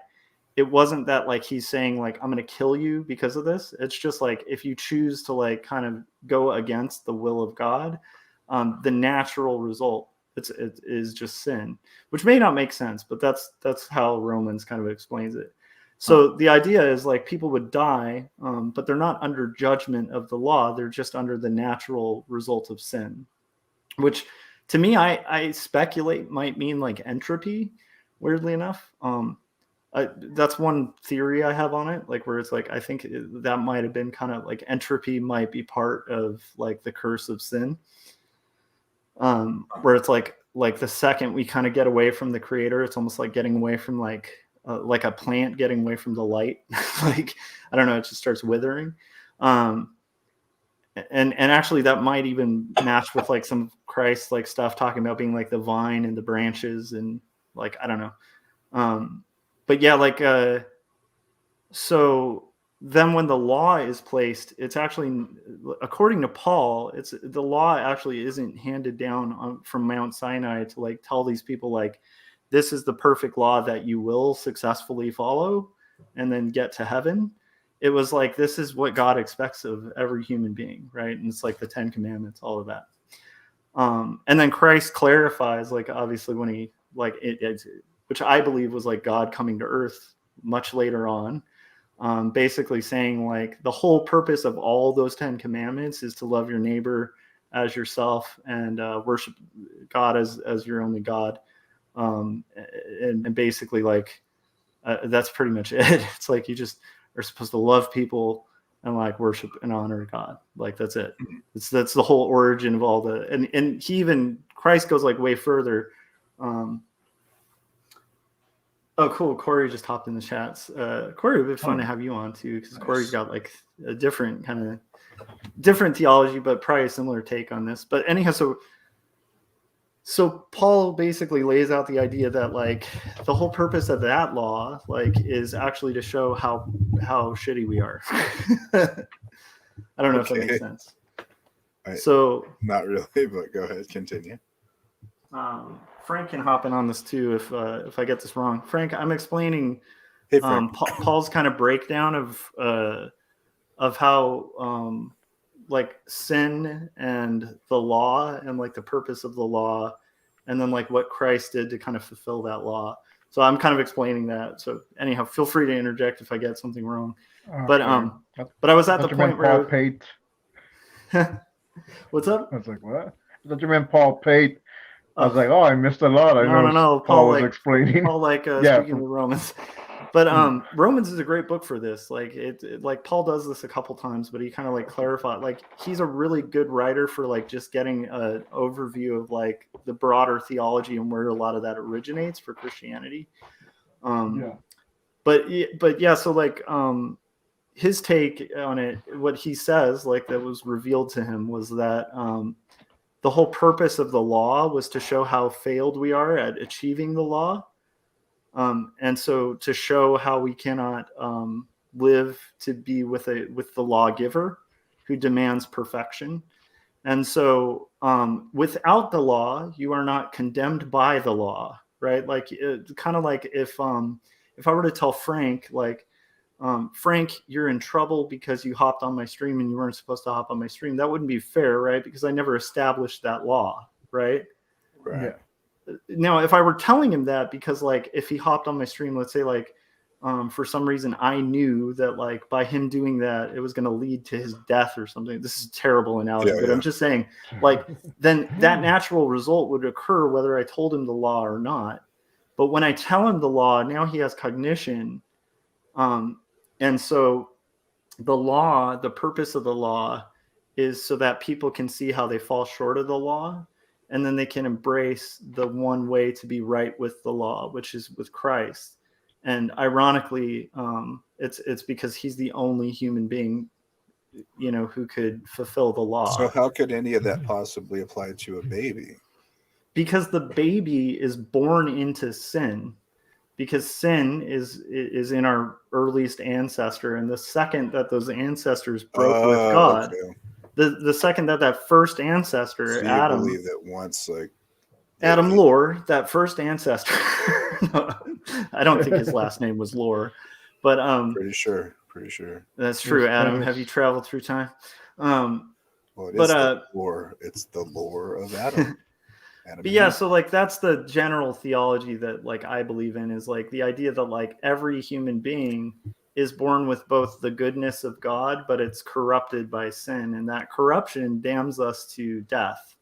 And then this is the catch, and this is where some Catholics came up with the idea of purgatory, which I don't agree with. I'm more like Augustinian on it, where I get a little more hardcore, where I'm like, yeah, maybe babies go to hell, and I don't like it, but maybe that's true. I mean, I hate to say it, but that's possible. It's also possible that like God has his own kind of story with those children, and that's where you would rest on. And this is definitely what I'd like to think, because there's a promise that everyone will have the opportunity to hear the word before they die and have the option to choose it or not. That somehow God is going to fulfill that promise with like even the unborn, or like with a newborn baby, or like a child who is too young to comprehend it. There's a third possibility that I think could be true, which is that God may have like but this is like speculation that's way outside of the Bible. But I personally think like there might be, like C.S. Lewis used to think this too, where it's like God may have like an age of reason kind of thing with like with the expectations of the law, where it's like much like we in society don't have expectations placed on beings that are not capable of rational decision or rational thought. Yeah, like babies and squirrels and ants and things. Yeah. And then Lewis actually went even further. I love Lewis's speculation, although it gets wild sometimes, but he even went further to say that there might even be like a narrative for animals that's different than us. So like there might be like a squirrel version of the redemption story that like, I mean, he went wild with it, but it's a fun speculation because he was saying, who knows the Redeemer's like idea. And that's actually, that realm of thought led him to come up with like the whole of the Chronicles of Narnia, because he was like thinking about like these other realms that like God could very well have. Because the book of the Bible is the story of God rectifying his relationship with man. But we have no idea what other stories might exist like outside of that. That wouldn't be for man, right? Because we believe, I think Frank would agree with this, but it's like we believe that like when Revelation said there will be no further revelation, that meant there will be no further revelation. Like that's the period at the end of the sentence. Like it's like that is the book. Like that we believe. This is where we probably differ from like Corey too, but it's like I think Frank and I believe that that's the complete fulfillment of God's story with man, like where it's like the story of Christ and our redemption. There is no extra stuff. So anyhow, yeah, it's a long, Oh, we it's a lost long Frank. weird thing. Oh no, we lost Frank. But yeah, that's the rough kind of idea of like that. Did that kind of explain? I know it's long winded, but it's stuff I think about a lot. But I also like, again, like I can see where some of it might seem absurd or cold or anything like that. Well, I was thinking just if, depending on when the Book of Mormon was originally written, is that written before or after Revelation? I mean, I don't that's mean a the tough decision. I don't mean That's, Joseph Smith's like translation of it. well, I mean, it's speculate. It claims that it was written at the time of Abraham. So then that is the Although way around technically it doesn't the claim that it Revelation was. thing. It doesn't claim that it was written then. It claims that it was revealed from then to a modern Joseph Smith. But I can't defend or explain Mormonism. I'd have to like allow Corey to kind of do that one, because I, obviously don't believe it, but I respect it. Like I just don't. I also don't know enough about it. Although I did read the Book of Mormon, just mainly for Corey, which I have to tell Corey was not fun. It's not a bad book, especially if you're like somebody who sincerely believes in it. But it's a slog to get through, especially in the middle parts. But to be fair, as a former LDS, I never read it fully. oh, I didn't know you were former LDS. Okay. Yeah, my ex is LDS. Okay. Well, that would make a lot of you might be able to clarify that then, like sort of the differences, but So I didn't catch. Was it that you asked, Adam? About I was just saying, if the Book of Mormon was originally written before Revelation, then it wouldn't have, the idea that Revelation was the last thing that can be written, that would not apply to anything written before that. Okay. Give me 2 seconds. I'm just going to disappear for like a second because we're at the 3-hour mark. So I'll be back in 20 seconds. Go, Frank. Yeah, like if it was written, I'm not gonna go into whether it was or wasn't, but we're gonna assume that it was, because it was written, I think Josh said, around the time of Abraham. At least the part of it, because I think it's like someone from like went on and like told of Christ. Right. And there's also the belief that I forget where exactly, but Jesus did say, I have my other sheep. So it's believed that Jesus went to the Americas around that time. Interesting. That's like a part of the basis.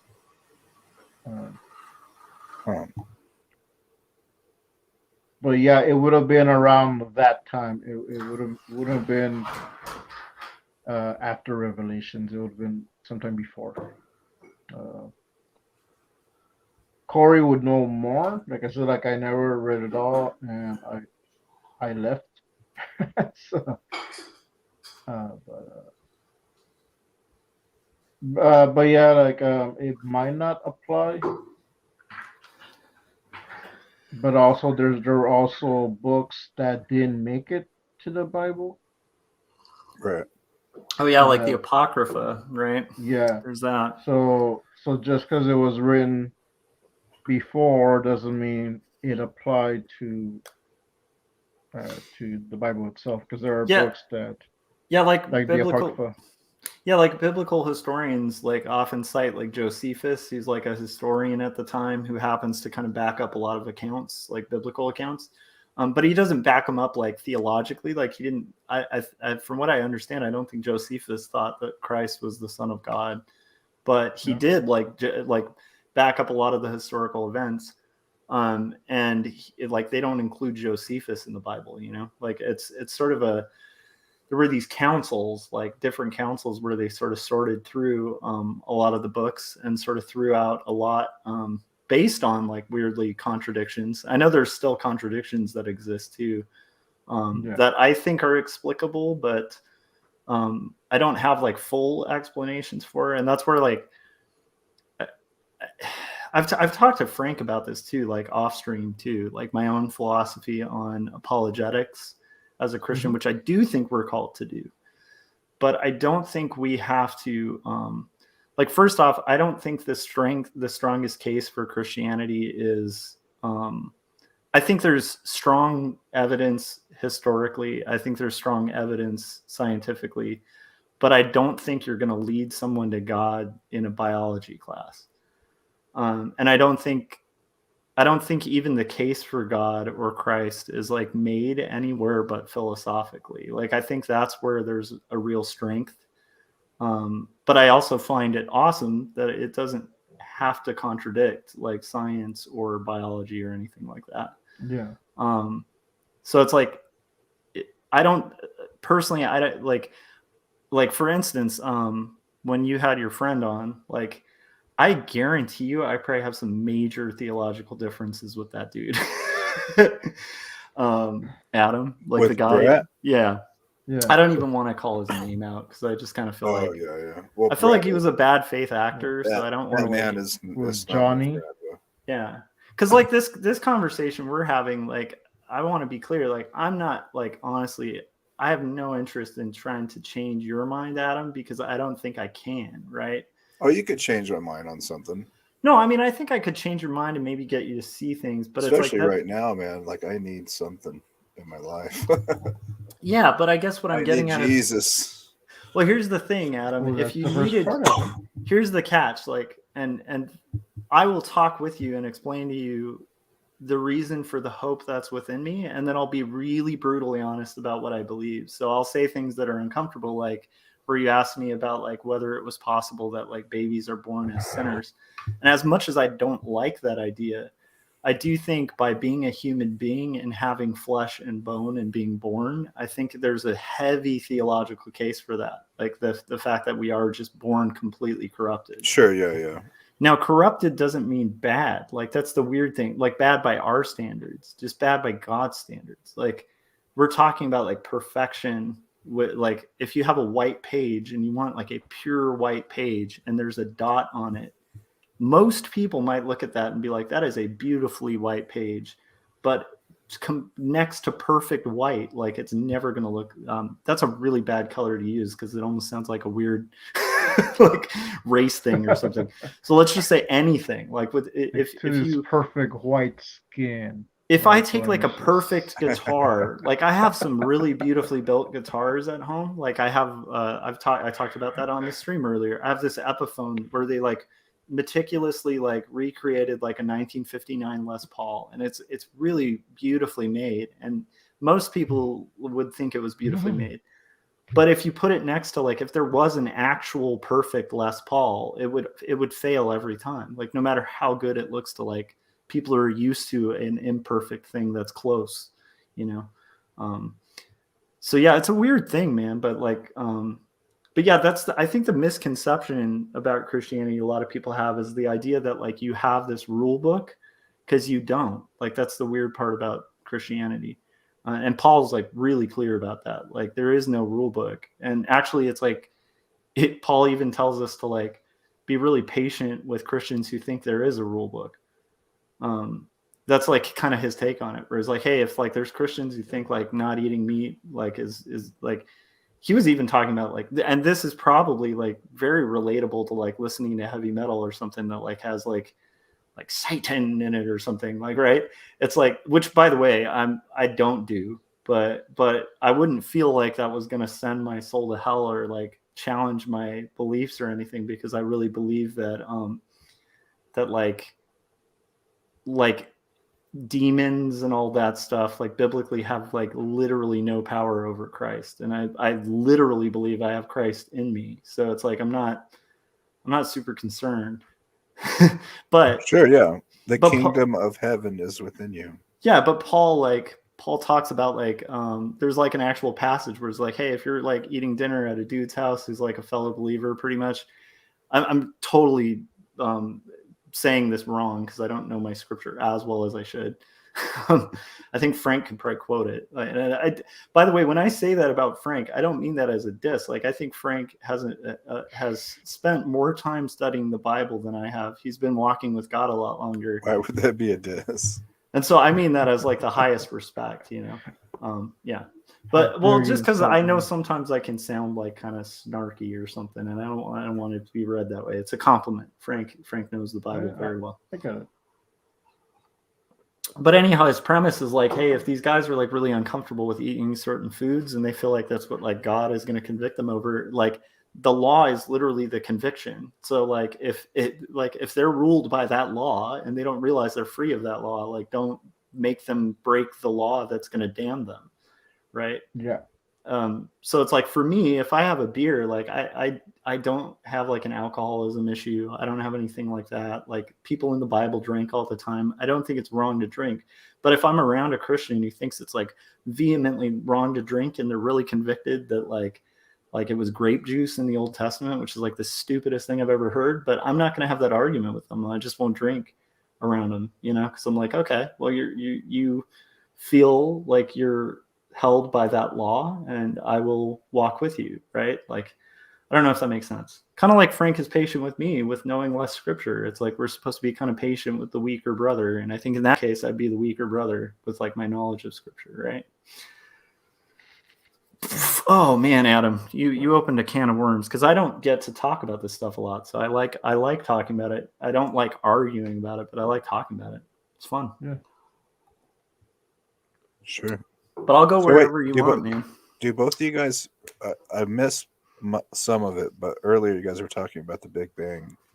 Mm-hmm. Do you guys, as you guys are Christians who accept the Big Bang, or you're open to the idea that it might be compatible with scriptures? I think Frank and I are different on that, but I don't know. Maybe we're not. We might. I'm a little. I'm more open to.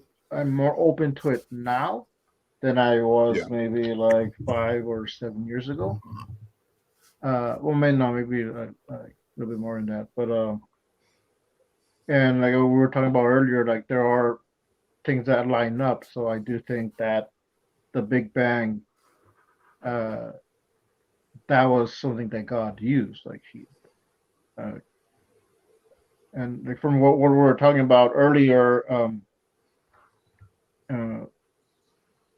I was gonna say this, that like, you know, God is like pretty much the ultimate scientist. He's a great designer, so he designed everything in a certain way. Right. So like a squirrel has a certain physic, like its skeletal system, its body, the way things work, that is different than a human, but he designed that. A plant has a different structure than, you know, like an aardvark or something, but he designed that specifically. So there is science in everything, and I do believe God created that science, and that's how he used it. Now, I don't necessarily believe, like that we came from, apes and fish and all of that. But I'm not gonna knock it. But there are elements of the Big Bang that make sense because they are backed up in the scripture. It does say in the beginning, there was nothing, and God said there was light, and there was light, and well, what was that light? Well, also just the statement beginning is really cool because it implies that there was a beginning. Yeah. Which again was like really really kind of shaky for the people who originally like found the Big Bang. Like there's a lot of people who were not pleased about that. The implications of there being a beginning. Yeah. So even that that falls along with the Bible. Like there's stuff I disagree with but like science isn't perfect, but it is continuing. Like, there's always someone looking into something and finding evidence, and a lot of Yeah. times they end up kind of proving God when they're trying. Not that they're trying to disprove it, but people will use that. Or see, they're like, oh yeah, that's just like something God used. So there's Like, I'm more sorry, like Frank. there's like a middle I, ground for me. okay. I didn't want to cut you off either. So if you were Go still ahead, Josh. okay. I'm done. Okay. Cool. Because I know I have a tendency to do that, and I like hearing your take on it. I think I'm a little different than Frank in the sense of I don't know if we're that much different. I'm much more convinced, I think, of evolution. And Mhm. and I don't mean this as a knock on Frank, because I don't know how familiar Frank is with evolution, and I don't necessarily fault him for it or think he should look more into it, because honestly, like Frank has what I think is the most important thing in the universe. Like, to me, even if somebody's like politically totally opposed to me and they like voted for Donald Trump and they're like the religious right and they have a sincere relationship with Christ, to me, like, that's the more important thing than even like voting for Trump or like doing, which I'm like totally opposed to, like a lot of those things. But it's like, to me, as long as that core is there, like that's the most valuable. I think the most important thing somebody could have. And it doesn't mean I value Frank more, but it means that I am thankful that Frank, who is made in the image of God, is able to have a relationship with that creator, because I think that's where ultimate fulfillment comes from, right? But I also think that, Christ is the way, the truth, and the life. And I think that Christ like ties himself to truth so often. He even calls himself the Logos, or the Word. And so Mhm. like everything about Christ is very tied into rationality, logic, at least his own claims. And he talks about testable claims. He demands testable claims.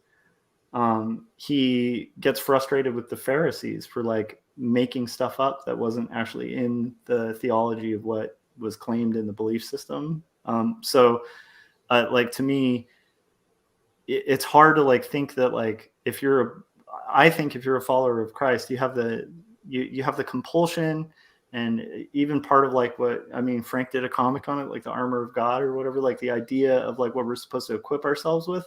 Like, one of the Mhm. core things is truth. And it's not just truth like Christ is truth.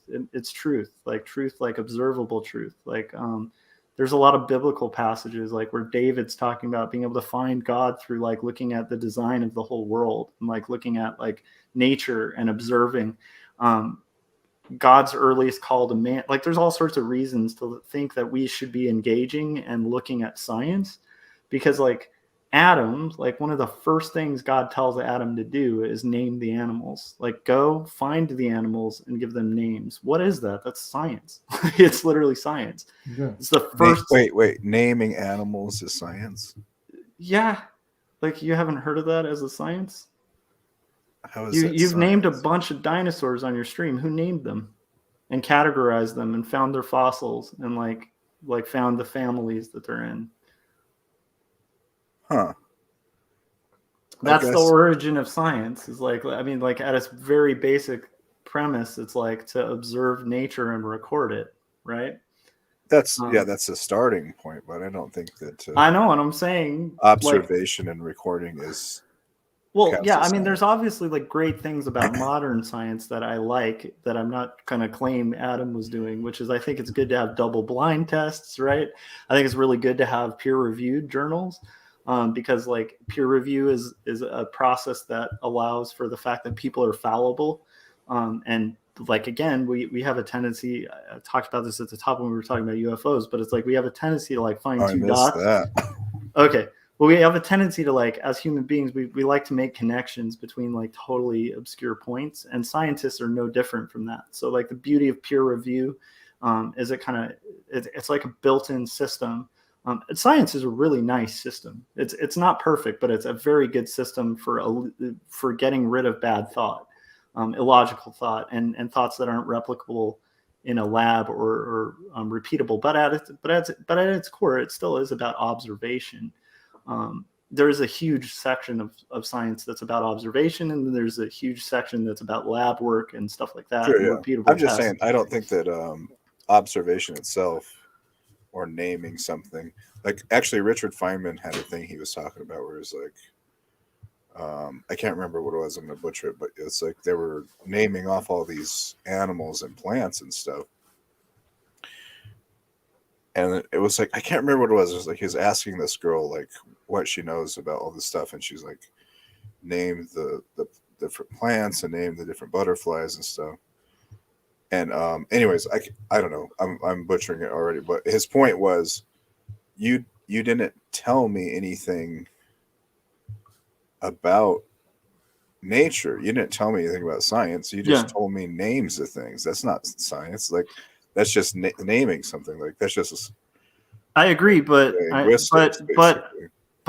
guess what I'm getting at is like one of the core foundations of science at the very beginning, the earliest science was cataloging and naming and recording, and it is a whole field of science still. So it's like to say that's not science is like, well, it is part of the sciences. It's not necessarily like it's not all of science, but cataloging itself is not science. The science.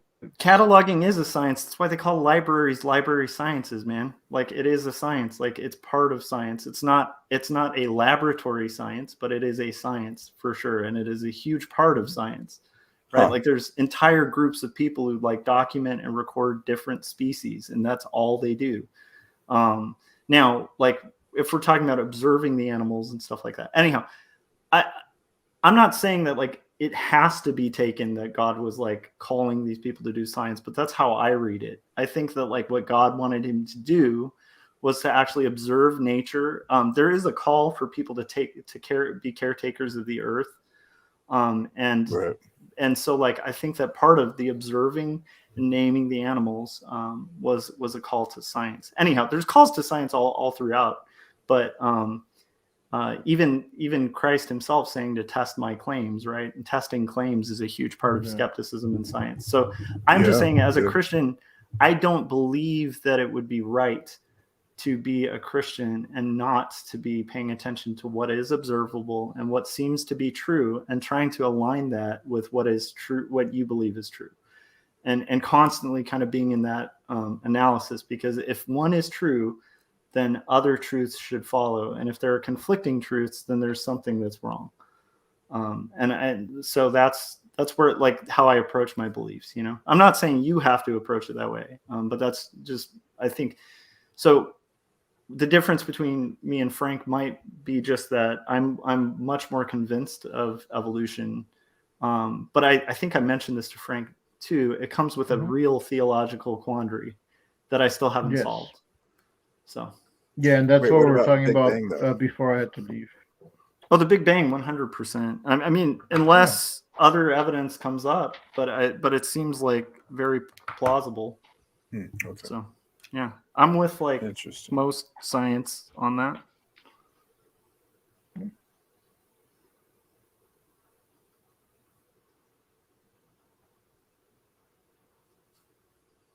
But yeah, I don't know. Does that make sense, or did that answer your?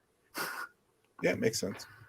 Yeah, but that's why I was saying, like, I don't know. I tend to like science, and I think there's, like Adam. I think you're familiar with like evolutionary theory and stuff. So like, for me, I admire Frank, but when Frank says something like, "I don't believe that man came from monkeys," I'm like, I have this gut like, ugh, because I'm like, I know. And this isn't a diss. It's just like, that's not what evolutionists think either. like they don't think that like a monkey like one day just like turned into a person, you know. But I also understand philosophically, like, again, I wouldn't get in a debate with Frank about that, because I don't think that's really what's important. Like, I think Frank has already found like the most valuable thing. Yeah.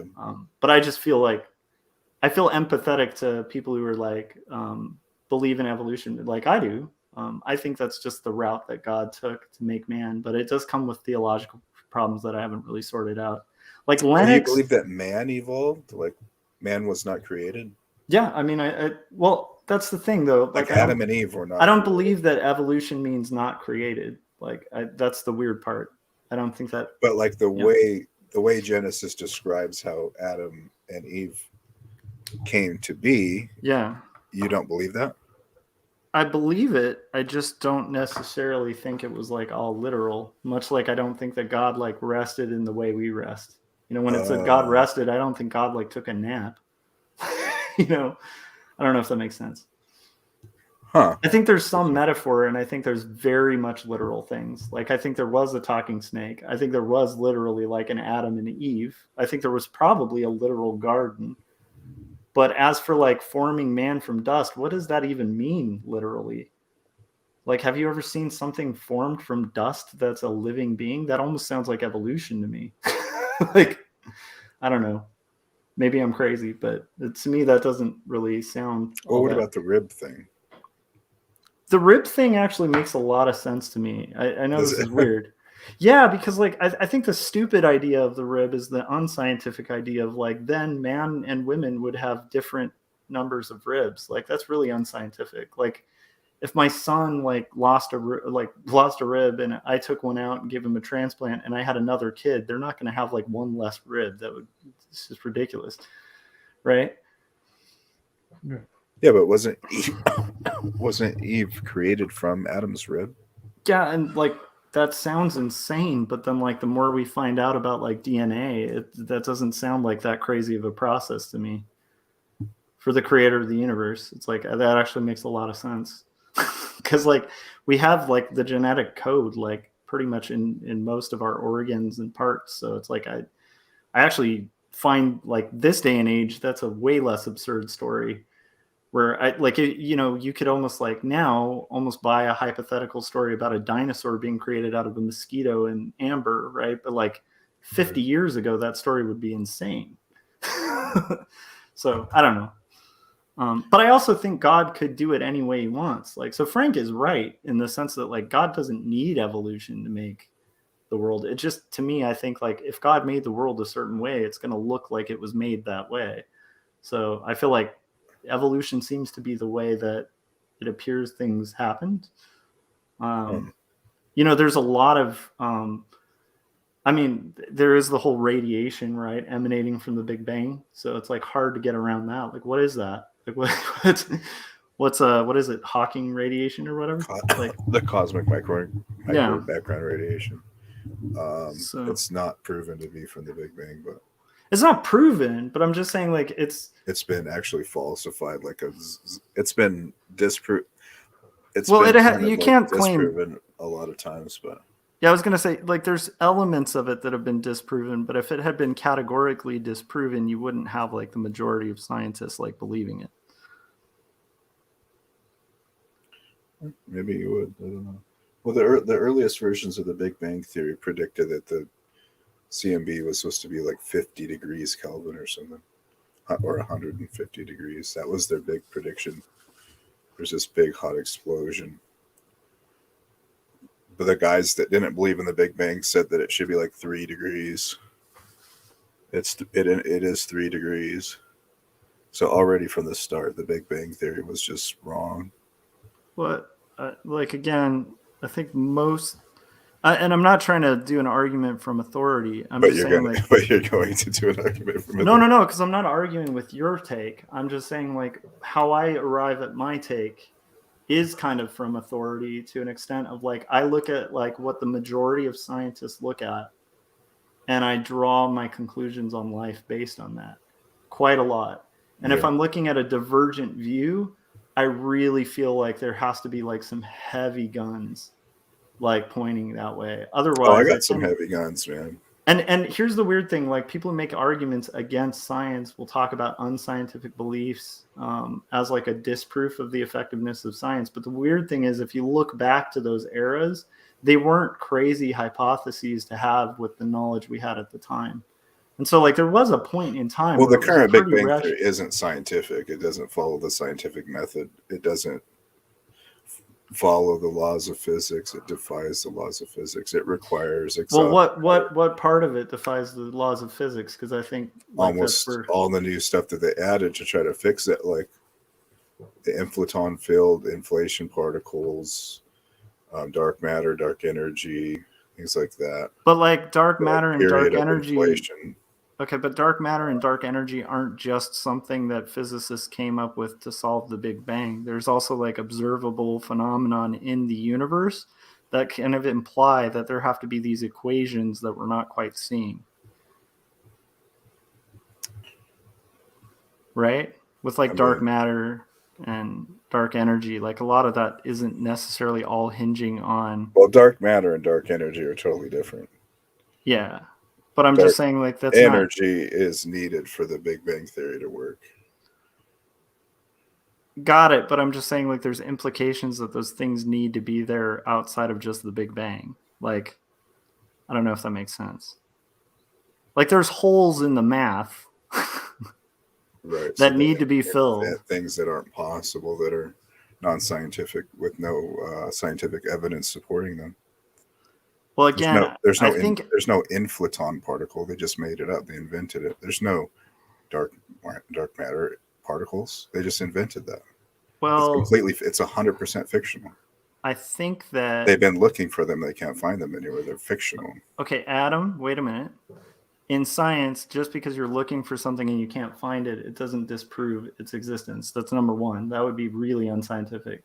Because most of quantum physics is based on mathematics. So like most things are unobservable to the human eye, but in mathematical equations, they exist. So like that's how we got to the moon. We didn't get to the moon by like total observation of things like as we knew them. Well, we did getting mathematical to the moon was equations. a matter of engineering. It's not a matter of.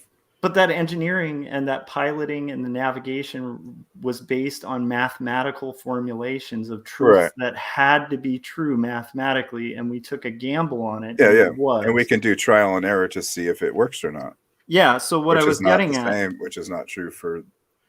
Much like I'll admit that like the scientific consensus is not a bunch of Christians in science, right? I'll admit that. You'd have to at least admit that you are not like what you're saying is not like a majority scientist view on the Big Bang. Like in scientific method has absolutely nothing to do with consensus.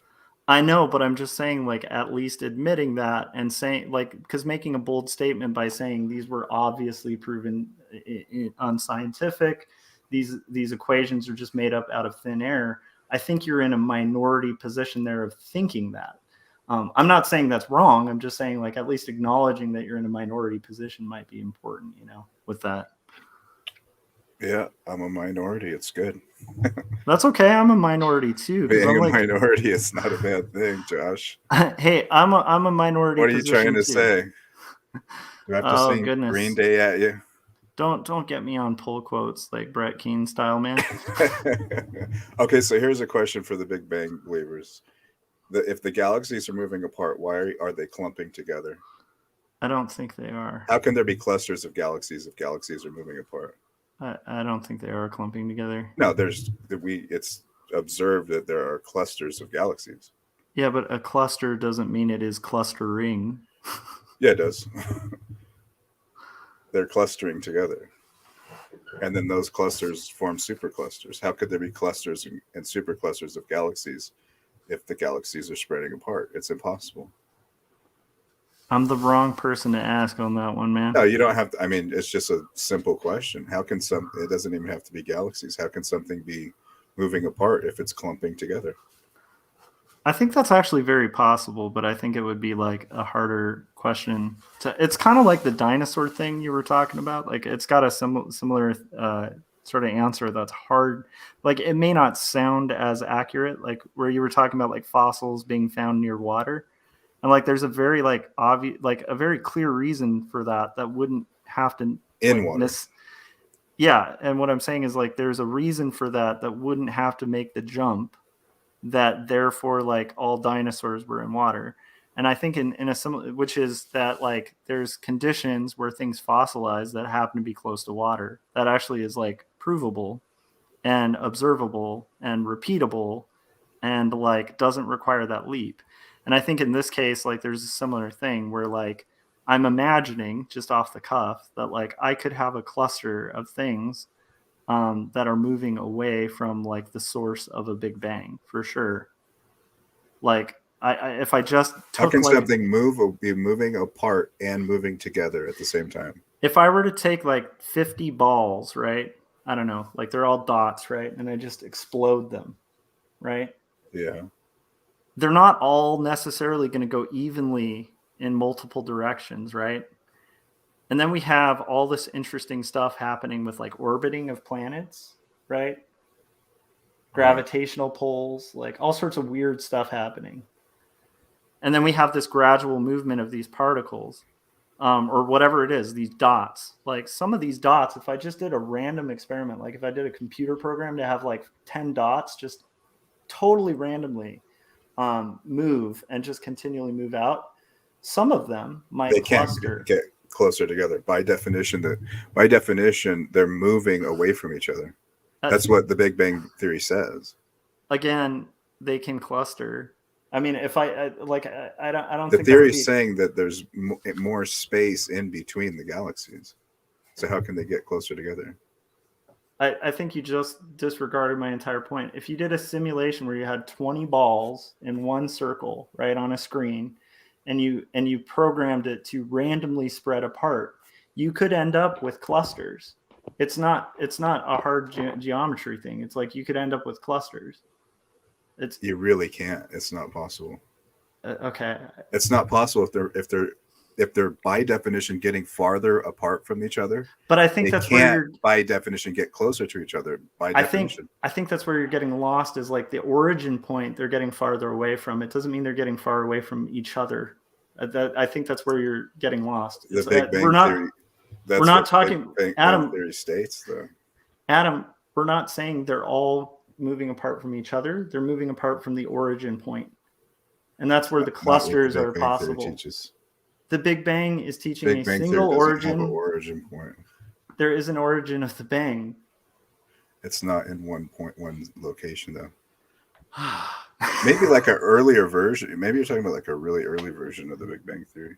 Adam, I still think that, like, I don't think a lot of people in the Big Bang Theory are believing that everything is gradually expanding away from each other. I think they're saying that it's expanding away from the point of origin, which is a different thing. And again, you could do a simulation on a computer, and I don't think people listening to this would find that like weird with the dots, because I think we've all seen like a random simulation of like dots like moving away from each other.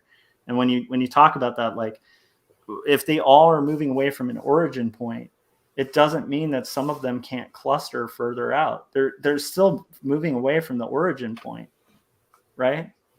I'm just thinking off the top of my head. That just there isn't makes an sense. Origin point.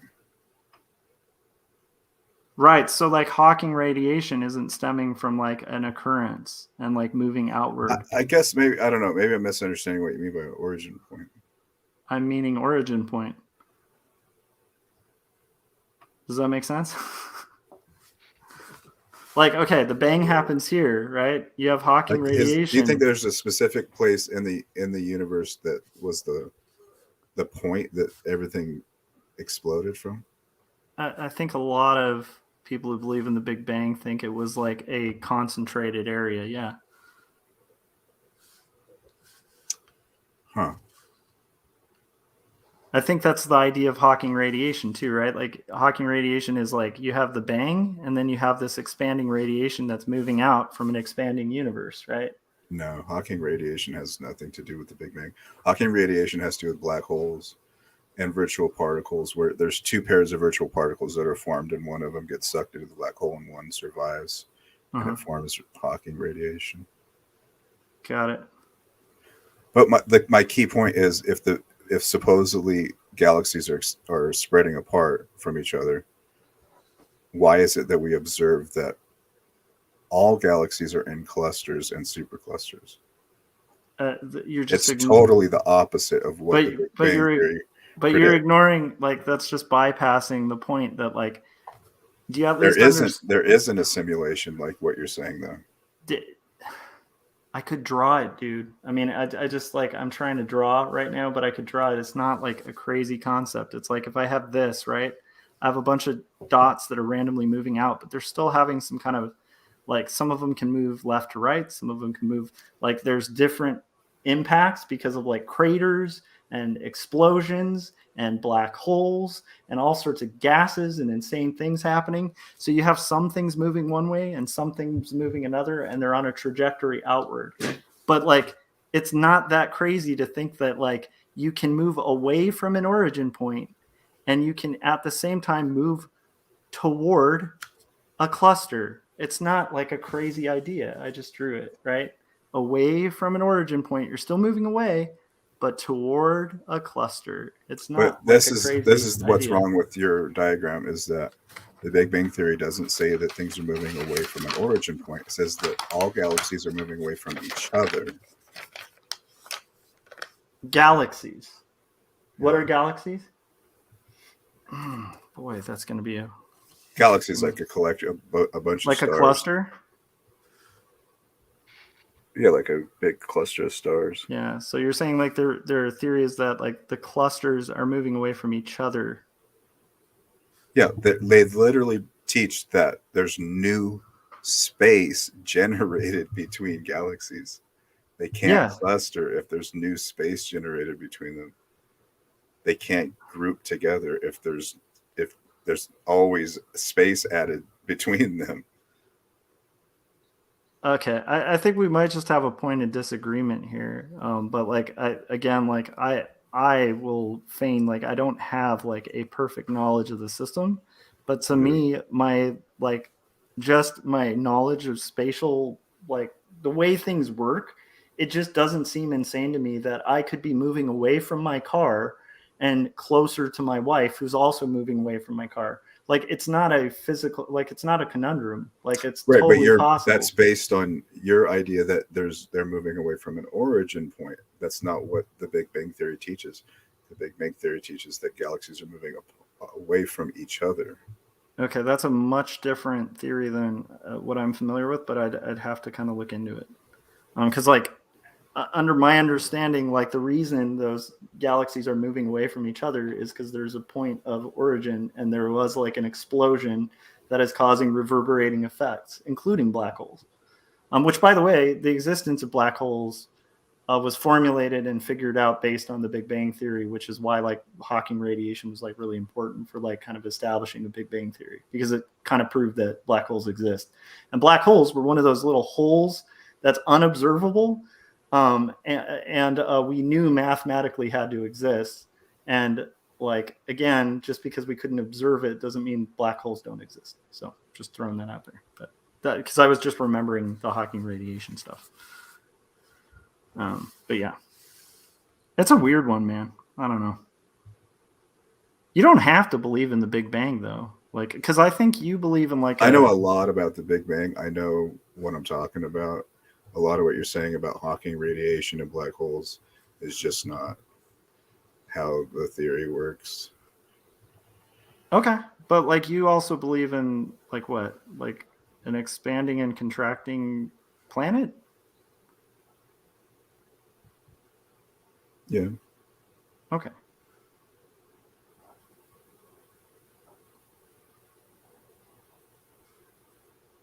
So like we have different beliefs on that. I would say I've never. I find that the physics of that are really hard to understand. Of the expanding Earth or the Big Bang thing?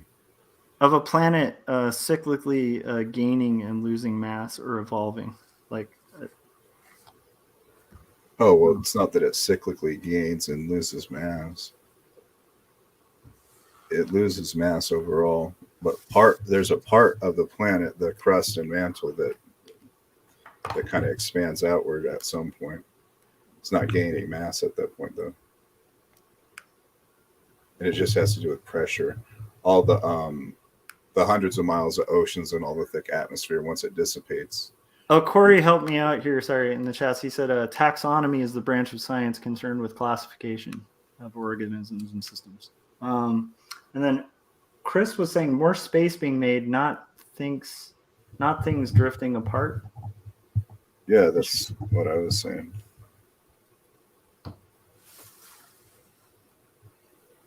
But I sort of feel like Adam, if you and I were on a trajectory of moving apart from something else, But we're staying close together. Does that mean we're not moving apart from something else? Say that again.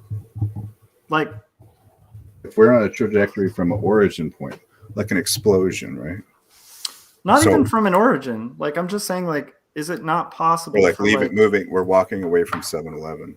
no, I'm saying, like, is it not possible for, like, a cluster to move away from something else as a cluster and still have that be movement away? Wait, what? Is it not possible for a cluster to move away from something? Is that what you asked? Yeah, like, That's a couldn't there big question. couldn't there be a scenario where I put like 5 marbles or something on a table, and 3 of them, like maybe it's even a table that has like a certain tilt to it so that they're all going to roll in a certain direction? Would it not be possible that like some of those marbles, even though they're all going to move, some of them might be closer together? Not, but what you're describing is not a representation of what the Big Bang, the current Lambda CDM version of the current model, the standard model of the Big Bang Theory teaches. I'm at such a disservice here not having like Wikipedia. I really am. Okay. Like the current version of the Big Bang Theory is a metric expansion of space itself. Mhm. There's space, there's new space between galaxies constantly forming. But galaxies are clusters of planets. So those are clusters. Yeah, I still think, yeah.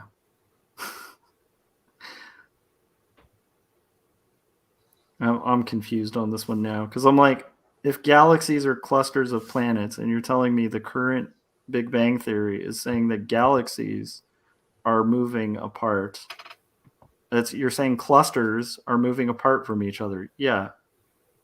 So how does that conflict with like No, clusters? you're misunderstanding. Okay. Galaxies group together. So in other words, we are in a local cluster of like 4 or 5 different galaxies that are all kind of close together. Like the Andromeda Galaxy and the Triangulum Galaxy, for example. Those are clustered together. But like, They're not getting farther apart from each other. They're getting closer to each other. The Andromeda Galaxy is going to merge with the Milky Way Galaxy. That is true everywhere that we observe, that there are groups of galaxies. They're not moving apart. Like when we go out and look at galaxies, we don't see them moving away from each other. We see them getting closer to each other. So that disproves the Big Bang automatically. Already from the start, it disproves it. If that disproved it so coherently, I don't think you'd have that. Yeah, I don't want to rest on the argument from authority. Well, they didn't know that back then. They didn't know that there was all these galaxy clusters and superclusters back then. They hardly knew what a galaxy was when the Big Bang Theory came out. I understand, but I think there is still complexity, and I think it might tie in a little bit to what I'm talking about, just in the sense of like things can be moving apart and still pass each other and move together. Like it like not if Frank and I could be on a not if they're moving apart from each other. Assuming that they all have the exact same trajectory or the exact same atmosphere around them. And that's not the case of space. Like that's not the case of anything in nature. Like you don't have a perfect vacuum. If you had a perfect vacuum, like you did at the Big Bang, that's great. But if you don't have a perfect vacuum and now you have randomness mixed in, like I think that's not what, I think that might be the part, to me, that's the part that you might not be mixing into your equation, which is random things occur in space that affect the trajectory of planets that don't have to do with just like one cyclical motion, like moving away from each other. So as something's moving away, if it suddenly gets redirected, it still can be moving away, but it could be on a collision course with another universe. It's not, I don't think it's like a crazy, I'm not saying I'm right. I'm just saying like, to me, that doesn't seem like a disproof because it doesn't seem like physically impossible for both to be true. But I also like, I can understand that. And that's interesting. And I kind of want to look more into it, you know, because I don't know. I still thought there was like still a semblance of an idea of like a single origin area. I don't know if it had to be a point, but I think a lot of people believe, you know, I I thought that was kind of half the purpose of the idea of things moving out, was that it was an outward expansion from the original bang. But if that's not currently the Big Bang Theory, I really need to brush up on my theory, I guess. Well, it just depends on what you mean, because in a sense, if you bring it all the way back in time, there supposedly is a point in time where just everything is all in the same place. But that's the entire universe. That's at that time, that's all that exists, is this one little tiny. It's not like there's a spot over near the Andromeda galaxy where everything expanded outward from the Big Bang. It's like if you go back in time, there'd be less and less space until everything was together. And had less mass. I think it was higher mass, actually. They teach that it's infinite mass, actually. Interesting, because I thought most. I mean, I know there's some theories based on the Big Bang about origin, but I didn't think Big Bang got into. I thought it actually had like the idea of like sort of nothing. Like the majority of people, they either usually have like two theories that I've heard, where it's like it's either a nothing origin point that's literally like an explosion and everything just kind of came into being, and there's a massive expansion, but that's literally like mass from nothing. And then there's another theory that's kind of similar, where it's like there's just a million different universes and like a million different dimensions, and that like there's just these sort of random things happening, and we just happen to be like one where like the odd thing kind of occurred. Right. So I don't know if conveniently. Yeah, but then again, I mean, it is possible if I'm thinking about like just solving that conundrum. You know, there's also a newer one that might kind of align more with, I think, what you believe, Adam. Which, by the way, I don't think like what you're saying is crazy. It sounds salient, you know. But there's one that I've heard more recently where it's like this idea of like this kind of cycle of like explosion. I don't think it fully ties in, but it's an interesting idea. Like there's people who think that like this literally, like there's a literal process like a cyclic model of like exploding out and then kind of collapsing in and exploding out and collapsing in, and that it's just like this eternal thing that just happens. Yeah. Which is fascinating, you know? Yeah. But then the burden of proof, I think, would rest on those people to show that not only are these galaxies clustering, but like all galaxies are clustering. Like, you know what I mean? I don't know if that makes sense. I think that we've observed all galaxies are in groups. Yeah, but what I'm saying is like if the universe is contracting, my brain's dead here. Is contracting is like going the reverse of expansion, right? Yeah. So if the universe is contracting, then you should see more than just clusters. You should see those clusters starting to move all together. So it's like it's a similar thing where the burden of proof would really rest on being able to, much like the burden of proof on the expansion is being demanded, I think more so the burden of contraction. Because that would happen at a higher rate, right? Because you're closing distance. So it would happen at a higher rate of speed as they get closer, I think. I don't know. Maybe that's me thinking of like world, like Earth physics compared to universe physics. I don't know. Yeah, I don't know. It's a fun conversation, honestly.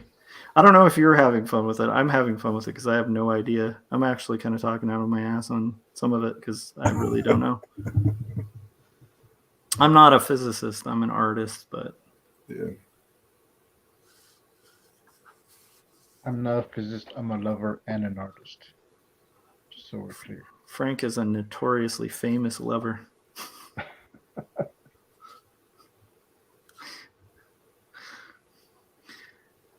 How are you holding up, Adam? I'm doing all right. All right. So I don't Adam, feel all that great. I want to hear want to hear like your take on it without arguing with you, because I don't want to argue with you. My take on what? Your take on the universe, like what you think it is. Like, if not Like the Big against the Bang. Big Bang, or just what I think is really going Just on? what you believe. Yeah. Oh, okay, yeah. So when you look at those galaxies, right, and they have a redshift, there's like 40 different things that cause redshift. It doesn't mean that they're literally moving apart. That's been shown to be incorrect. I believe that the universe is eternal. It's always existed. It will always exist. I believe that stars form out of nebula. They turn into planets. Planets turn into like little busted up asteroids and stuff. And that stuff will eventually reform into nebula. And it just keeps doing that over and over again. It's always been doing it. It always will. Is that like, okay, so just out of curiosity, because I would ask this of like Frank if Frank and I were talking about like evolution, right? Sure. I would probably ask the same question if I was like, curious or just learning about his take. Although I'm pretty familiar with his position, so that's part of why I'm not asking.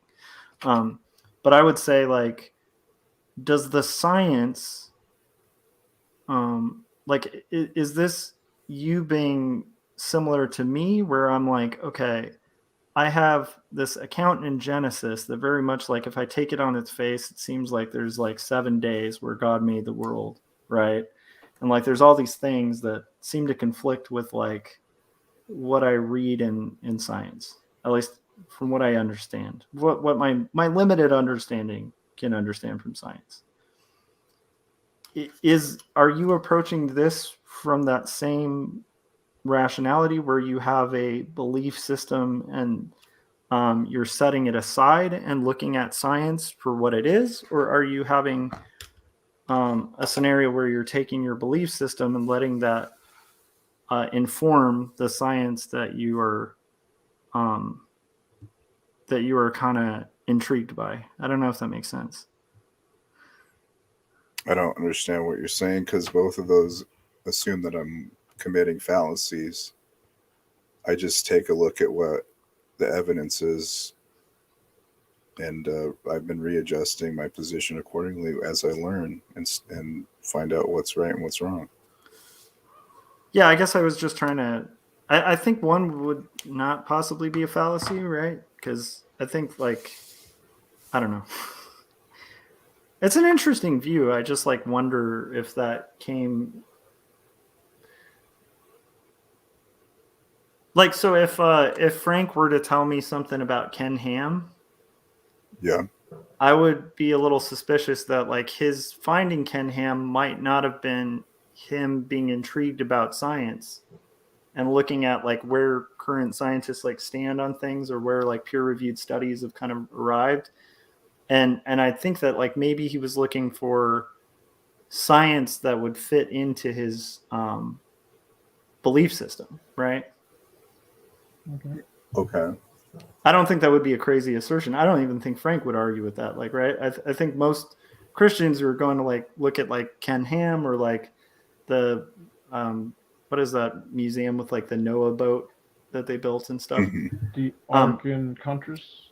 Yeah, I don't think I'm not saying Christians go to that are like closed-minded or anything. I just think like the reason they're going to it may not be like the origin point might not have been like looking for like truth in science or truth in like the field, or like looking at the leaders in the field. It would kind of indicate that like they came from like a lens of like, I believe this thing and I'm going to look for science that kind of goes with what I believe. Well, my conclusions about cosmology come from decades of study of science books, science papers, corresponding with scientists, things like that. That's awesome, dude. So yeah, okay. That's the only reason I was asking, because it was just, I don't know. It sounded like, anytime I hear science that I mean, doesn't, really, my what I believe about the universe sort of contradicts my religious views in a way. They don't really completely fit together. They're not fully compatible. yeah, okay. And by the way, I don't mean that as like a dismissive. Okay, I just actually I'm kind of pleased to hear that because like I don't know, and I always kind of ask that sort of thing with if I hear something that like, and this isn't meaning as an insult because like again, I'm not like super like honestly like there was a stream I was doing a while ago with Corey where I like forgot that there isn't really like wind in space. Okay, so this is the guy you're talking to, right?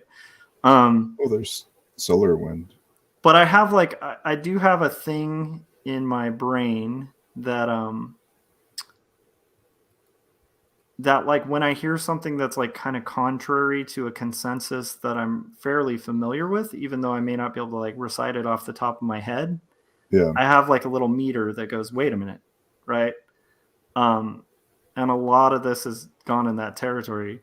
And I'm glad it's not with you because a lot of the time it will be like if I'm talking to somebody who's like, you know, looking at Ken Ham or something, which I don't think you're doing. I'm kind of glad you're not. I'm glad this is like from Well, your own sort of journey. I used to believe in the Big Bang and stuff. I used to believe in conventional mainstream science for a lot of stuff. And I studied it in depth and I found a lot of problems with it. So Yeah, I get that. it's kind of frustrating investing so much time and energy and money into something that is just blatantly wrong. It's kind of like being an atheist. I feel like a lot of people, it's like maybe they start out as Christians and they become atheists and they think it's so cool to believe in Richard Dawkins and Bill Nye the Science Guy and Neil deGrasse Tyson and the Big Bang and black holes, and they don't take it a step further and question mainstream science. They can question a religion just fine. They can talk shit. They can attack a religion. Yeah. But they can't question Neil deGrasse Tyson for some reason. They can't question the Big Bang for some reason. I mean, I like Neil deGrasse Tyson, but I'd say like almost every physicist alive questions Neil deGrasse Tyson. He's a good spokesman for, but he's not. Oh, definitely. Yeah. He's not like a guy that like the guys I met like when I was in college who were like doing physics, like they weren't like, oh man, Neil deGrasse Tyson. Like they liked him as like he was like the Stan Lee of physics. Sure. Yeah. He's like an entertainer. Yeah. And he's a good Stan Lee for physics, and he sometimes is pretty accurate, but it's like I don't think I don't know if sorry. You're killing me. But sometimes he's pretty accurate, but keep going. But like I don't know, I just I like people exploring and thinking on their own. I also do think like and maybe this is a fallacy on my part, but like I tend to like actually very much think a lot of the time it is good to trust experts. Like just in my life in general, I tend to think like I don't know auto mechanics. I'm going to trust an auto mechanic over like. Where did you learn that expression? What? Which one? We should trust experts. I trust my auto mechanic. Because I've heard multiple people use that example. Oh, this one's off the top of my head, but I mean, I wouldn't be surprised if it's a common analogy because it's like, if I think of like an expert, it's like if I go to the doctor or whatever and I have COVID, I'm going to trust the doctor. Like it's like, right. I mean, there's bad doctors out there, but in general, like if you were to tell me like, Josh, you're feeling this way, you need to do this. And then my doctor were like, you have cancer, you need to be in chemotherapy. I'd be like, screw you, Adam, I'm going to chemotherapy. You know what I mean? Like, I don't see how any of that applies to theoretical physics, though, and cosmology. I think that... yeah. Well, I was just saying, like, in my life in general... experts in relativity are only experts in relativity insofar as if it's right or wrong. Relativity is wrong, so they're experts in a wrong theory. What good does that do us if there's an expert in a theory that's been proven wrong? Well, so that's what I'm kind of getting at is like we need we need a new theory of quantum gravity, right? We know that there's issues with both relativity and quantum mechanics. They're both broken theories. They're both wrong. They So they both Adam, though, so like an you've expert studied in science. those fields are You've experts in something that's broken and wrong. you've studied science long enough to know though that like there's a lot of science that's broken but not wrong. So I mean, like making the assumption that like there's a hole in it, so therefore it's wrong is like that would be a mistake, you know. But if you're convinced it's wrong, that makes total sense too. But I'm just saying, like, just get like I could have a broken car and it's not a wrong car. The Again, fundamental teachings of relativity, that gravity warps space-time, that a gravitational well will bend light, things like that. The fundamentals, they're wrong. Quantum mechanics is an approximation at a certain scale that totally breaks down.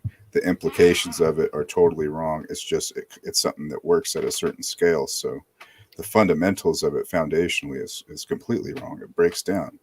okay, so It's something that's useful and you can use at a certain scale, but the implications of what it actually is saying about how the universe actually works is incorrect. yeah, but like I guess I want to clarify what I meant by like the trusting like experts in their field, Authorities, not blindly, but at least like tending to side with experts on things that I'm unfamiliar with. Here's my isn't that reason. blindly? Hold on. No, If here's you're my unfamiliar with it, how is that not blindly? It's not stupid to do though, and let me explain why. So I have a friend who builds rocket ships and spacecrafts for like NASA, and he's built like an X-plane. Like one of the planes he worked on got That's cool. designated as an X-plane. So he's an engineer. Yeah, which he uses physics a lot. Right. If I thought I had a comprehension of physics, I'm still going to trust his years of expertise and the fact that he's put aircraft in the air over mine from reading a book.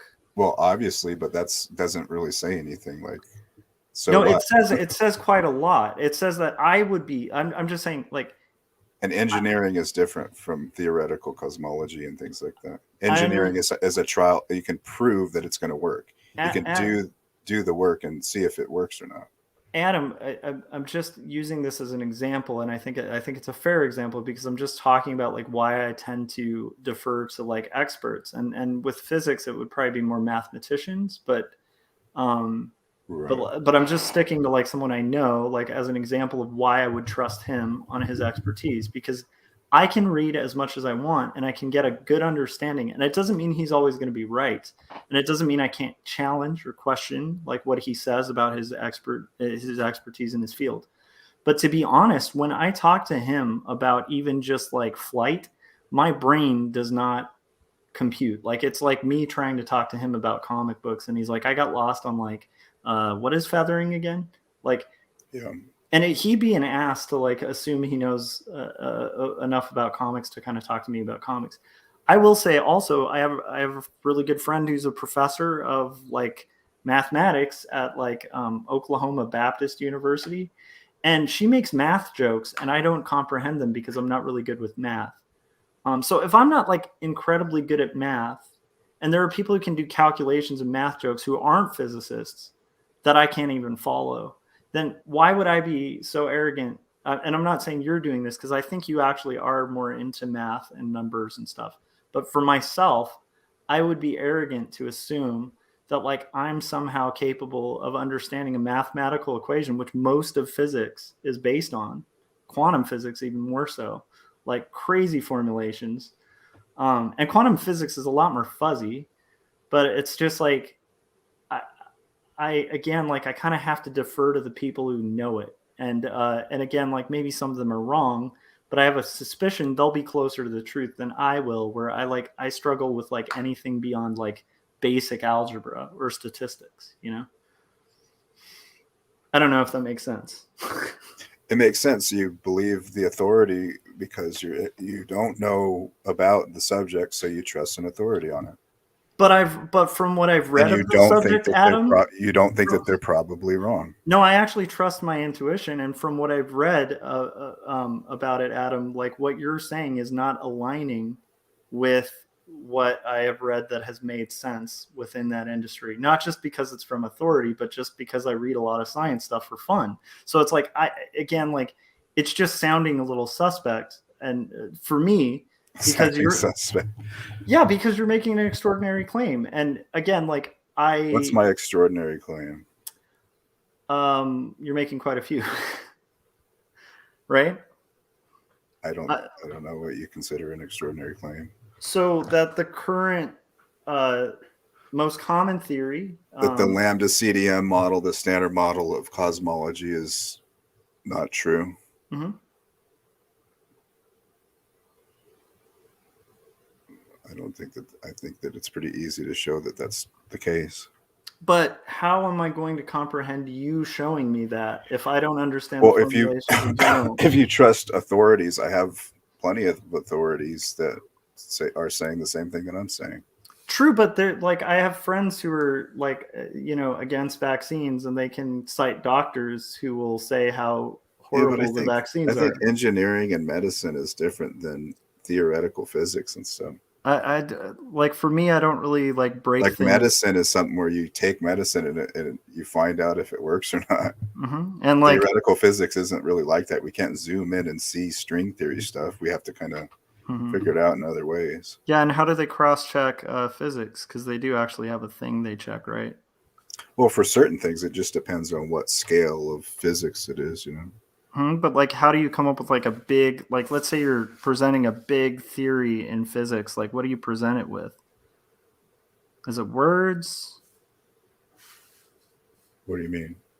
Well, there's just like this very important element to physics that I feel like, you're kind of disregarding. that is kind of testable. What is physics tested by usually?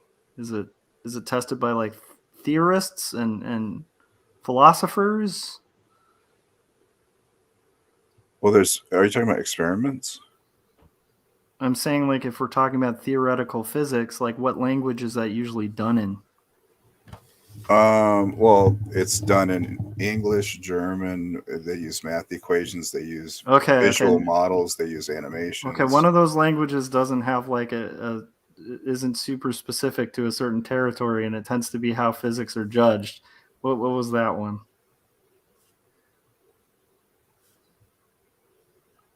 You're talking about equations? Yeah. Like the math has to work. Okay, so that's kind of my point. Is just so the math of your buddy's rocket equations works and it gets the rocket to work. That doesn't mean whatever your buddy believes about gravity is correct. He probably is completely wrong about what gravity is. But those equations get the rockets to work. Actually, my buddy's pretty engineering. Clear. He's one of the most staunchly like vocal people about gravity not really being provable or really even something we fully understand. So that goes against the mainstream, right?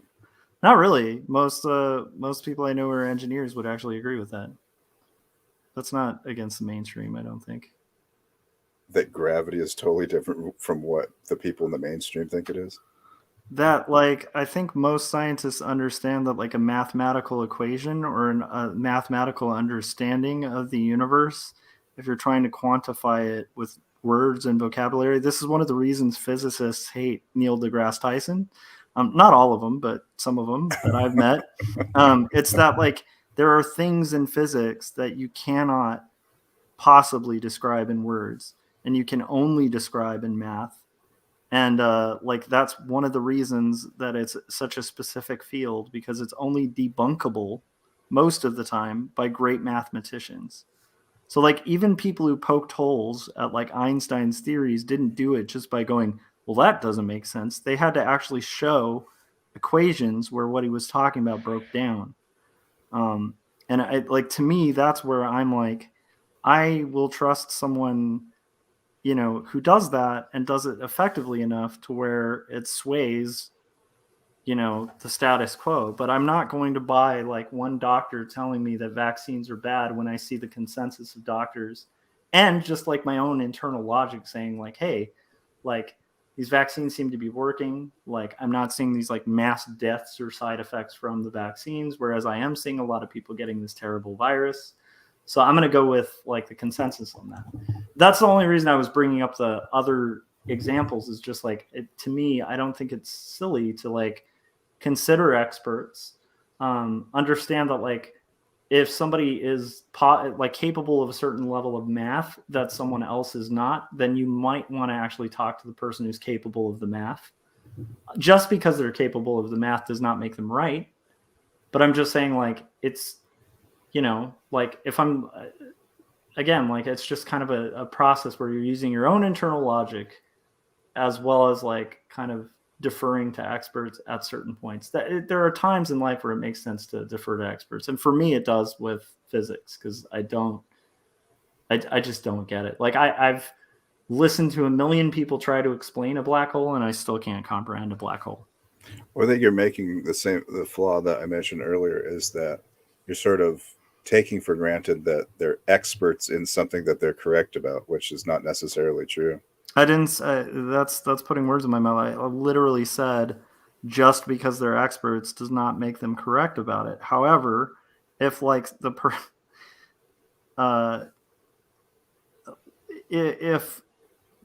if another engineer were sort of arguing with Chris, I might like be interested in hearing both of their cases. But if like somebody I know who doesn't design aircraft is like criticizing Chris, I'd be like, I don't know, man. Like, I don't know. I would probably trust the guy who's put the plane in the air. You know, it doesn't make it mean he's right all the time, but it's like, Right, but he's an engineer that can make machines that work. Well, just like if some test to see if they crash or not, it's totally different from cosmology, which does not have an equivalent. Except that, like, the only thing that falls, I mean, cosmology allows for a lot of theory, but the theories that cannot hold up mathematically get thrown out. They really don't, though. They don't get thrown out. That's Well, unfortunately, a lot of science today does not follow the scientific method. Well, they don't get thrown out entirely. Like when a theory gets disproven, they don't throw it out. They patch it up with things like dark matter, dark energy, inflation. They add these additional fictional things to it to hang on to it and save it as long as they possibly can. Yeah, things like black holes, right? I don't think black holes were ever added to fix something. Really? That I know of. Maybe they were. I don't know. I must be crazy. I thought that black holes were discovered because of math. Black holes were never discovered. That's what I'm saying. Like, they never... Did you... Black holes can't be discovered if they don't exist. Well, that's the catch, is like, you don't think they exist, but there is Hawking radiation that sort of suggests they exist, which I think is commonly accepted in science. You might think they're not. As a theoretical process.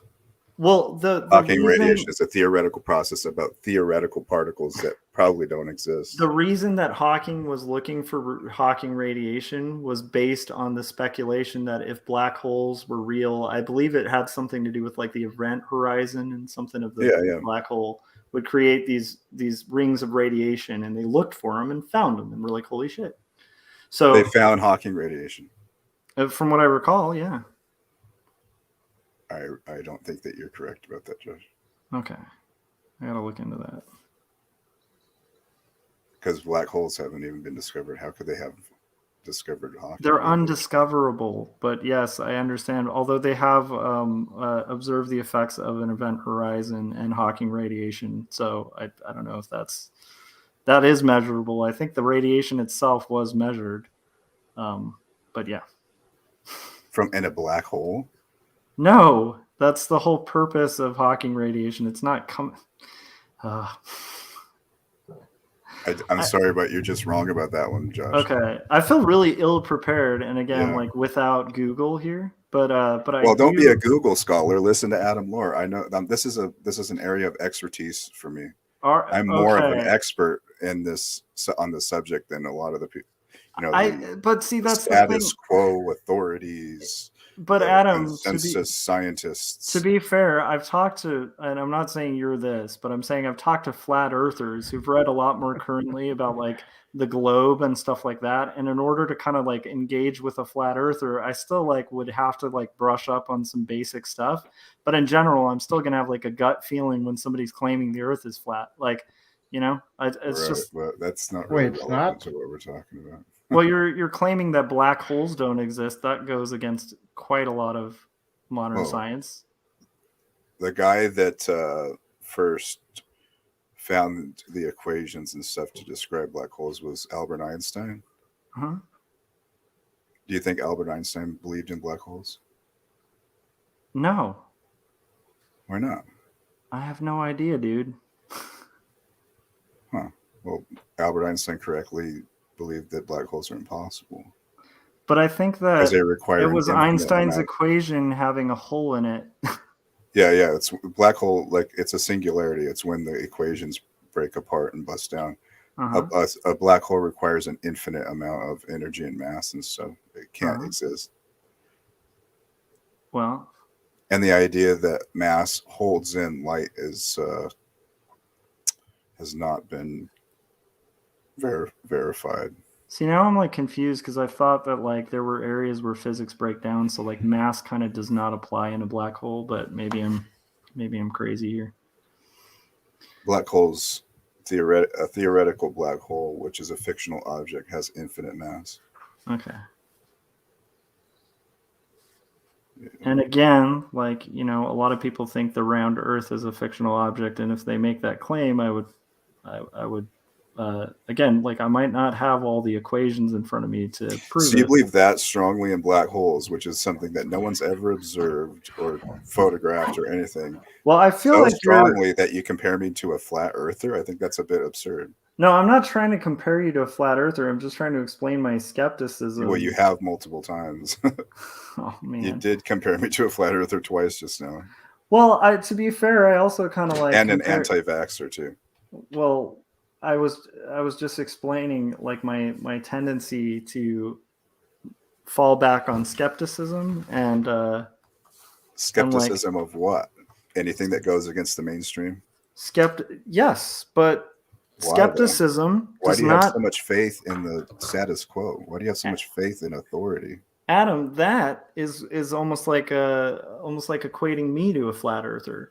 Like, so you're making the same fallacy in this about me, like where it's like I'm not assuming that because something is the general consensus, therefore true. I think that would be an idiotic way to lead your life.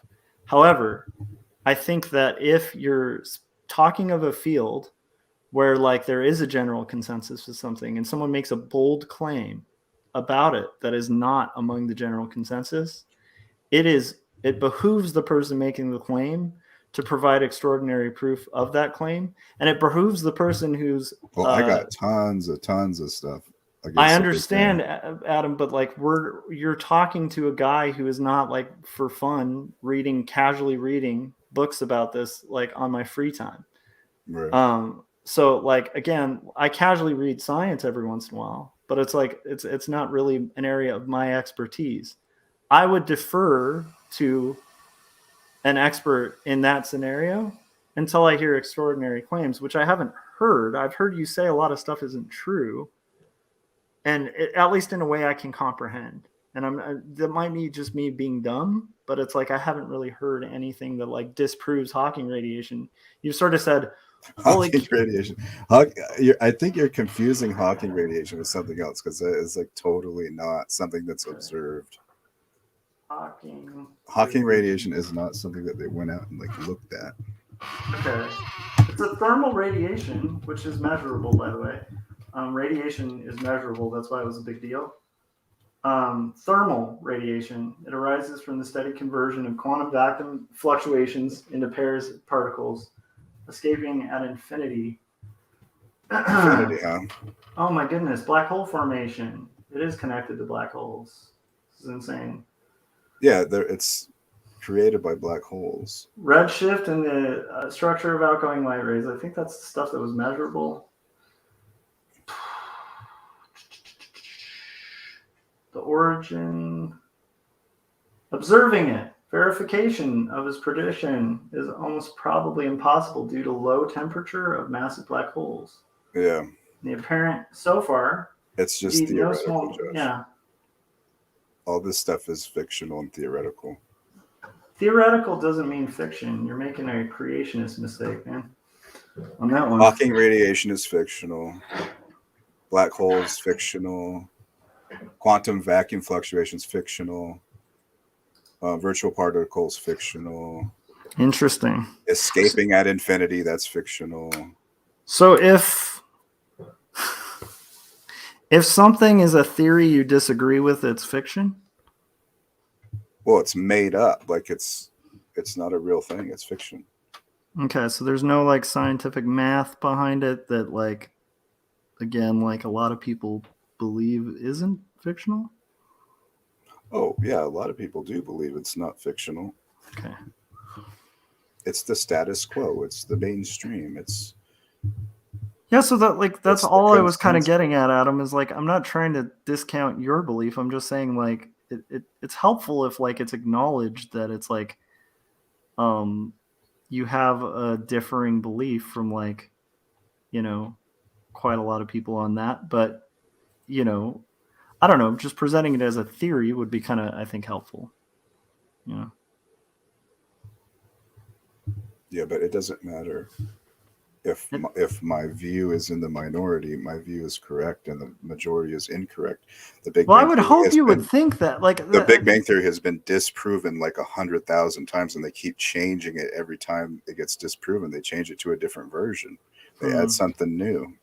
Okay, That's so why it's now the Lambda CDM standard model with all this extra crap to it. It's not just a standard Big Bang model anymore. They had to add so much stuff to it to keep it working. So I have one question though about that. Like, I agree with like your ability and your freedom and even like your rational ability to be like, okay, that's a little suspicious, right? I can understand that. Could it be possible, right? For like, have you observed ever in science something that like had a premise like gravity? And it kind of started simple, like where it's like, hey, this apple fell. I think, okay. And then there's like a little bit more complexity to it where it's like, okay, I think it's this. And then people study it a little more and it's like not completely holding up, but it's not completely abandoned. And they go, oh, well, if we kind of refine this section, it still holds up. Wouldn't that kind of be how science works with everything?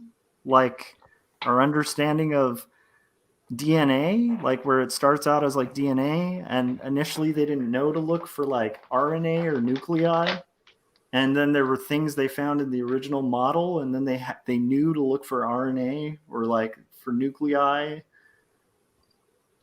The revision of a theory doesn't disprove the validity of the theory. You know what I mean?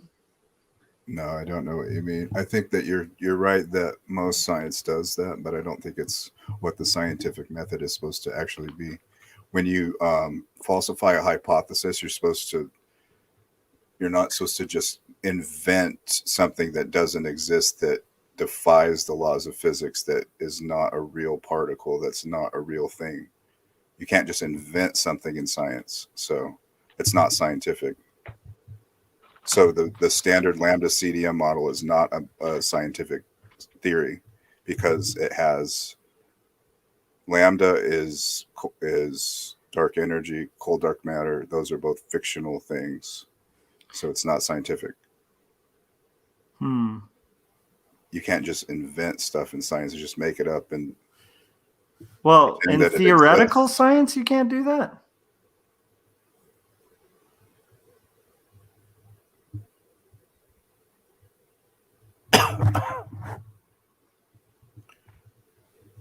There's a difference between hypothesizing something and inventing something that can't exist. Why can't it exist?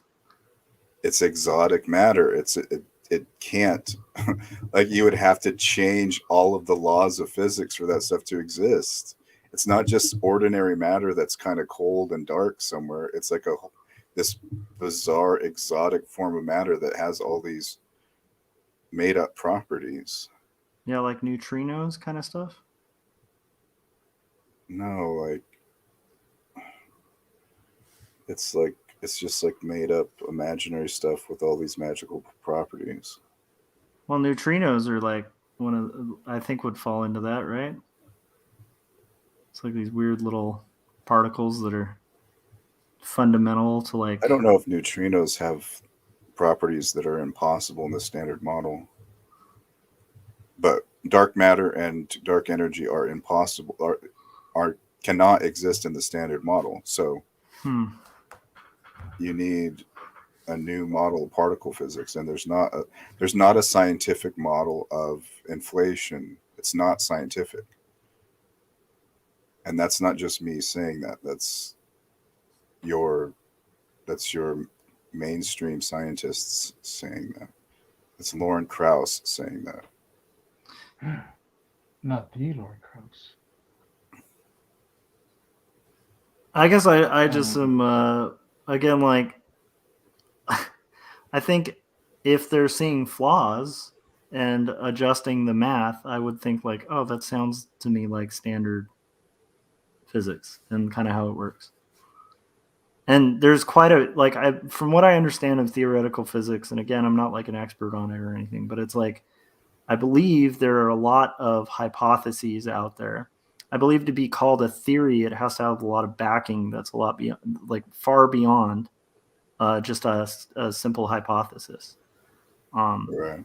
And this is where I really like science is double-blind studies, peer review, which does exist. Double-blind's hard to do in like quantum physics or theoretical physics. The only way to double-blind that is just the math. So they check the math. And again, like I think even the theories, which again are like just to be called a theory in science, like that has some weight to it for like how much it's been tested and peer reviewed and criticized. Right. So let's go back to when the consensus and the status quo majority view was geocentrism, right? The Earth was the center of the solar system. Mm-hmm. I want to go back. I want you to don't lose track of that. So like write it down or something so we don't, because I don't want to derail it, but I also need to like sneak out for 2 seconds. Okay. And I also am like, I feel in a weird position, and I've caught myself doing this before. I play devil's advocate all the time. I don't even know if I have a dog in this fight, but still, it's a fun one. So I'll be right back. Frank, how are you doing? Oh, I've been noticed, you guys. I actually have something to show you. I'll just finish this right now.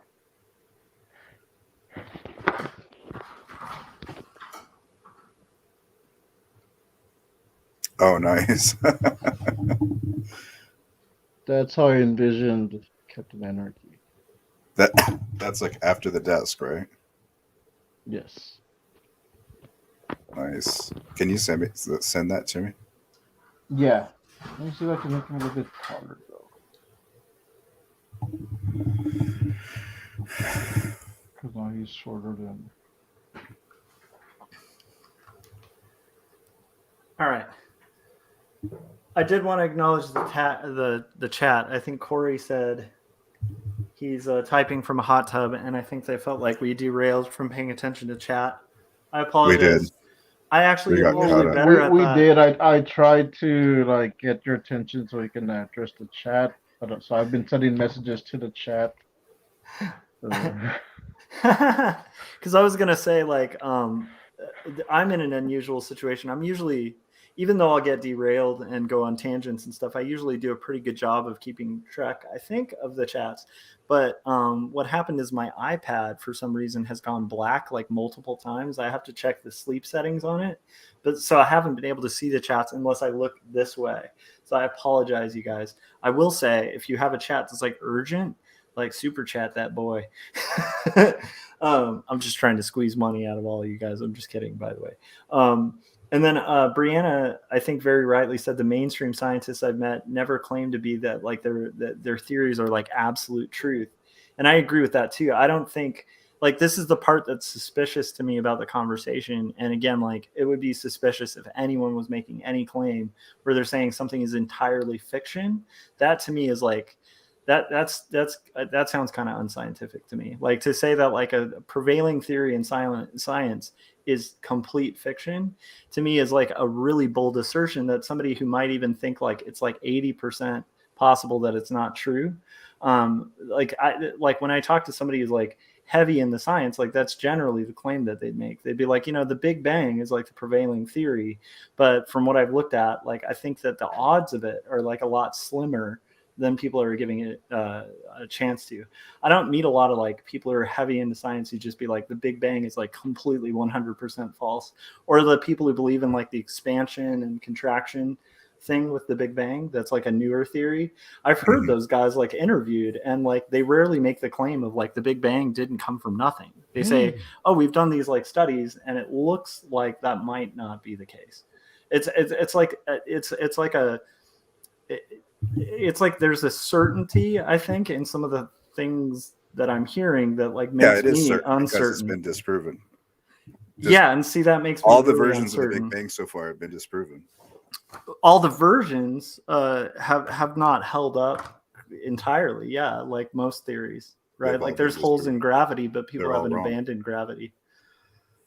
But like actually there are like a ton of holes in gravity from what I understand, right? Like mainstream scientists don't know how gravity works. Yeah, but they have rough ideas, and a lot of the math actually works so accurately that it'll get us to the moon. Right, So it's like engineering. It's engineering. You can get a math equation that works to get you to the moon, but it doesn't tell you anything about what gravity actually is. Tells you a lot about it, but it doesn't give you a full understanding of it. Like I think that's the key. Is like engineering is the practical application. Well, it doesn't comes out of the theoretical. That equation that helps us get to the moon, and actually we don't use those equations. We use Newton's equations. We don't use the modern equations to get to the moon.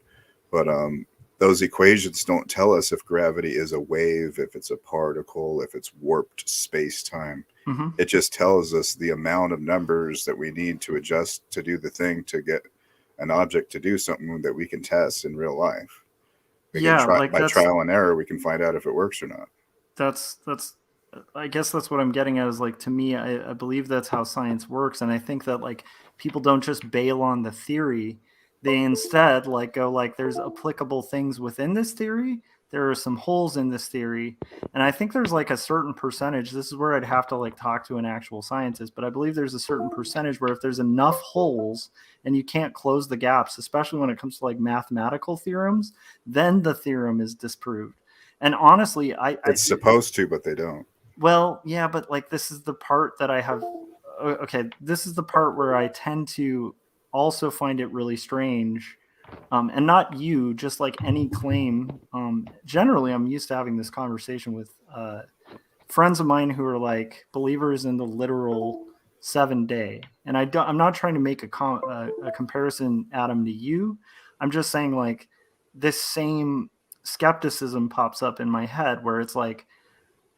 Like first off, there's like this strange distrust, and I'm not saying I don't even know if you have it, but like a lot of creationists have this strange distrust of the scientific process and sort of ignore the fact that there's like a massive incentive to disprove theorems. Like if a physicist could come out today and just completely disprove and explode the Big Bang Theory, they would be lauded. They would get like a Pulitzer Prize. Like they'd be the biggest scientist in the world. You're a true believer. Like that's what they teach. That's what you're supposed to be taught, and that's what you believe. That's what is taught in atheism, the atheism cult. Like that's just a bunch of bullshit. They don't actually fucking do that. It's just a myth. They don't celebrate. But that's also committing a fallacy of an atheist, assuming all people doing science are atheists, which is a complete fallacy. No, I'm saying that's like you misunderstood what I'm saying, but it's just that's the popular thing that's being taught, and it's not true. It's scientism. It's not science. That's Scientism is see. I feel like scientism. You might. I don't know, because when I've heard scientism defined, it's more of the idea of science kind of overstepping its bounds. So scientism, I like. Oh man, I'm gonna quote like Lennox on this, but like I love this critique of scientism. His take on it was like, science can tell you whether like like the heat that you boil water at, it can tell you like how like water when it boils like impacts like a bag of tea, um and it can tell you like what that heat and like what level of heat like that needs to be at for like a human being to consume it without burning their throat or whatever. And science can also tell you what happens when you put cyanide in that tea, right? Science can describe all of it, but what science can't do and what scientism pretends to do, that's the fallacy of scientism, is to make the assumption of like being able to say whether it's moral or not to put like to poison your grandma with tea or something. Like, you know what I mean? well, It's like what? like the point being like scientism, as I've heard it defined, is when like people of science are overstepping the bounds of science into territories that aren't science. Like Dawkins is often criticized for doing that, where he's tried to bridge the gap, but he just can't. It's where his like science kind of falls apart, is where he tries to kind of get into a moral landscape. Well, scientism is an exaggerated trust in the efficacy of the methods of science, which you seem to be displaying. I trust, like again, The status quo. You said you trust. Well, experts. Again, like, if I go to the doctor, and I know you like. Oh my God, we can't do that. We can't do the doctor thing again. But hey, Josh, before you left, I had an example I was going to make. Make it. On peer review. Okay, so let's go back in time to when geocentrism was the the consensus view, the status quo. I think Frank left. And those are the scientific papers that get published. And someone submits a paper that says it seems like maybe like all the planets in the solar system are going around the sun. Yeah, the Galileo. Yeah. Right. What happens in that situation? Okay, so there's the atheist narrative of this, which is false, and then there's the Christian narrative of this, which is false. So Galileo gets excommunicated and his life destroyed, but he does not get like put to the stake or anything. So how did the peer review process work for that one? Well, that's in a society that was run by the Catholic Church and was very anti-scientific. Okay, so bring it to today. If the consensus view today and the status quo view, the mainstream view, was geocentrism, and someone tried to publish a paper claiming that the planets go around the sun, it would be rejected. It depends. So, like, again, you had a church structure that was literally suppressing science at that era in time. Okay, but that's not what I'm talking about. That's why I changed it to modern day. I'm not talking about the church thing. I know, but I'm saying if you're drawing a parallel, you have to consider context. I'm not drawing that kind of parallel. That's not the example I'm making. Okay. I'm not literally talking about Galileo. Okay. Like so the dude that believed in aquatic dinosaurs, he was not allowed to publish his paper. They rejected it. I'd have to this is where this conversation, okay, first off, I wrote down the book. I want to read the guy's book. I think it's interesting. And I think I even told you, even if I don't end up believing it at the end, I love going down those rabbit trails. I just need to know, who are they, right? Again, that, there's often claims and of, if I'm talking to somebody about anything, where they can be big pharma or big energy or big Oh my something is gosh. like suppressing. I'm just saying, like, it so that I don't fall into Okay, that Josh, just trap. for the sake of the discussion, Yeah. let's say hypothetically the paper was not published. Hypothetically, let's just say that was the case. Yeah. So That's I have a million how is questions. that a good peer review system? I have a million questions about it, right? Okay, scientific journals vet what gets into scientific journals. Anyone can write a theory, like a non like capital T theory, I should say a hypothesis for science, right? Like you tomorrow in your living room could like write a scientific hypothesis, right? Oh, Frank's back. He needs to be let in. Hi, Frank. Welcome back, Frank. Let me in. Let me in. So like, Go go ahead. Frank, go. So I was doing the other concept with the costume, so I sent that to you and to Adam. Oh, nice. Captain Anarchy and Cool S Guy, which I can show here. So, the thing is, I need to know the context. Like, I need to know the context in the case of like somebody making a claim like something was rejected. I need to know the context in the sense of something not being published. Like I could see a world where like a student of mine who had like crappy anatomy on like something that they submitted for critique to me, right? Writes a book and talks about the bias of art school, right? When really, in reality, the reason their artwork was getting rejected was because they had crappy anatomy and it was measurable. It was objective, not a subjective judgment. It's like literally like you drew a dude with like their wrist broken and you didn't intend to break the wrist. You just don't know how to draw wrists, right? I'm not saying you, I'm just saying students. Right. Okay, so do I buy the student because they wrote some expose where they're like the art world is biased against me and like I'm just saying it's so possible. So you have a conspiracy theory then. Your reaction is a conspiracy theory. What's a conspiracy theory? What you're saying is a conspiracy theory. What would be a conspiracy? Like the student? What you just said. Well, the analogy of the student thing applied to the dinosaur paper. Well, I'm saying like it. However, there could also be somebody who submitted something. This is where it doesn't get conspiratorial. There could also be validly someone who submitted artwork that was beautiful, and I have a bias to artwork that always draws dinosaurs. And I was pissed off that it wasn't a dinosaur, and I'm really subjective about my judgment. And it's a beautiful piece of art, but I gave it an F because I like dinosaurs. And then that student writes an expose about his art teacher's bias, and their expose is dead on. So I'm not saying it rules it as a conspiracy theory. I'm just saying I need to know more than I tried to publish a paper and it didn't get published. Because I don't know the reasons. Off the top of my head, from the defenses I've heard for it, they don't sound like super convincing.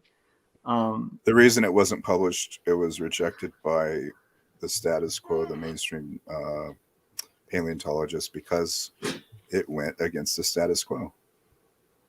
They rejected it. They didn't allow him to submit it. I need to know who the mainstream paleontologists are.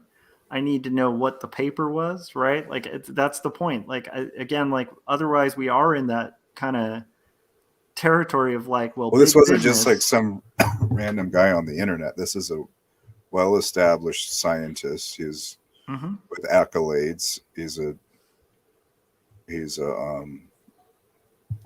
like an award-winning scientist. He's not just some random guy. Got it. But like, I guess what I'm saying is like there is a world rife with like bold claims about like big groups of people suppressing information. And anytime I hear that kind of claim, I want to know who's the big group of people and what's the information being suppressed, because sometimes there's more nuance to it. Like, again, like sometimes maybe the paper just was really junk science. Like maybe it just didn't have any salient holding up. Like I can still be like, I could be an artist who knows a ton about comics, and I could still publish a thing that's like idiotic about art, right? I guess, but it wasn't junk science. It wasn't like poorly written or sloppy or something. It was a normal paper. It was well written. It was written by an award-winning scientist with a decades-long history of experience. Okay. So in that case, like I just need to read his book and like read more Like, about. have you the never guy. heard of scientists getting their work rejected or not allowing astronomers to have time at telescopes making observations because of what their theory was and stuff? I mean, it happens a lot. Well, that happened with the Big Bang for like 10 years. Right. So the science today, scientists do not follow the scientific method. Yeah, I don't. So the tough part with like the Big Bang example, right? Like the Big Bang was attempted to be suppressed, and the scientific process won out because of Won the out. accolades. No, I'm serious. Like because of the accolades, the people who proved, at least at the time, kind of made a very salient case enough for it to become a theory of the Big Bang, benefited very much financially when it was accepted. It just took years to get there. Oh, poor Frank. Frank is the silent guest. Okay, we got to change topics because Yeah, Frank's anyways, getting we bored. don't have to talk about this. I'm like dying. Yeah, I don't really want to press it either. Honestly, I didn't even want to get into debate. But Adam, it is really interesting, and I want to read more about the guy. And I don't mean that as a dismissive thing. I'm actually kind of curious because I'm curious, like who the community was and all of that. And the only way I'm going to find that out is just reading the book. So I'll read the book.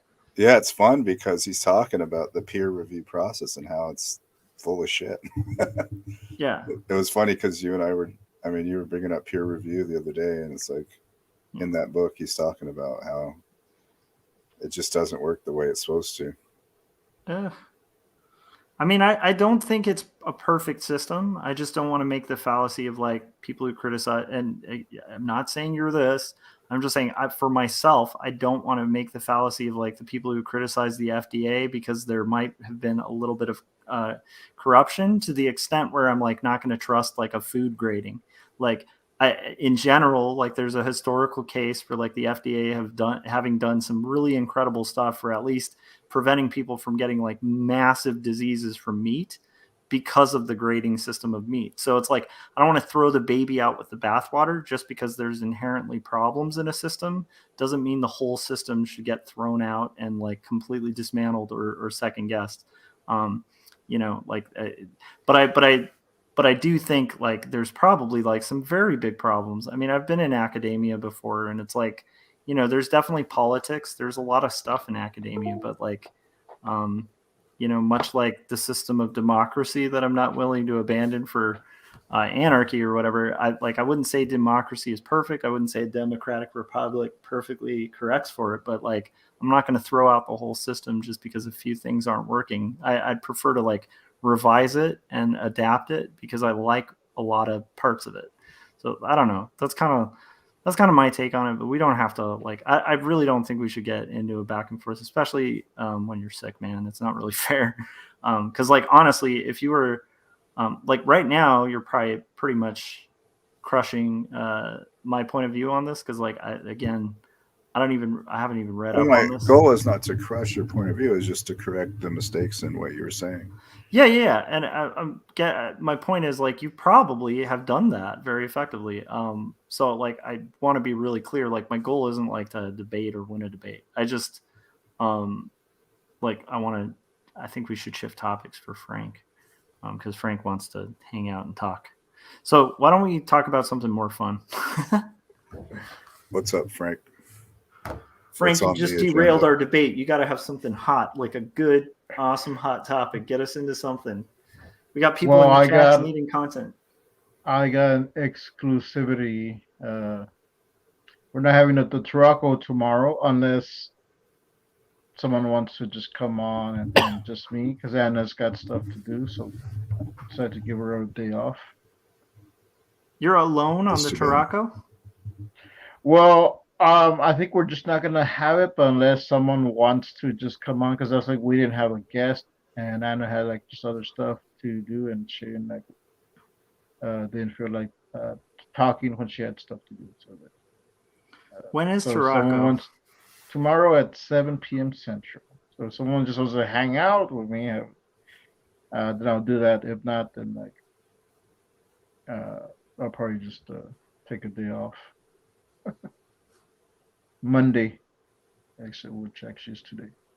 Frank, I feel like I don't want you to take a day off because I like your content, but I keep like thinking like I stream a lot, and I feel like you're on streams like longer than I am, dude. You know what I mean? Yeah. Well, I usually like my Troco streams are like an hour. Oh, okay. Because I was gonna say like a day off may not be bad, is all I was saying. But I'd be happy to not have you take a day off because it's fun to get Frank content. Yeah. Well, are you free tomorrow? You can. It's 7 p.m. Central, though, so I don't know. I might be down. I just got to figure it out. When's 7 p.m. Central though? Because I may not be able to make that time. When is that in Pacific? Well, it's 4 a.m. right now. So I'm Central. So what time is it for you? It's 5. It's 5, Josh. Oh, it's 5 Central p.m. Yeah, 5 p.m. Pacific. Yeah, I can't. I can't because I don't get home till like 6:30 or 6:40. Oh, okay. Sorry.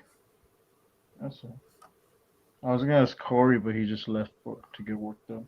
Yeah, Corey was just like, screw this crap, man. They're talking about. No, I'm just kidding. I actually think it was a really cool discussion, and I really appreciate it. And honestly, I don't doubt, Adam, that you're like way more well read than I am on this stuff. You know what I mean? So yeah, just to clarify that, I've read a lot about. It's kind of like if you and I were to start talking about Chevette Cave, I would have a crap load to say because I love Chevette Cave, right? It's just like something I'm super interested in. You know, I don't know. Okay. But I think that's cool. Hey, Brianna. Saying hi to the chat. Rodney was here. I don't know if he's still here. How is Brianna doing? What is everybody in chat working on? And Frank, what is the salient, amazing topic we need to talk about? Because we were having a heated, amazing debate.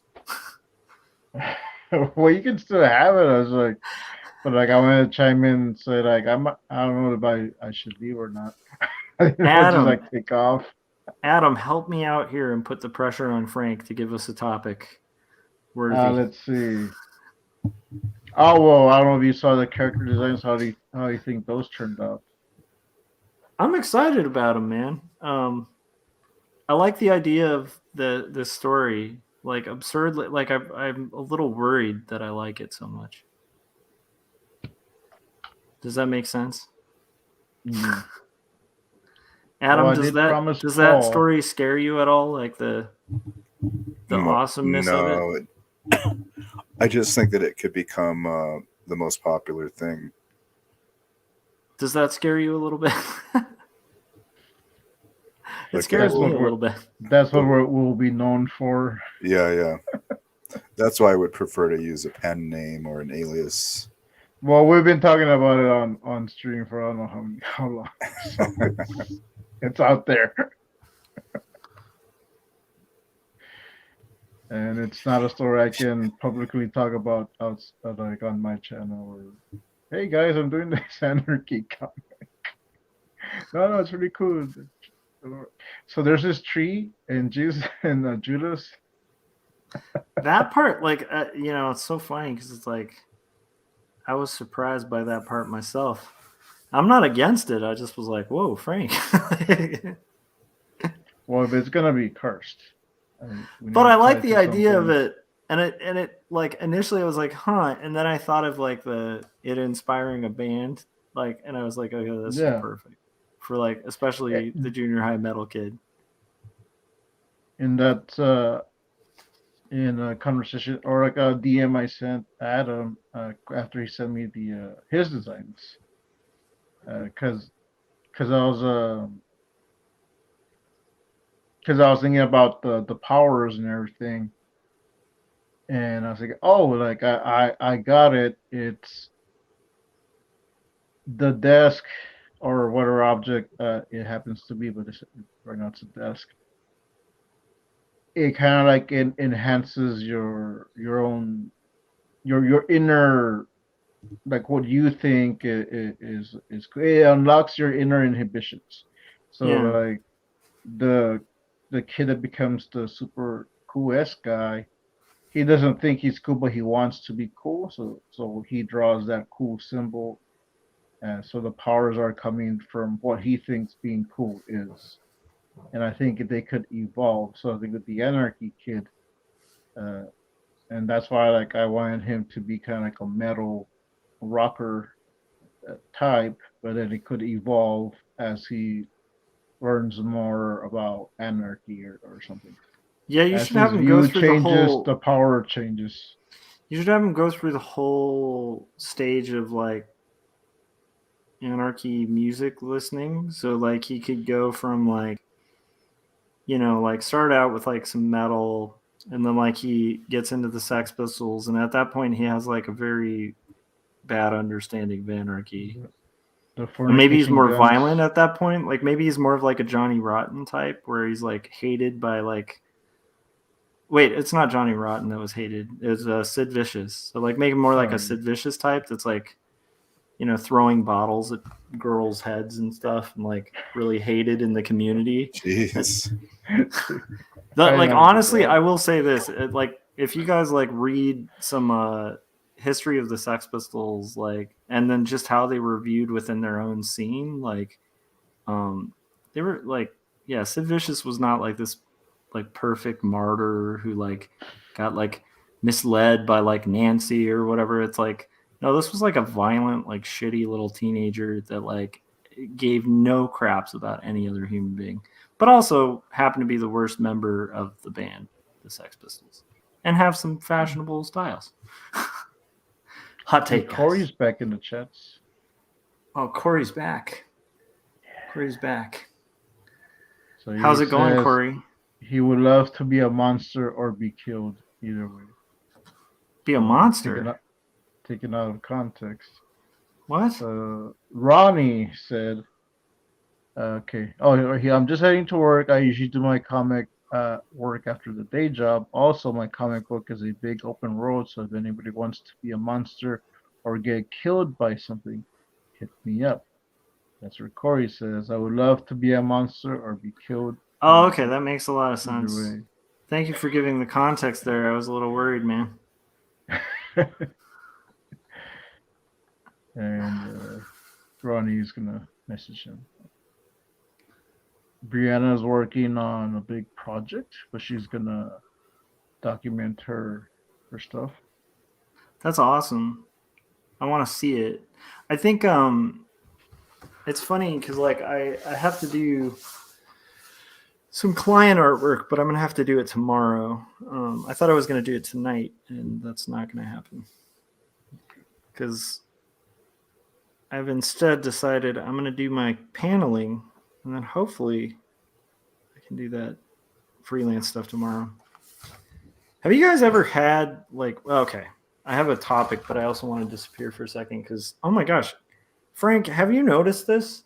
Like, I'm not kidding. It is in my soul, like this clockwork. Like I have an internal clockwork that just knows when an hour has passed. It's like, it's weird.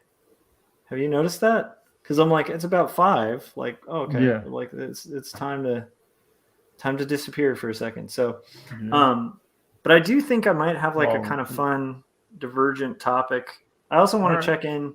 Adam, are you good, or do you need to like rest, dude? Because we also want you alive. I'm gonna need to rest at some point, but I have been sleeping like almost the entire day. So okay, I'm not really very sleepy. Okay. Well, I appreciate just because I slept a lot. Yeah, well, you're welcome, and like it's awesome having you. I just want to also make sure we're like kind of watching your back because I don't want. Yeah, I'm doing all right. I'm just kind of like laying back with my microphone Cool. Because I'm getting enjoyment out of on my this, belly. but I don't want to profit off other people's misery. That's my point. So, okay, cool. No, we could I do. let's make some money off of this somehow. What can we do? I will say, you guys, if you want to support Adam going through all this, you should all buy Toad Road, issue number 1. It's a good way to support a friend and also a cartoonist. And just, yeah, I mean, he's made some really good work. So go support it. And yeah, I don't know. That's a way to help Adam, I would imagine. Awesome, thank you. All right, Yeah, it's at indieplanet.com. They spell it wrong because they don't know how to spell indie. It's INDY, which is spelled wrong. Yeah, it was probably started by newer indie kids who didn't listen to Pavement. That's me being a music star. Well, I wonder if in INDIE Planet is a different website. I wonder. If not, we should I think they're trying to be we should different. start one and make it the real indie place. All right. They're fans of Indiana Jones. That's what I thought. This is my copy of. Oh, it's right here. The Safe for Work or the family-friendly version of Toad Road Comics. Yeah. So you want to get that? It is you don't have it on here? It's indieplanet.com/ something. No, it's not on there. I don't know. The easiest way is to just go to Indie Planet and type in Toad Road or my name, Adam Lore, or just go to my YouTube channel and the link is like in the comments section of like all of my videos pretty much. So yeah. Corey, I should probably find an easier way to do it. Corey just made a comment that was very dystopian in nature, as Corey does, and of course tying in with the digital universe, where he said, "I'm in the chat," and then he said, "I'm fictionally in. In reality, I would like to remain a live human."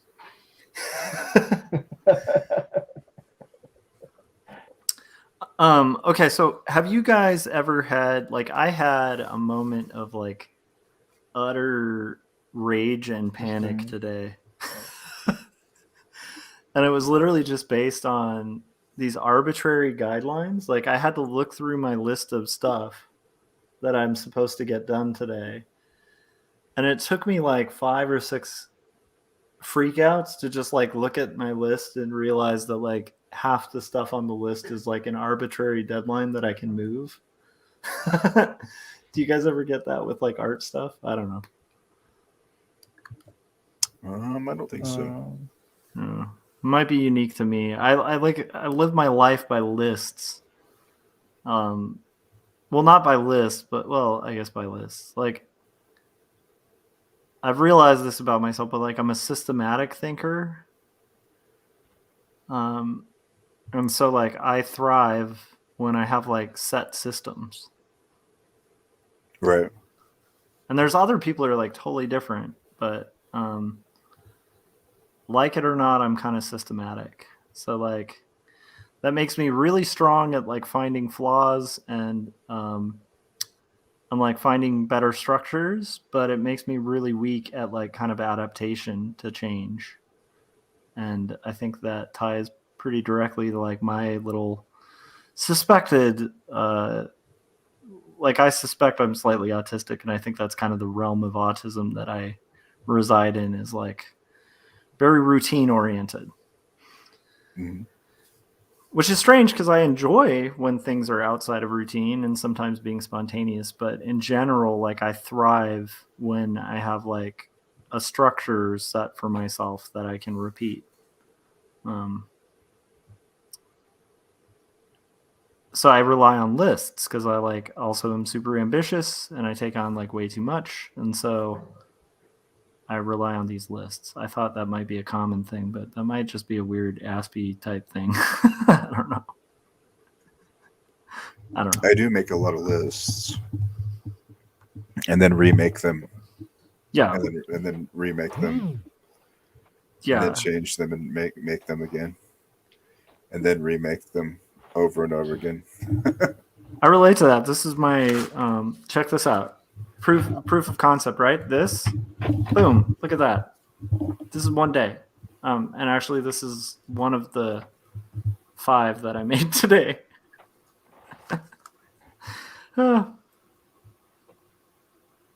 Okay, sorry. I was just back in what you were talking about with visual component.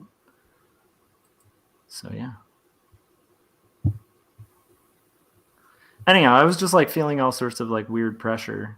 And I realized like a lot of it was just my own self-expectation as opposed to like someone else's expectation. Right. And I often fall into that trap of like these high self-expectations that I don't quite fulfill.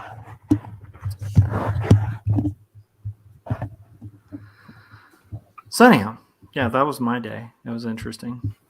It wasn't COVID.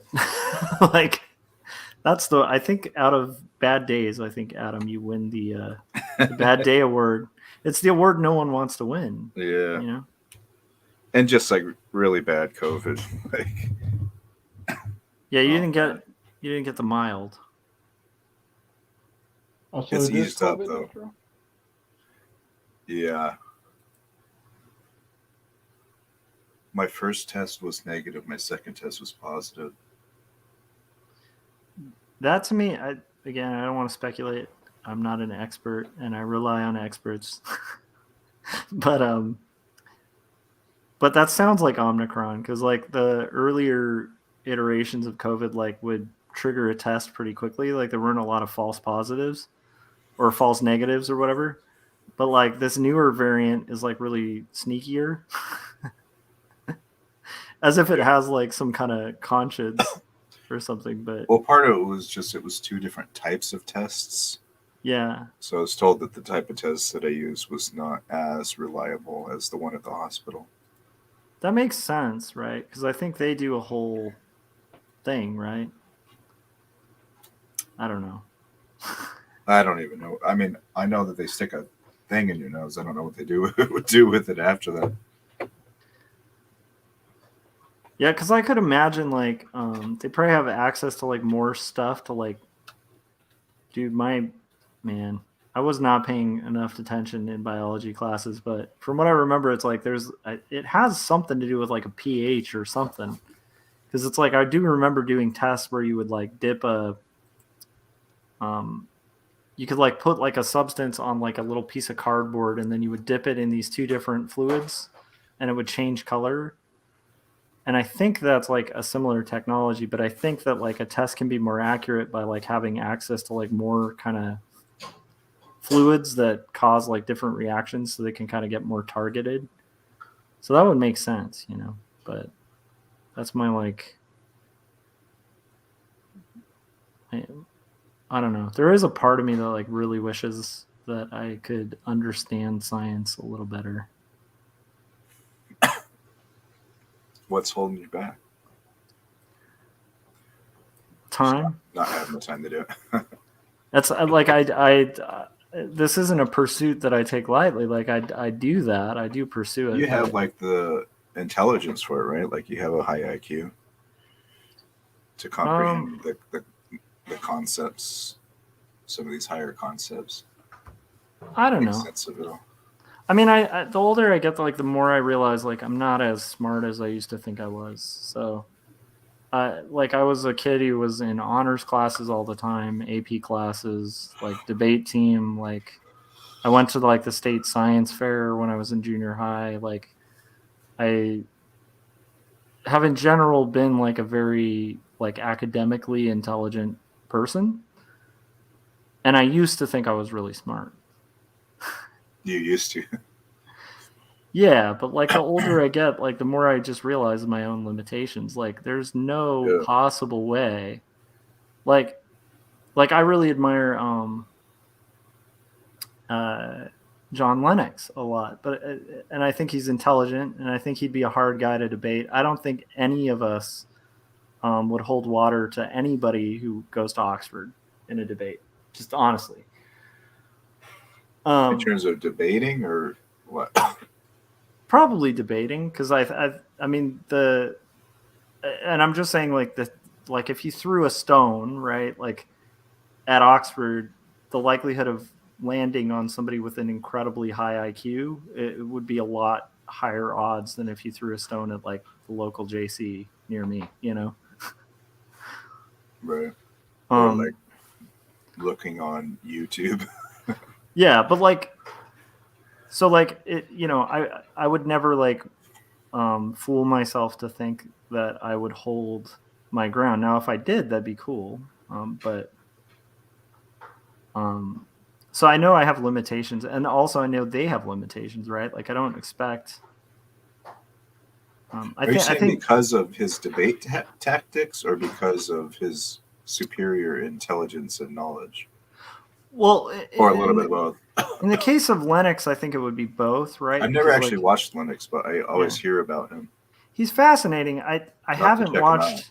I'm kind of glad I haven't watched, but unfortunately, I got into Lennox a long time ago, and then I found out they have like a documentary about him with Kevin Sorbo, and I was like, oh man, I was so disappointed. I was like, I really like Lennox, but I don't know if I want to watch. Frank, don't you like Kevin Sorbo's stuff? There's nothing wrong with that, by the way, Frank. So, I mean, I don't like Kevin Sorbo in Hercules. I remember you guys were talking about some movie that he did, but I can't remember what. Oh, it's side you guys came out. God's Not Dead. God's Not Dead. Yeah, yeah. I will say, Adam, if you want a good comedy, you should watch that movie. Okay. That's horrible to say, but dare you? I'm sorry. But I think he is really intelligent and stuff. I think like Hitchens was like a heavy hitter, like on an intellectual level. I think that guy would be really difficult to defeat or talk to and like fully comprehend, like, because I think he had a really high level of comprehension and like a verbal astuteness that's just hard to like match, and a charmingness that's like, but my point is like all of these, I could name like a list of a ton of intelligent people that I think are probably a lot smarter than I am, that I'm probably smarter than they are on certain things, right? But it's like even art, like just when you feel like you've gotten really good at art, you find a new secret that you haven't unlocked, and you're like, crap, I'm really not that good. Corey says, I hate lists. I fly by the seat of my pants wherever possible. I remember Corey saying that. I don't know if you guys remember, I was like planning out like 5-10 years into the future, like all of the projects I wanted to do. So I can't do that. I can kind of do that, but I can't rigidly adhere to something on like a grand scale. Like it so but I relate to that. I do have like things, but I also think that might have come from having those. I think I told you like my journey with like, like the Xeric and like the whole plan kind of coming to fruition, and it was very like mapped out. Sure. And then like there was something that came along and just kind of like shoved a, like a wrench in the entire thing. All right. I'm gonna head out, guys. Oh, okay. See you, Frank. Bye, Frank. See you tomorrow. You're doing Toronto tomorrow, right? Kevin Sorbo. Oh, Frank, you are doing Toronto tomorrow? Well, that's what I'm trying to decide. I just need, like, I can come on by myself, but I really have nothing to talk about, so it's gonna be pretty boring. Someone go on with Frank on Toronto. If someone wants to be a guest, this is your chance. 7 p.m. Central. I kind of want to go on. I know you're sick, Adam, so I don't want to like force you on there. And I don't want to turn into a debate on Linux, and like I just want to talk comics. Okay. I love the idea of talking comics. Hey, well, why don't you have Brett Keane on? Oh, please, no. Yeah, no. I see Corey is in chat. I don't know if he's available. I mean, I can push it since we're not really. I can change the time. Frank, I was gonna say, I might be able to, but it would have to like be substantially later. Like I'd probably have to do like 9 p.m. my time, which would be, I don't know what that would be your time. I'm not sure what that would be. That might be like 1 in the Central. morning or something. Oh, am I? Because that's hard. It's like that. One of the reasons we go so late on Artcasters is because like I literally can't start until my son's asleep. You know. Yeah. So, but I'm willing. Like if you wanted to give it a shot. What time was 9 p.m. my time? Let's see. Because right now it's 2:20 for me. Okay, so it's 4:20. 4 for me. Yeah. 9. So I don't. Okay, so about 11. Yeah. So again, if that's what you want to do, I'd be down to come on. I'd be honored because it's a fun thing. But if not, then like, yeah. Well, we I definitely can- want to have you on. I know there's like some guests that Anna would like to be there. Yeah. So like I think you probably would be one of them. I could do one like with a little more lead time that's like around your time, but it just requires me to like get out of work at a certain time and Yeah. a lot of lead time before. Yeah, this was last minute because I wasn't sure if I was gonna have a guest, but I was like, I think I'll just do a free topic stream. But Anna is more like if there's nothing like really pressing, she'd rather do some work 'cause she's got like a lot of stuff to catch on. So like, okay, no, that's Yeah. fine. I understand that. Yeah, I relate to that a lot. It kind of reminds me of my like arbitrary deadline thing I was talking about, where I was like pressuring myself about all this stuff, and then I had this like moment where like the light dawned, and it was like, oh, this is all self-imposed. Corey is saying he missed it. He heard his name, but he missed it. So Corey, we have an opening tomorrow in the Truckle. It would just be me. So if you want to hop on as a guest, I usually stream at 7 p.m. but Central, but since we're kind of freestyling, I can push it a little bit later. Sounds like fun though. So Frank, have you tried Ronnie too? I don't know if Ronnie's like timeline aligns either, because like I know when we do these, we've had him on as a guest before, but we used to have a different time. So I think most people like for the days are off like the times are off like that, I would need to tell them in advance so they can figure it out. So yeah, like I'm not like rushing for a guest, but if someone wants to be on, yeah, it's a good point. It's a good opportunity, you guys. Reach out to Frank if you want to be on Sirocco, because it's a fun experience, and Frank is a pretty damn good interviewer too. I know on these streams I tend to like dominate conversation, and a lot of that's just my terrible personality. But Frank is really a good interviewer and a lot of fun to talk to. And also, I think one of the things that makes Frank such a great guy to talk to and hang out with is that he's very charitable in a conversation too, which is really awesome. So you guys should jump on that opportunity and hang with Frank. Also, send me a message if anyone's interested. Corey just said he wasn't gonna be able to. Yeah, I think Corey's like kind of rocking like some vacation stuff. So yeah, that's good. Yeah. So he doesn't have his studio, so he won't be able to show off his cool stuff. All right, I'm gonna take off, guys. Bye, Frank. See you later. Have a good night, Frank. Bye. Thanks for hopping on. Captain Anarchy sketch looks awesome. Yeah, it is pretty rad, dude. Oh, Frank, where can everybody buy your stuff to? Make sure you let them know. Oh, well, if you go back in the chat, so you might have to watch this later, but I did put a link tree to my stuff. Link tree, Salazar Art Nation, I believe. Oh yeah. And you can go on Etsy, look up Salazar Nation Comics. You can go on any of my videos on Salazar Art Nation on YouTube, and there's links there.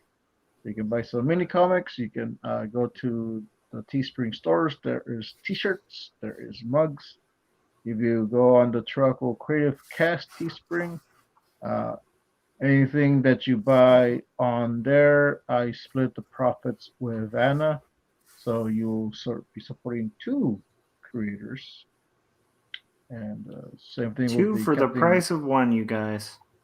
yeah. Same thing with the Captain Goggles comics. You know, I work out a deal with Anna, so she gets a profit from any of that too. So I love it. all right, bye guys. Have a good night. See you. Good night.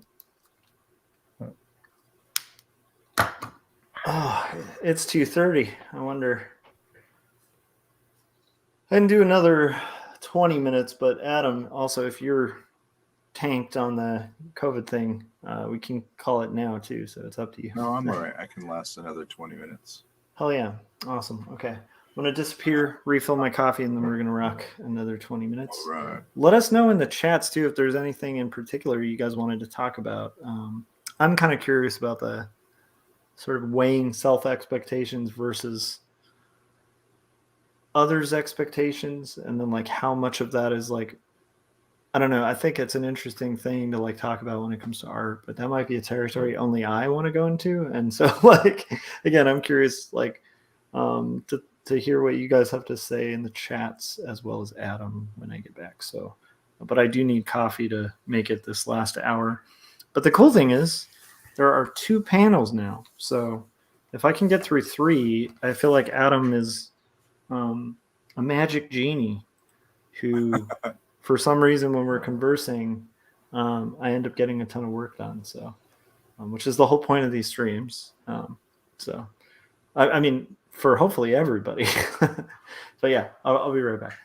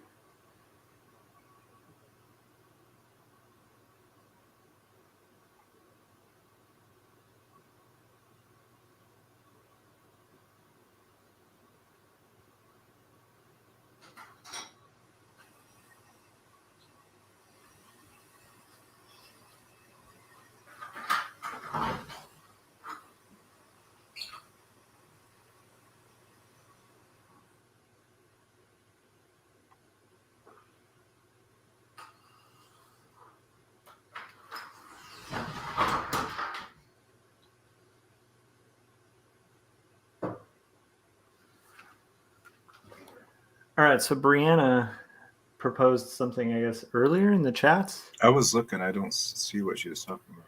She said, did you know that imagination game The Diner, if you could invite anyone alive or dead for an evening at a dinner table, which 5 people? Oh, now it's 5. I've heard that with like 2 people, but now 5 is going to complicate this. My brain at 2:30 in the morning may not be able to. Okay. I like that question, though. We'll do it. You down, Adam, for that one? What 5 people would you have dinner with if you could have dinner with anyone alive or dead? Have dinner with. And I'll clarify it because this is always an impossible question to answer because we change from day to day. So, like, let's just say today, as opposed to like for all eternity, who would you choose, right? Yeah. Well, okay, so 5 people. Bill Watterson. Ooh, good choice. Who did Calvin and Hobbes, of course. Jeff Smith, who did Bone. John Linnell from They Might Be Giants. Ooh, Probably James Kachalka. nice. Yeah, I feel like your and- humor is it's interesting. Like your writing, I think, has a little bit of Kachalka in it. Yeah, So, yeah. yeah. Kachalka's definitely a big influence on my comics and my music. I would You have to know, go I with forgot he did. Jim Woodring, I guess, for the fifth. That's awesome. Does Kachalka do music? Yeah, yeah. Okay, and now I have a new Spotify thing to add. Very fun, catchy. If you've heard my music, it's similar to some of the stuff. Ugh, Adam. If you listen to James Kachalka, you're like, oh, this Adam Lore guy is not so original after all. That's okay. I think that applies to anything. Like, I think if somebody were unfamiliar with indie comics, they would think like what I'm doing is revolutionary. But if they read like American Splendor, they'd just be like, "Oh, this is like in that vein," you know. It's like just because roads have been paved before. But it is fun to be like in that temporary moment when somebody thinks you're completely defining new roads.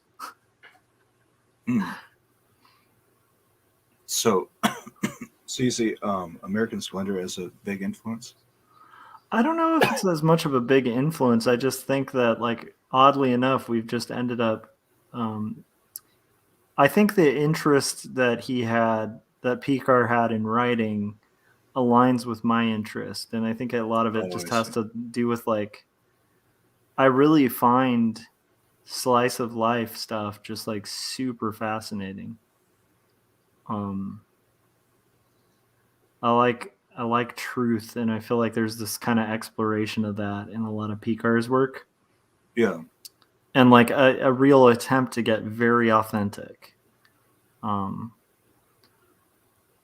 it's like I don't think I'm really that influenced by it, but it's like I think there's definitely like been a road paved there that I could kind of fit along. I don't know if I'd be like on the same level, but I think we're heading on similar paths, right? Let me see. So 5 people. It's boring if you say Jesus. I think if you're a Christian, though, you have to say Jesus. I mean, I'm gonna say Jesus.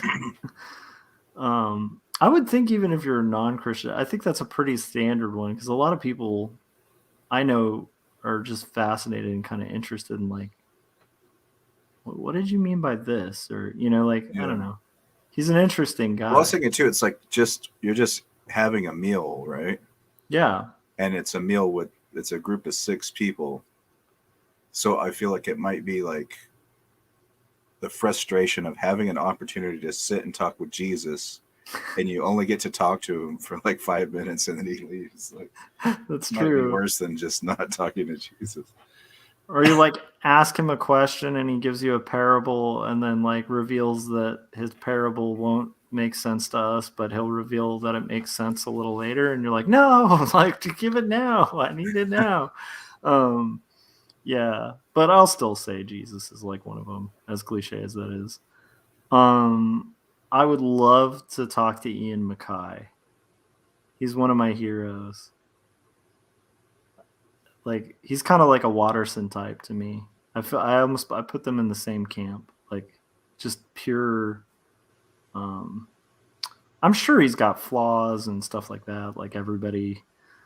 But just for like a dude who like held his ground and kept his standards. And also I love his philosophy and just like outlook on life and stuff. I would love to meet Ian MacKaye. Or just to tell him that like every conversation I have, pretty much every conversation always somehow mentions Ian MacKaye, Fugazi, or Minor Threat.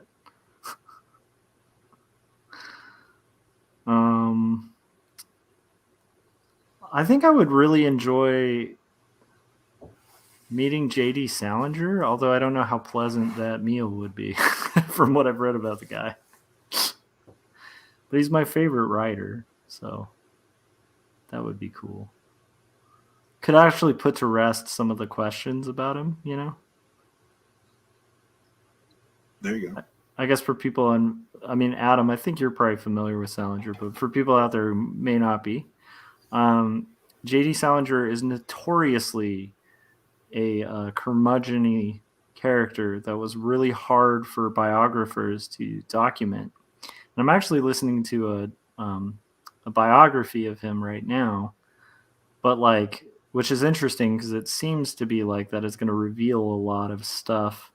There was a famous biography that was written about him, I think in like the 40s or the 50s, and the thing got quashed like right as it was going to publication because it was republishing some of Salinger's letters to friends to like kind of piece together a biography, and he was so offended that these personal letters had been used, he canceled the book. And so the guy who wrote the book had to write another book that took out all of the source material, and he ended up writing a book about J.D. Salinger called, I think, In Search of J.D. Salinger. Huh. So I anyhow, know next to nothing about J.D. Salinger.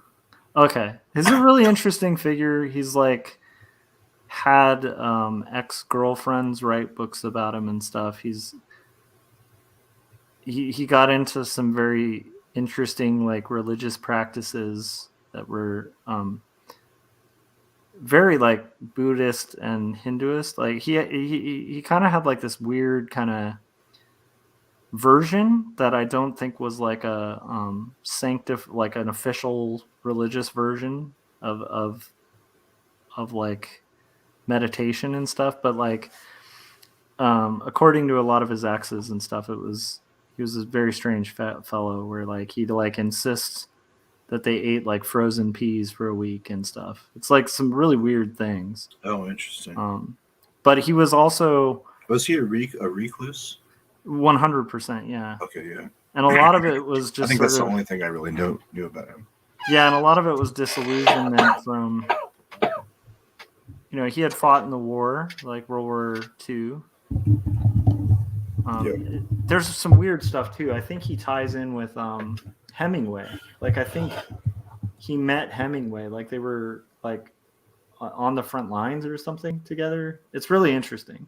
But like Salinger was like the young kid grunt who was like, "Hey, you're Hemingway," like that kind of thing. But yeah, there's all this like really interesting stuff. But I love his writing style, and I mean, I've never had a moment where I've read like Catcher in the Rye or like 9 Stories or Seymour an Introduction, like any of his work where I've like not been just like taken something new away that is just really deep. And I don't know, I just would love to like get his take on writing and stuff, but I also think he'd be a really tough dinner guest. So how many is that? 2.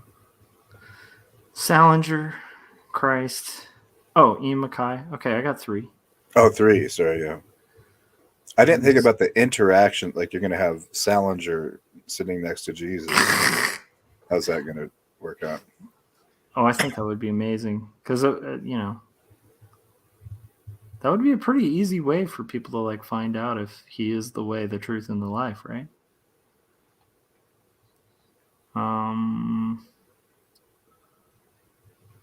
Oh man, see, this is another cliche, but I really dig Gandhi.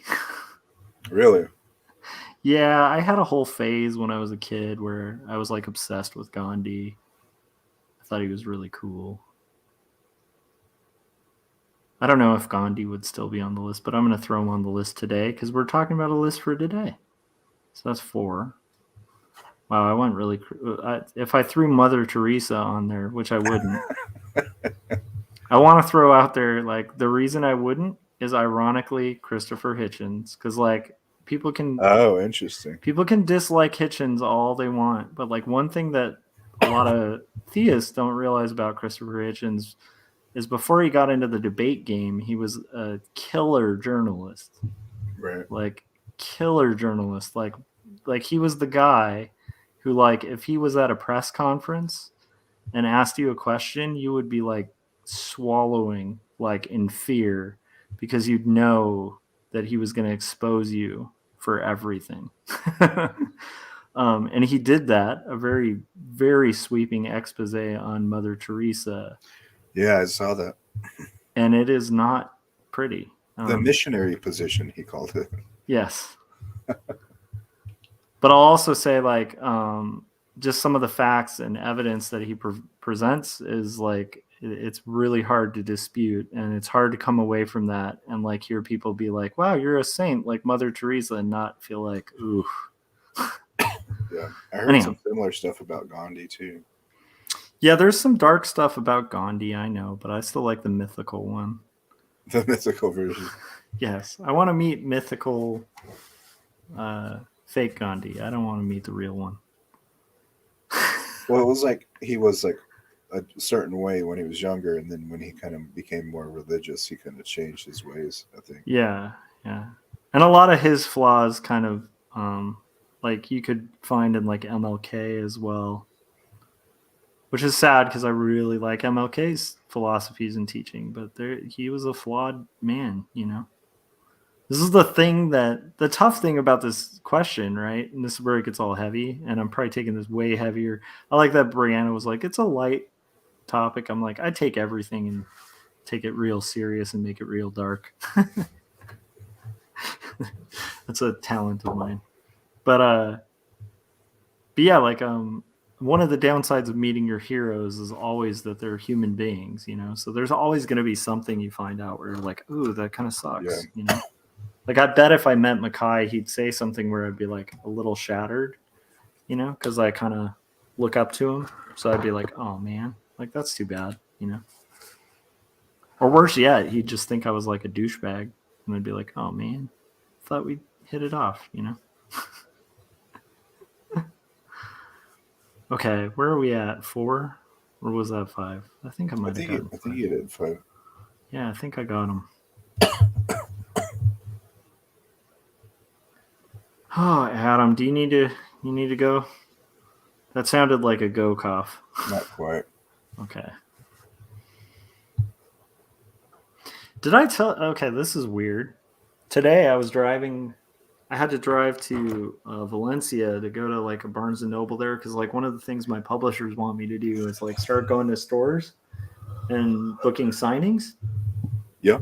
And it's best to do in person, right? Because you have that like in-person interaction. But the downside of that is quite a lot of these stores aren't doing any in-stores because of COVID, right? Understandably. Right. So anyhow, I go to this Barnes & Noble. I find that out. What's cool is it still has an added benefit because they're like, okay, but we're going to shortlist it. So that means they're going to order like copies to carry in the store, which is like, okay, cool. That was worth the trip anyway, right? And I tell them like, hey, if you guys aren't, even if you aren't doing signings, if you need me to, I'll happily like sign copies that you could sell in store, you know, if you want, but just let me know. I left them with my contact info. I'm driving back home. It's about an hour drive on the freeway. 5 cars ahead of me, a blue car just like flies. Like so the 14 is like a 2-lane highway, right? Uh-huh.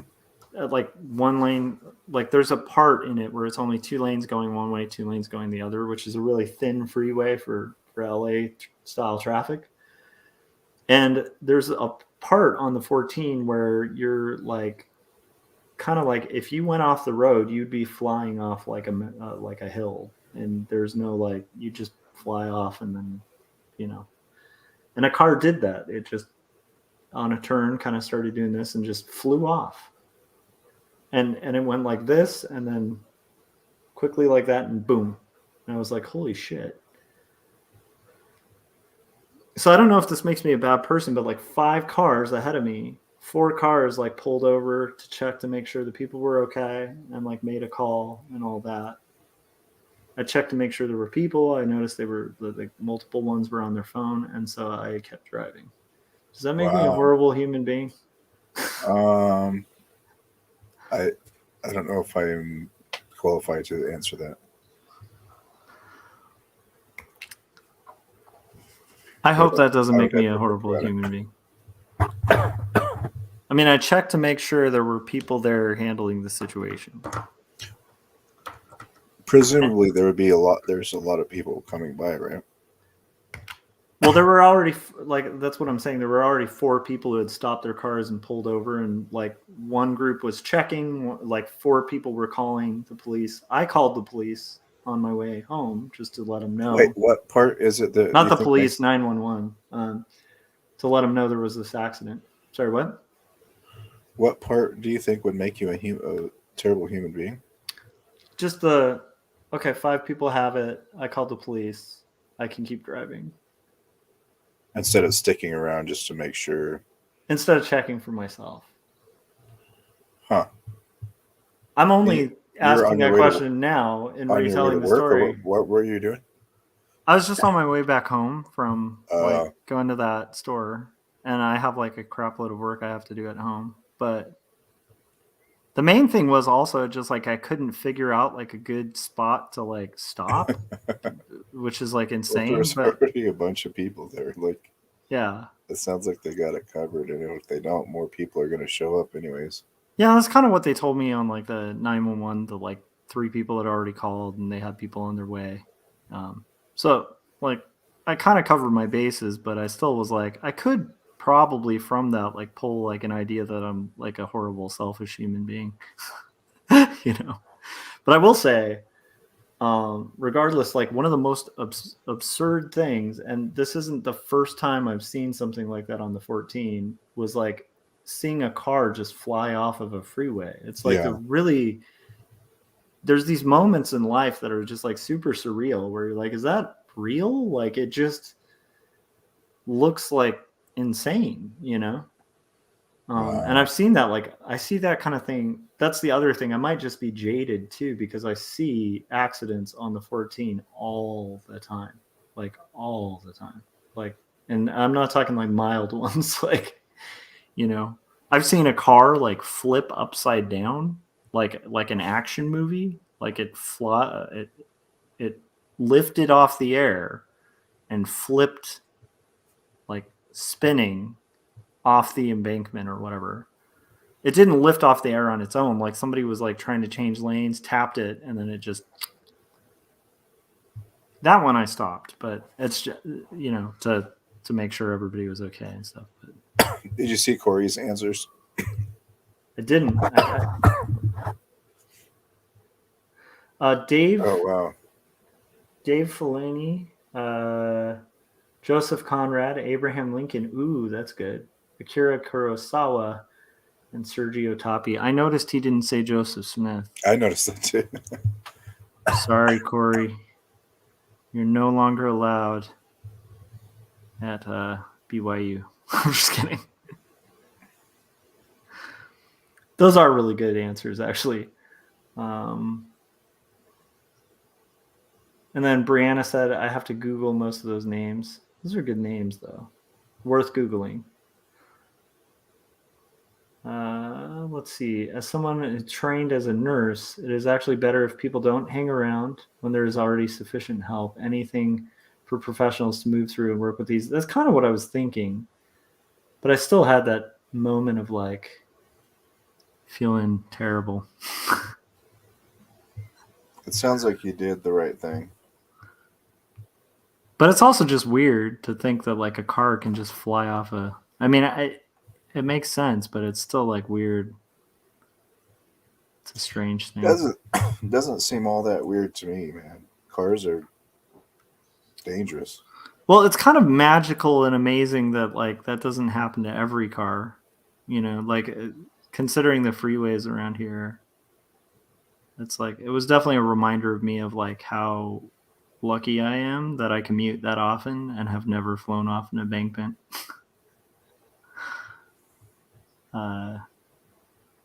Scary stuff. It is, but it's like weird, you know. It's like it happens, but it's the reason why I don't drive. Yeah, I understand that. Cars are crazy. Cars are real. Well, they are crazy, but like I think that when I didn't drive, they were even crazier because it's like almost like the fear of like the unfamiliar too. But in a weird way, that fear is probably pretty healthy, you know. and the familiarity might be a little dangerous. So it's a weird thing, man. Cars are weird. Yeah. I don't know why I was thinking about that. I guess I was thinking like it's kind of weird that like I saw that today and I hadn't mentioned it on stream. Because it's an awfully odd thing to kind of see.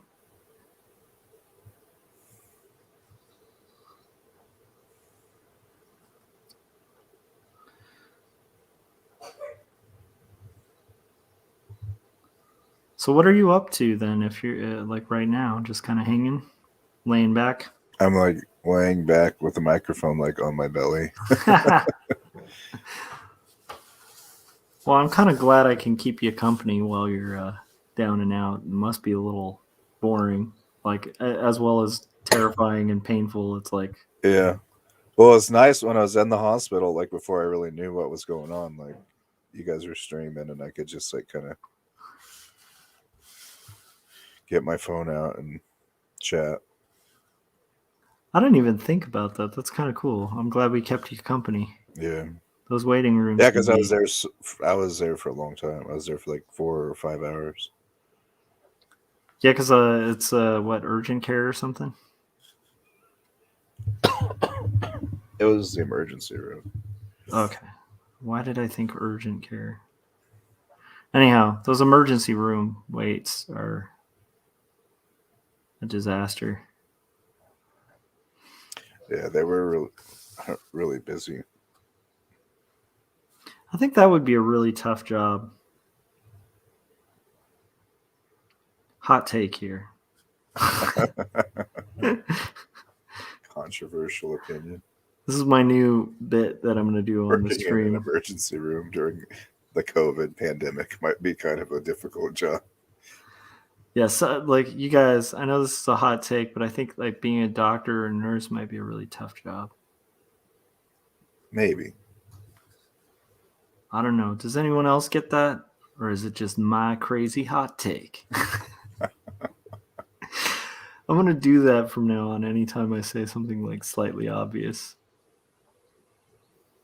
But I remember like I wrote about that in this book too. Like book 2 of this. There's a sequence coming up that's going to be a little dark to talk about and stuff, but it sort of takes place at like a hospital that exists in California that kind of specializes in like cancer treatments and stuff, and called City of Hope, and it's kind of take place there. And I don't know if I'll call it out as like the hospital it was, but it kind of does talk about like how I found a smoking area. Like while my dad was there with like cancer, and at the time I smoked like real cigarettes, whereas like now I vape, which is better than cigarettes, but terrible. And like it's a cancer ward, so like obviously there's no smoking, in that area. But I ended up finding out from the nurses the area they all smoked. And I remember at that time like getting conversations with the nurses, and like it was just such a shock to me that there's like, I mean, I know, I was pretty young at the time. I think now I'd be like, yeah, of course nurses smoke, But at the time I remember being like, weird, you work at a cancer ward, right? And like you're smoking? Like, and then I remember getting conversations with the nurses where I was like, oh, I guess if you have to like deal with that stuff all day long, like, I mean, I guess whatever the hell you have to do, like, I don't know if that makes sense, but it was an eye-opening experience for me. Just realizing that like the nurses knew where the smoking area was at the cancer ward. I was like, that to me gave me a real window of like how stressful their job is, Yeah. I don't know if that I thought that was profound, but I think it's pretty obvious. I think like that might be the definition of my books, is like I think I write stuff that I find profound that's really obvious. you know? I don't know.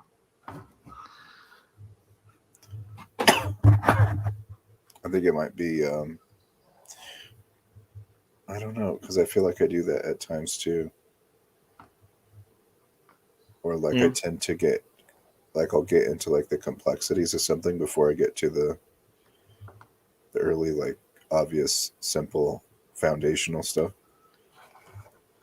Yeah. So when I find out some like simple, obvious thing that you learn on the first day of like a class about something, I get excited, and other people are like, "Well, obviously, that's like the first.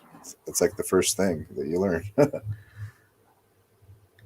I tend to like learn backwards. I start with like the really interesting stuff, and then work my way down.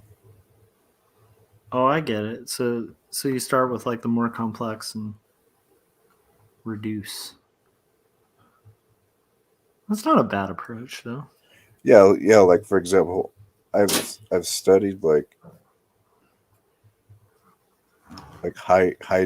all these like extra dimensional like string theory things,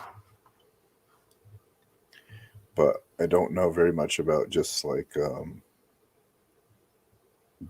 basic basic like mechanics, Hmm. like classical mechanics, just like Newtonian stuff.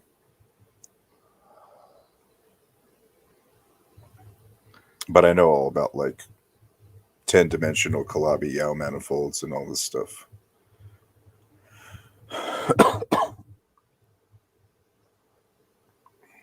That's kind of awesome. It's fun though, because it's like instead of just starting with something as a you just learn some basic thing and you're taught it and it's just kind of so what.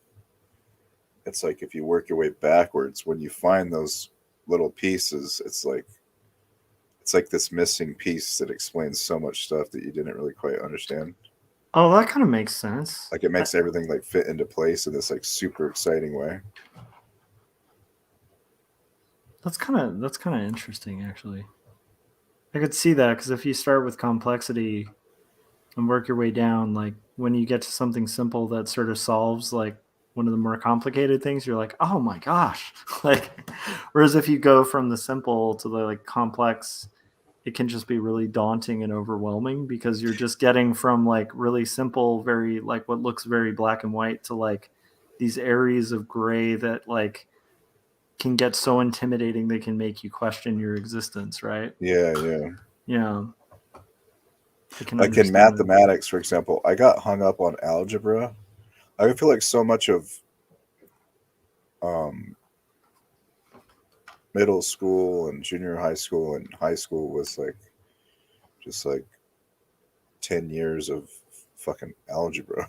I For hated me, it algebra was. so much. And it's like, I never liked math in school until like after I graduated, I went to the library and like checked out books about math. And I just was like really fascinated by all this other stuff. And I got into like really, really advanced mathematics, like a lot of really advanced stuff. But it's like, I can't, for some reason, algebra is just, there's something about it I don't like. And I don't like the way you have to think. Like, it's hard for me to do Yeah, in a way that other really advanced mathematics is not. I think my biggest beef with algebra was the sort of is sort of one of the things I struggle with math in general was like the kind of rote learning. Yeah. And So it's not like knowing what it means. yeah, or like not knowing like how it's applicable to my life. Like I which might be a weakness of mine, but like a lot of what I learn mostly experientially and like in a life application way. So it's like if I can't apply a good example, Corey was like trying to get me to learn After Effects. And he has all these beautiful tutorials on After Effects that honestly, if somebody wants to learn After Effects, he pretty much answers almost every early question you'd have about After Effects and these really salient, easy to understand videos, right? Mhm. He's a friend of mine. He's made these videos. I'm curious about After Effects. And he keeps going, well, just check out the video. Right. Here's my problem. This is the way I learn. I'm not going to check out the video. The only way I'm going to check out the video is when I get knee deep in After Effects and I have a question that needs answered. Right. Then I'm going to like absorb all the videos and be like, dude, Corey made some brilliant videos, which he did. And everybody should be subscribed to his channel, especially if you're interested in the animation. But it's like, that's how I learn. Like, I can yeah. I can relate to that. Like, if I go into something with questions that I want answered, Mhm. or like a topic, you know, like you were saying, like you're trying to just jump into this program. Now you have a couple things that you're like trying to figure out, and it's like frustrating you. Yeah. That's how I kind of absorb information better too. Like, It's why I always sound like I'm debating too. Especially if I'm hearing new information, it's like I'm trying to find the questions that I want answered. oh, It's just weird, you know. So I know that style can come across as like really hostile to people sometimes, you know.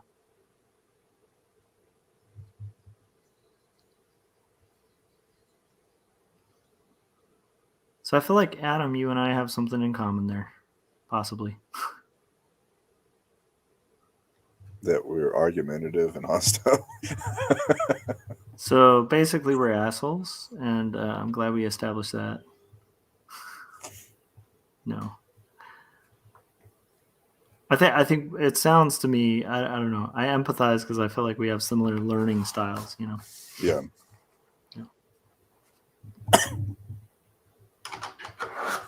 The nice thing about the learning style, at least it sounds like we're both kind of expressing that we have, is like the learning is much more deep. Like it like when I learn a lesson that way, I remember it. Yeah. So like the stuff I learned on After Effects, because I was failing and then looking for solutions, like embeds itself in my brain a lot better than like rote learning. Rote learning, I just like it just passes through my head like a wisp of air, you know. Right. Yeah. That's partially probably why I don't honestly like remember a ton of like physics, because it's like I don't apply a lot of that in my everyday life at all. And so like kind of it can go in and then go out very quickly because it's like I'm not, you know, I'm not utilizing that information on a daily basis. Hey, Now, if Jeff's I'm, here. what's up? Jeff's here. Oh, nice. Jeff Lafferty says, "Dang, you guys are up late." Yeah, Jeff, you can feel free to hop on. I don't know how much longer we're going to make it. Adam is like trooping it with COVID, and I guess has been like, I'm gonna have to go pretty soon. yeah, I'm like freezing cold right now. I think that might be a good time to call it. I've gotten through like a lot more panels, and honestly have to work in the morning. Well, if Just Jeff is hanging out, but I feel like if Jeff wants to hop on, Jeff in the chats, we if do you need wanna, an illustrator for the cover of Captain Anarchy. that's true. To And talk also, it'd shop be fun with to Jeff. talk shop with Jeff. So, Jeff, if you want to hop on, we will expand this stream to chat with you, I buddy. do need to use the bathroom though. But if not, we might be ending the stream. So it's on you, Jeff. I am kind of hoping to get through 3 panels because I feel like the last few times I've streamed with Adam, he's gotten me through 3 panels. But I also feel like if Adam needs to rest, we should let him rest. So, how is everything going, Jeff? I hope everything's doing good.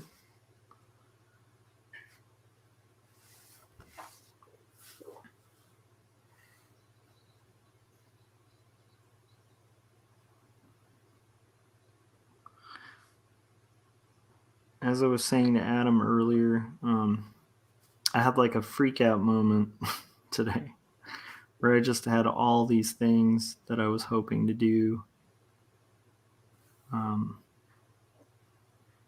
a list. And I was just freaked out because I was like, I just did not humanly have the time to do all of it. And then I had to take this like cold analysis of my entire list of things to do. And I realized that like half of it was like stuff that I didn't actually have to do. And I was kind of cracking up just at the fact that I do that to myself a lot. Or I'll sort of have these like self expectations that are like super ridiculously high. And then I'll get all disappointed that I didn't fulfill my own little prison that I created for myself. It's kind of a weird thing, but just rambling about my day. That was something interesting. What was the prison part? What's up? What was the prison part? Oh, I was just saying about the list thing. How it's like I had this realization that I had kind of created my own little mental prison there. Where do you enjoy making lists? Oh yeah. Well, no, I have to. You could even check with my wife on that. It's like she often, if I'm like stressed out, she'll be like, "You need to make a list." And I'm like, interesting. Because she knows me pretty well. I've made excuse me. I made so many of the same lists of just like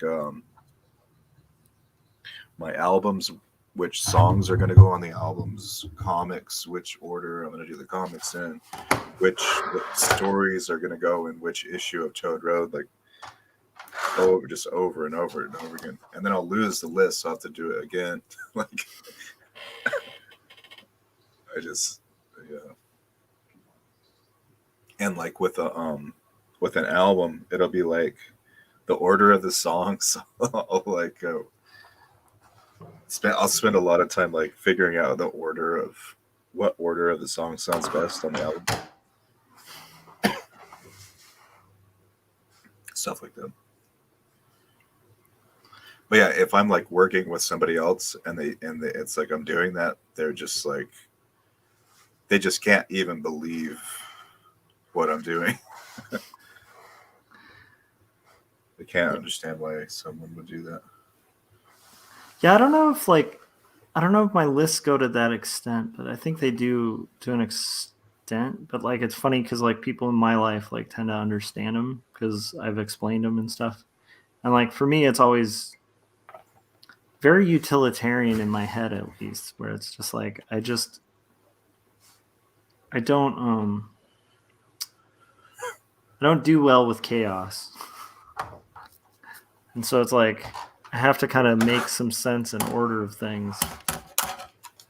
For me, like making a list is like taking chaos and trying to kind of corral it into like a manageable thing. But I envy people who can just kind of wing it, you know? Yeah. Well, I guess it kind of just depends on what it is. I think that Captain Anarchy thing is pretty just kind of spontaneous and fun. Yeah, I'm enjoying that. That doesn't need a bunch of lists and stuff. Yeah, I kind of like it too because it's like it doesn't even necessarily need to happen, and I like that part of it, you know? Right, where it's just like it's kind of just fun. But that to me is like almost like improv, right? Like that's a little different. Because I think even Adam, you seem like you're probably pretty cozy with like improving too, you know? I'm not really actually because I think about it. Like if I was like, especially if I was like say on stage and I was kind of self-conscious, I'm kind of like thinking about it, I'm processing it, I'm kind of editing in my head.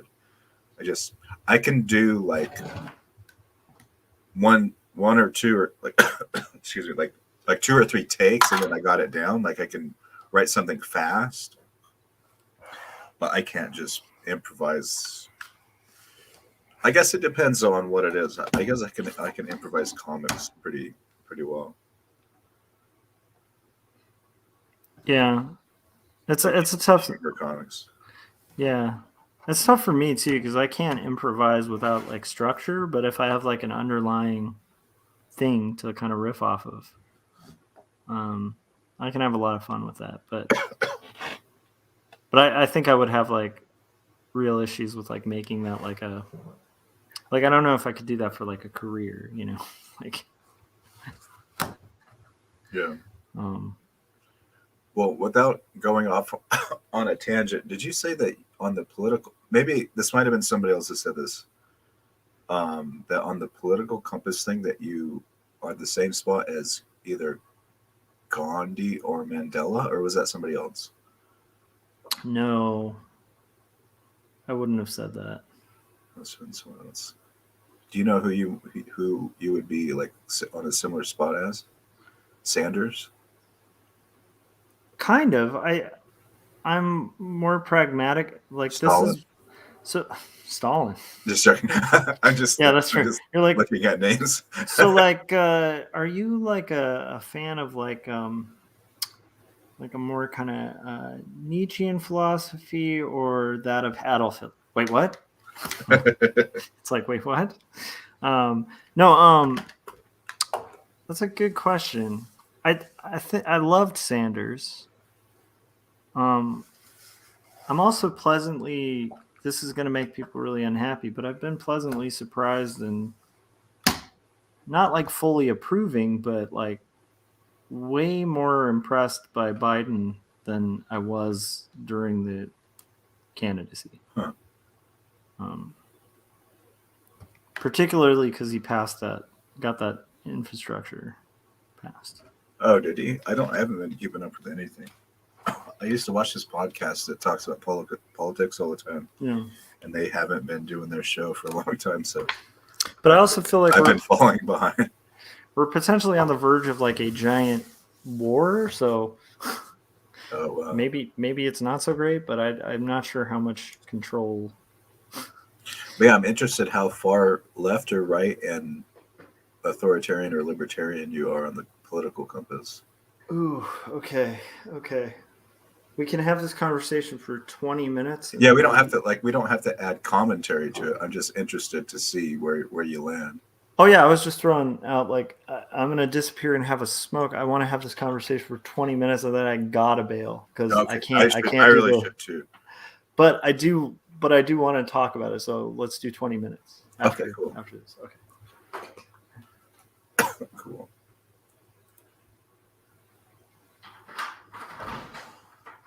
Hey Jake, how's it going? Josh at it again with a 7-hour stream. It's been 6 hours and 15 minutes. Jeff, if you're still here, how you doing, man? How are things going?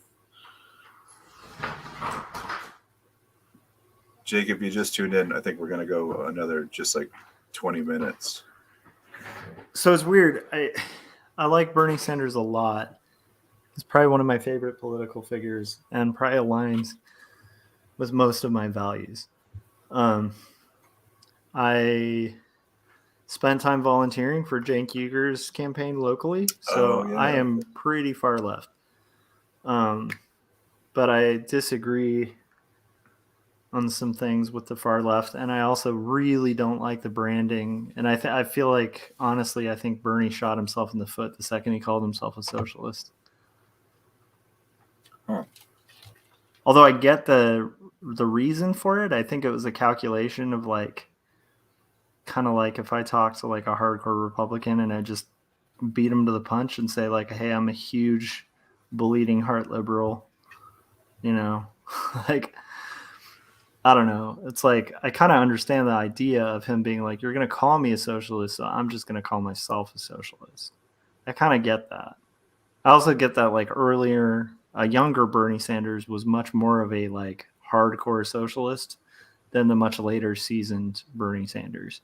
So it's like, I kind of get it on all fronts, but I still feel like he he never had a shot at winning, rigged election or not, like because of that branding. He will never he never had a shot, and I always wanted to think he did, but I always knew like he it was just the downside.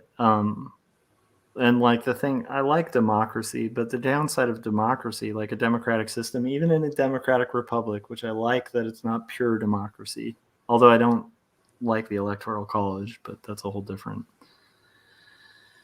thing. But like, I feel like Biden, I don't think I don't think the DNC was super fair to Sanders. I'd say they were less fair to him when he was running against Clinton, for sure. Where it like leaked that they were like kind of leaking like answers to, like they leaked the questions to a debate to her, and did give them to Sanders. Like there was definitely some like rigging, but I don't think it was like to the extent, like I think that why Biden won is because we're in a really divided country with a really divided Democratic Party. And I think that as much as I am a progressive, I'm aware like I'm way more left than like I think it helps that I don't live in a very like left area. So I see what, like, I'm in a weird spot in California where I get like a small window into like how a lot of like the Midwest and like South feel. And I'm like, I don't think we're at a place as a country to go that far left. And I know there's the argument that like people need to go like really far left. So you're like kind of putting pressure on the wheel. But I think sometimes we go so far because we think like, What do you mean by really far though? Because that could mean well, I for think like someone really far left could be like being a Democrat. For someone else, being far left could be like, yeah, and I'm talking about Democrats here. I'm not talking about like Republicans. I'm saying like I think there's a lot of Democrats that are not progressive, and like I think the majority of Democrats are not progressive. And I think that the majority of the progressive causes that I agree with are not popular. I think that in polls they appear popular, but I think there's a lot of nuance to it. And I think that, like, unfortunately, the way politics work and the way democracies work is like you kind of have to like go for these incremental changes, and you do need the extremes. You need people, and I don't even think Sanders is that extreme, but that's to me. But to a lot of like even Democrats, like Sanders is like this crazy leftist, and to me that's hard to comprehend. But I have to comprehend it because that's the reality of how like a ton of the country views Sanders, and a lot of the reason is literally just because he has one word that he branded himself with. That's like a boogeyman for a lot of people, and and like again, like I'll even like I've tried to turn people on to like more socialist systems that can work within a democracy, like by talking about like agrarian justice, like the pamphlet that like ties back to like the founding of our country. Like it's not like a lot of these ideas are not like that radical or crazy, and don't have to lead to like some weird Stalinist regime. But it's like they're heavy for people to understand. So like this is where I like Chomsky, because Chomsky, you're right in the sense that he's an anarchist, but he's a pragmatist. And I remember people being shocked when Chomsky was even talking about the need for Democrats to support Biden. A lot of people thought that he was just like this lunatic. And I don't think they realized, like he even talked about it, that they didn't realize the impending threat of what the other option is. It's like I remember watching this like progressive radio show where people were like belittling one of the brightest minds on the left, which is Chomsky, for making the argument that like a vote for Biden was better than an abstention from voting because Bernie didn't get it. And he very clearly just asked like a few questions, and they answered it, and their answers were really obvious. He's like, "Do you care about the climate?" And they're like, "Yeah." And he's like, "Who do you think is going to be better for the climate? Do you think it's going to be Joe Biden, or do you think it's going to be Donald Trump?" And they were like, "Well, Biden." But like, just because it's better, blah blah blah. And he's like, "It doesn't matter. Just be pragmatic. Like, this is the reality we live in. Like, you, Right. like." And this There is was a video I was Chomsky. watching where he was just recently talking about that too. Yeah, and it's like, so Chomsky understands incrementalism, and I really admire that about Chomsky, even though Chomsky will sometimes go to areas I wouldn't want the country to go to. In general, I agree with like 90% of Chomsky, from what I've read. I haven't read everything by him. I've read mostly his stuff about communication and like unions, and I think that unionization definitely has like a big overlap with people who go fuller socialist than I do. I definitely believe in like labor movements. Yeah, I don't know. So, does that give a picture? Or? If you had to put out just a rough sketch Mm-hmm. in terms of a percentage, how far right or left would you say you are? Well, that's the hard part, right? Because I think to like, or is it just too hard to pin down? I think to like a person who's like listening to Vaush on like YouTube and like really into that like level of progressivism, I think that I would be like kind of like middle, like, or like very far right for a leftist. But I think to like somebody who's like a big fan of, right. Well, to someone who's like actively like avowedly like a fan of like communism or socialism, like pure communism and socialism, no like mix in it. But I think you're on the left side though, right? Well, I'm very far left. That's the thing. I'm very far left to the rest of the country, but to I don't know what that means though. Relative to what? Relative to the rest of the country. To like, if you polled all voters, just relative to the country. Okay. Yeah, I would be considered like a progressive leftist. Like, I'm a progressive leftist. I just don't go as far as a lot of people do. But so you're that's like a lot of people in a small bubble of pretty far leftists. So I'm on like the right of the very far left, but I'm very far left. Does that make sense? The right of the very far left. So if we were doing left and right on a graph, I would be very far left. Can you just give me a percentage or a number? Well, it's hard to say because, like, again, it's depending on your gauge. Like, if you're gauging it like by how a hardcore, like if there's a line dividing the middle and there's a left side and a right side, I'm very far left.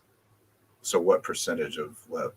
So like here, this will be the easiest. Yeah, I can't give percentages. I'd say like probably like 80 or 90% left. So you're like almost all the way to the complete far side.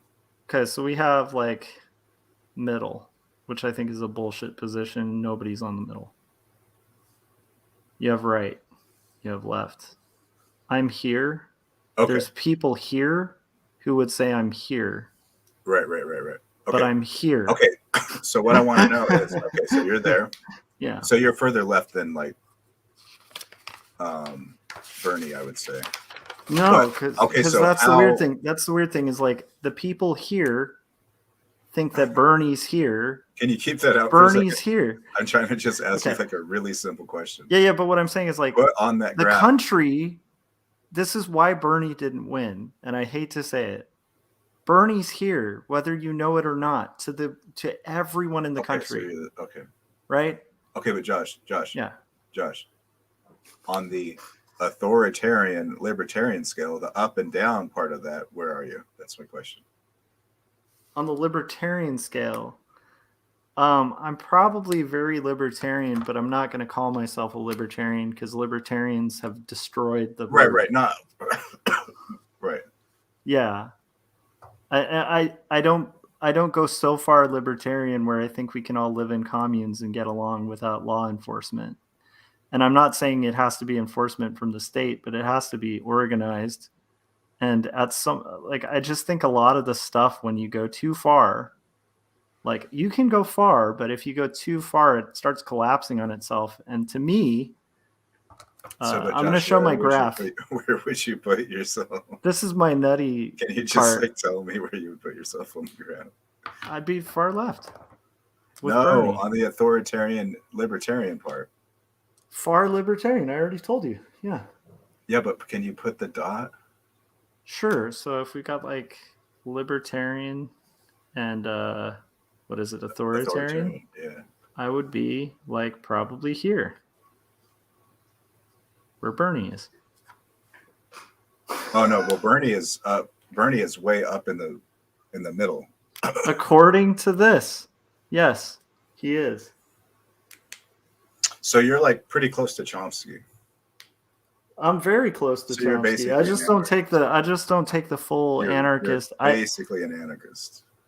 I agree with some things that anarchists agree with, but I think full anarchy is an idiot's game. And I think Chomsky would think that too. Maybe. I don't think you would, but it's possible. So but that's interesting. Because yeah, I would not have guessed that. I would have thought that you were much more like left on the left, but very, very, very, very, very authoritarian. Yeah, I think that's just because I agree with Adams, who wasn't an authoritarian guy. Oh no, it's just because it's so many conversations we have. You talk about well, I'll defend law, valuing authorities and protecting authority and listening to authority. And there's earned authority though, and that's the part that I think you've even mentioned Chomsky talks about, and like I think that's a hard one to kind of navigate, where it's like Chomsky is a linguist. You know, I don't think he doesn't think he has authority in linguistics. You know what I mean? I don't know if that makes sense. He just is about earned authority and justified authority, and the fact that authority should have to answer for itself, which is basically the argument for unionization in the workplace. Like, I agree with that 100%. Like, I think that like authority should have to justify itself. I think, you know, the American system in theory is like pretty well designed to do that. It can be perfected, but I think that like one of the nice things about like being able to vote, which by the way, Chomsky's a huge advocate for, you know, that is where change happens, and that is where you hold people accountable. And we can make that process better, but still the fact that we actually have that system is like a hope for where we're at, like where you can actually hold accountability, hold people to account in theory. So the places I have problems with that make me very far left, I have problems with areas where you cannot hold authority accountable, much like Chomsky, and with programming that is against the idea of holding authority accountable. But I don't have a problem with earned authority. You know, I don't know if that makes sense.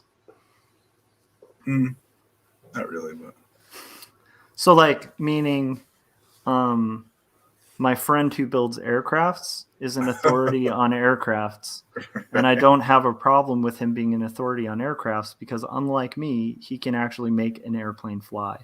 And I would hate to have somebody who's not an authority on aircrafts designing a Boeing plane that I'm going to get in with my kid and put my trust in. I will trust earned authority. Now, if that guy's designing aircraft that crash all the time, right? But what is earned authority in politics? Like, so earned authority in politics. 51% of the people vote for Trump, and he controls everyone. Well, 51% of the people did not vote for Trump. Well, so I'm just saying. Okay, I'm just throwing that out there. But I was just going to say actually that like that's one of my guiding lights for Hope for Humanity is that he actually didn't get a majority. And I know that's the political game as it is, and maybe had he played it, had the game been different, maybe he would have gotten a majority. But right, but I take a lot of comfort that. Okay, but that wasn't my point, though. My point is, a lot of people vote for a guy, and then he gets to rule everyone. Mm-hmm. How is that? Is he ruling everybody now? Is that earned authority? Because there was a voting process? No, the earning comes in the office. So again, like much like the airplane engineer, If you have an engineer who is constantly designing aircraft that crash, this is the Chomsky argument about that engineer. There needs to be a system. Right, you're making the analogy for the fourth time, but what is earned authority for a politician? So earned authority for a politician is the fact that who is in office now. Which was determined by what? Just voting and by the people. scams and cons and big corporations supporting stuff. And you're using that like strange, like big, vague bad guy that doesn't have an identity, and it gets a little conspiratorial there, right? Because like, what is the big thing that's it's almost, you know what I mean? I mean, don't get me wrong, there's corruption. Companies that support politicians for what they want. Yeah. Like, yeah, there's massive corruption, right? Yeah, but like Trump got voted out. And I mean, the thing is, like, I'm not talking about Donald Trump specifically. Yeah. Well, you were. Just that's using that. No, I wasn't. I was using it as an example. It could have been anyone. Mm-hmm. I'm just saying as an example. I'm saying in theory, the idea that I am behind is like trying to clear blockades from representation of the people. I believe that people, when properly represented, will have earned leaders, and the unearned leaders, the leaders who are not living up to their job, will get taken out. Much like a union would work for its people and represent the workers. And so you would have unfair management or unfair labor practices taken out. That's what I believe. That didn't happen, though. It did. Donald Trump is not in office. Joe Biden... he wasn't taken out. He just didn't win. He was taken out of office. Yeah, he's not the president. I know. And then there was a vote. It wasn't like he did something wrong and they took him out of office. I know, but like, so it sounds to me more like an issue you should be advocating for. Maybe you want the system to have votes more often than 4 years, shorter terms. I don't believe in voting. I think voting is evil. I think majority ruling other people is a form of oppression. I don't think that people should be able to get together and decide just because there's more of us than you, we get to tell you what to do. Mm-hmm. And I think that's why it's really good to have like some balance to counterbalance some of the potential issues that could arise from like a pure democracy. But at the same time, like I think that a society that collectively agrees to certain terms and certain ideas and votes on them democratically creates a scenario that is best for the majority of people. And for the majority, for all the white people, for example, and not the black people. Mm-hmm. That is not a good thing. I agree. And then the job of the progressive, or of like the person who's looking out for the loopholes, the problems in that democracy, are going to draft legislation that correct for the horrors of democracy. And so that is like... How long does that take? It takes like 200 years. It doesn't take 200 years all the time. It's again, like you can criticize, but again, it's one of those scenarios of like, much like you were talking about with the scientific process, I think you might be making the error of like assuming that because somebody is a fan of a process that is in progress and has flaws and is being improved, that they are like that process has to somehow be perfect. There is no perfect process. So to me, I think a huge part of being a progressive or a leftist is like actually being on board with the idea of general progress, like the idea of incremental progress, that like our society can do better. Why does it have to be incremental progress, though, like slowly over the course of hundreds of years? It doesn't always have to be incremental process, but to be unpragmatic and not realize how important incremental progress is is to like completely ignore half of what Chomsky talks about when he's talking about like voting and like advocating I and picketing and yeah, like, I think all that is dumb and wrong. okay. So then I'm probably more on board with Chomsky than you might be, you know? Maybe, I don't know. Because I mean, Chomsky's like really I big. definitely disagree with him pretty hard on democracy, what he calls democracy. Well, I don't know what Voting. his definition of democracy and voting is. I don't know. I think he just means the normal definition. I don't know. Maybe he has a different definition. But like the part I'm talking about with Chomsky is more like how you can actually make your society happen. And a lot of that is going to happen through unions, through voting, and through revolt and peaceful protests. And it's going to take a long time. And then Chomsky's done long talks on this with progressives who are really impatient and described how like 3 tiny little changes to law like open the doors to like a huge societal shift. And he goes through like all of these sections of the US history, how it's frustrating, it's slow. He even, I think, did one where he talked about gay rights and like that whole movement and how the society shifted so that now, even on the furthest of the right, there's some acceptance. That's like, if you compared that to like 50 years ago, it's like night and day. It's insane how much progress we've made. But when you're in the fight, it feels like a slug, like you're moving at a slug's pace.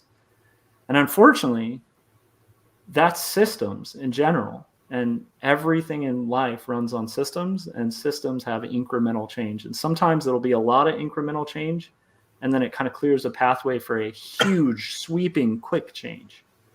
Well, if there was a system set up to not rely on something that takes a century and protests and revolts and these tiny minorities voting, which by definition they can never win, if there was a system instead that would just automatically. But see, that's so defeatistic because they can win. It's not defeatistic. I'm saying I don't support the system. I think a better system would be.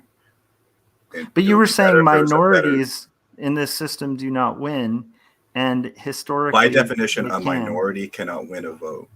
Yeah, and that's where like the kind of incremental changes again. Minorities have won the vote, and how they've done it is in the optics game and in changing the landscape. And how they've changed the landscape is through their votes and their advocacy. I think that you're supporting a system that is really corrupt and messed up if you're saying that that's how minorities should be allowed to have basic rights.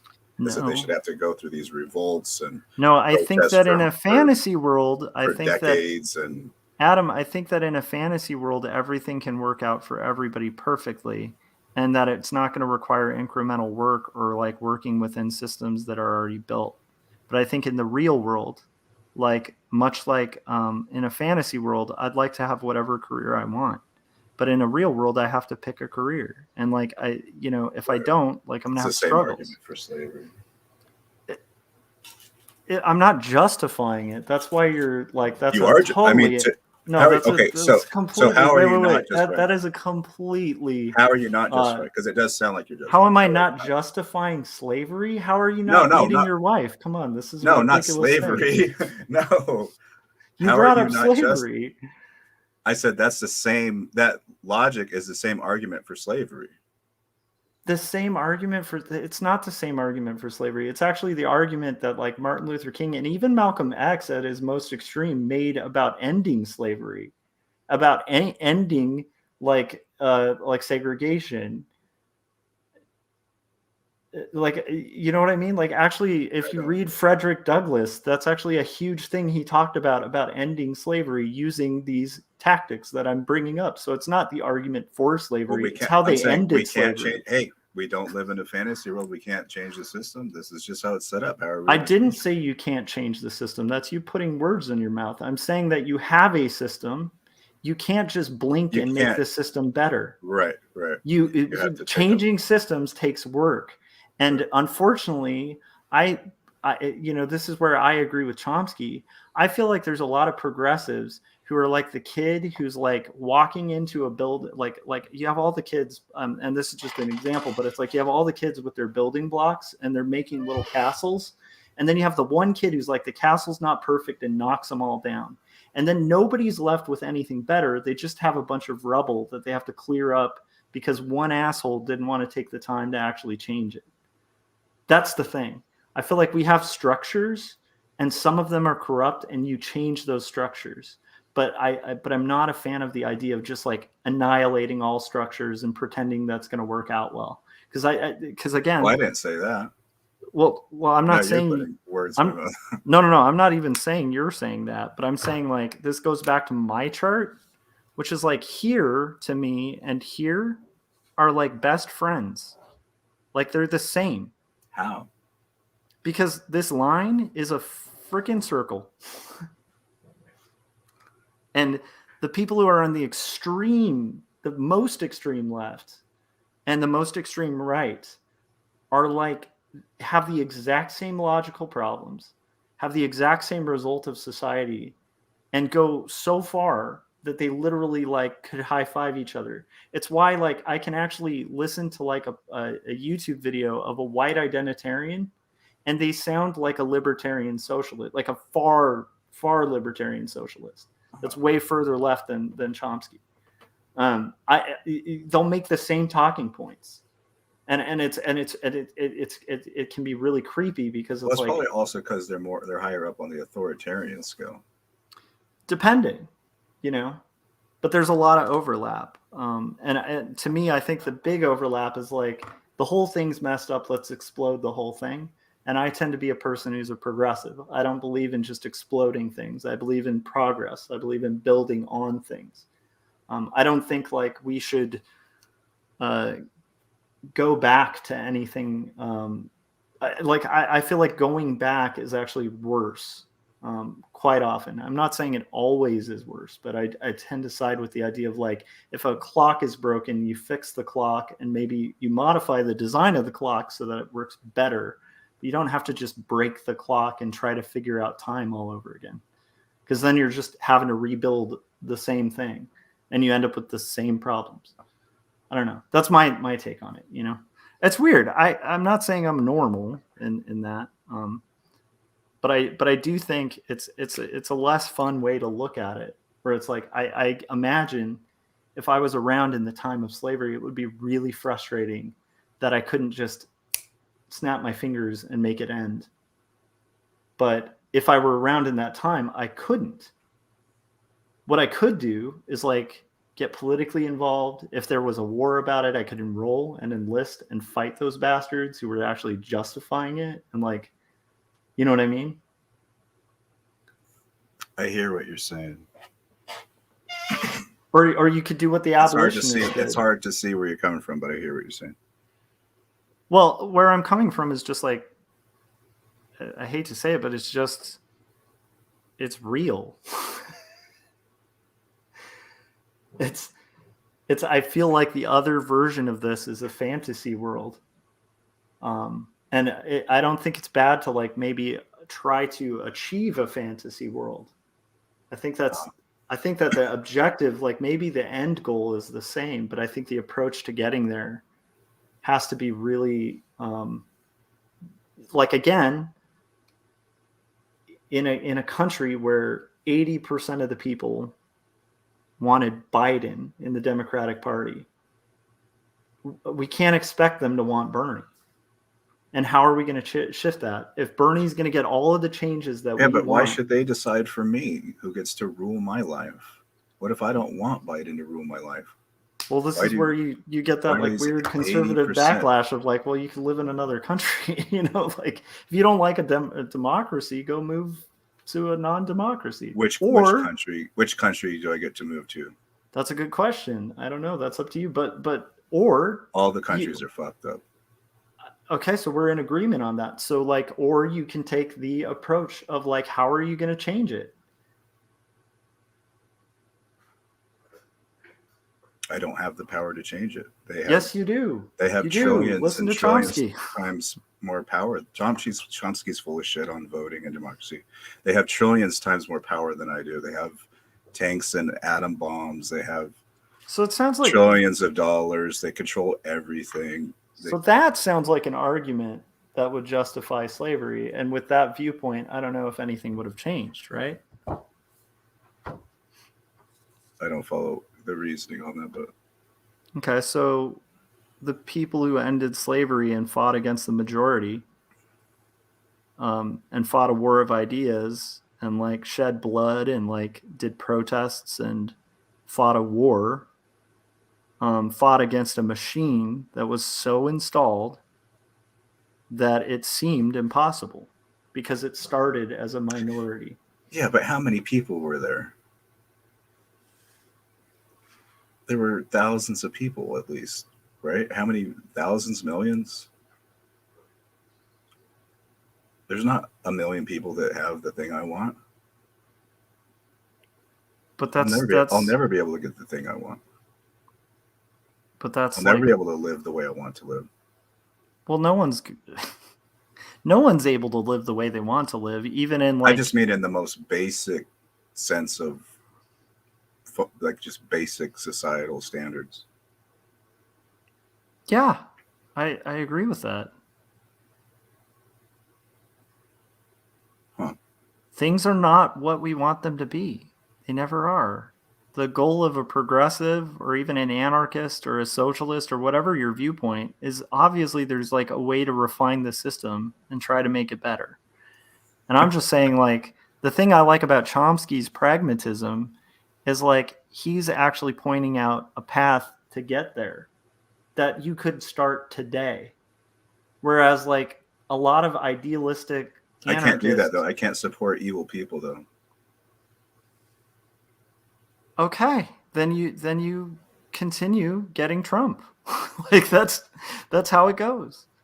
I mean, it'll go further and further right. That's the big case that that. Yeah, Chomsky but you keep saying makes. Trump as if that's just obviously the right and wrong choices, that Trump is wrong and something else is right. But half the country disagrees with you. Again, I'm not speaking for half the country. I'm speaking from the viewpoint of somebody who's here, right? Right. Well, and I'm just saying, I want to get. I don't know if you really are right there. Because what about the whole capitalist thing? Doesn't that put you a little further to the right side when you're a capitalist? No, because again, like I'm not a pure capitalist. Like, I feel like it's just almost like you want me to be, or I'm not going to say it, it feels like you want me to be in a box that's black and white, because black and white is easy to process. And I don't mean this as a negative. It's just like, it would be easier if I just could say, I am a socialist. I think the whole system's corrupt. I think nothing's going to change. And I think like, I don't know what the solution is there. I don't see a pathway to get anything I want in society. I want an equitable society where everybody has a fair shot. I don't necessarily need everybody to have equal outcomes, but I want everybody to have an equal shot. And we're not there. We're nowhere near there. Right. I like the failure of capitalism is that it's the fact that like capitalism would be great if Adam, you and I start at the same starting line on a race. That's great. If we have the same shoes, we have the same training, we have the same physique, we have the same genetics, then like everything's great in capitalism. But that's not the world we live in. So capitalism is highly flawed, right? But also like I don't think it's fair. Like to me, I don't think we should be in a system where like a doctor, somebody who has to like sacrifice like a crap load of time to get a specific expertise that has value, that is like societal value, it's earned value, should be getting paid equally to like a job that I could pick up that's remedial labor, like initially off the get-go. So I'm not like gonna support a system of either. Like I think that like there needs to be a system where people can kind of earn different things, and earn the fruits of their labor. And I think that I think that high risk should be rewarded.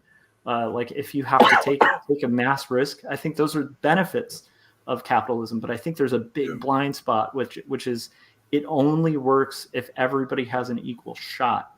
And everybody right now doesn't. So I want to get society to where everybody does, or we can get closer to that.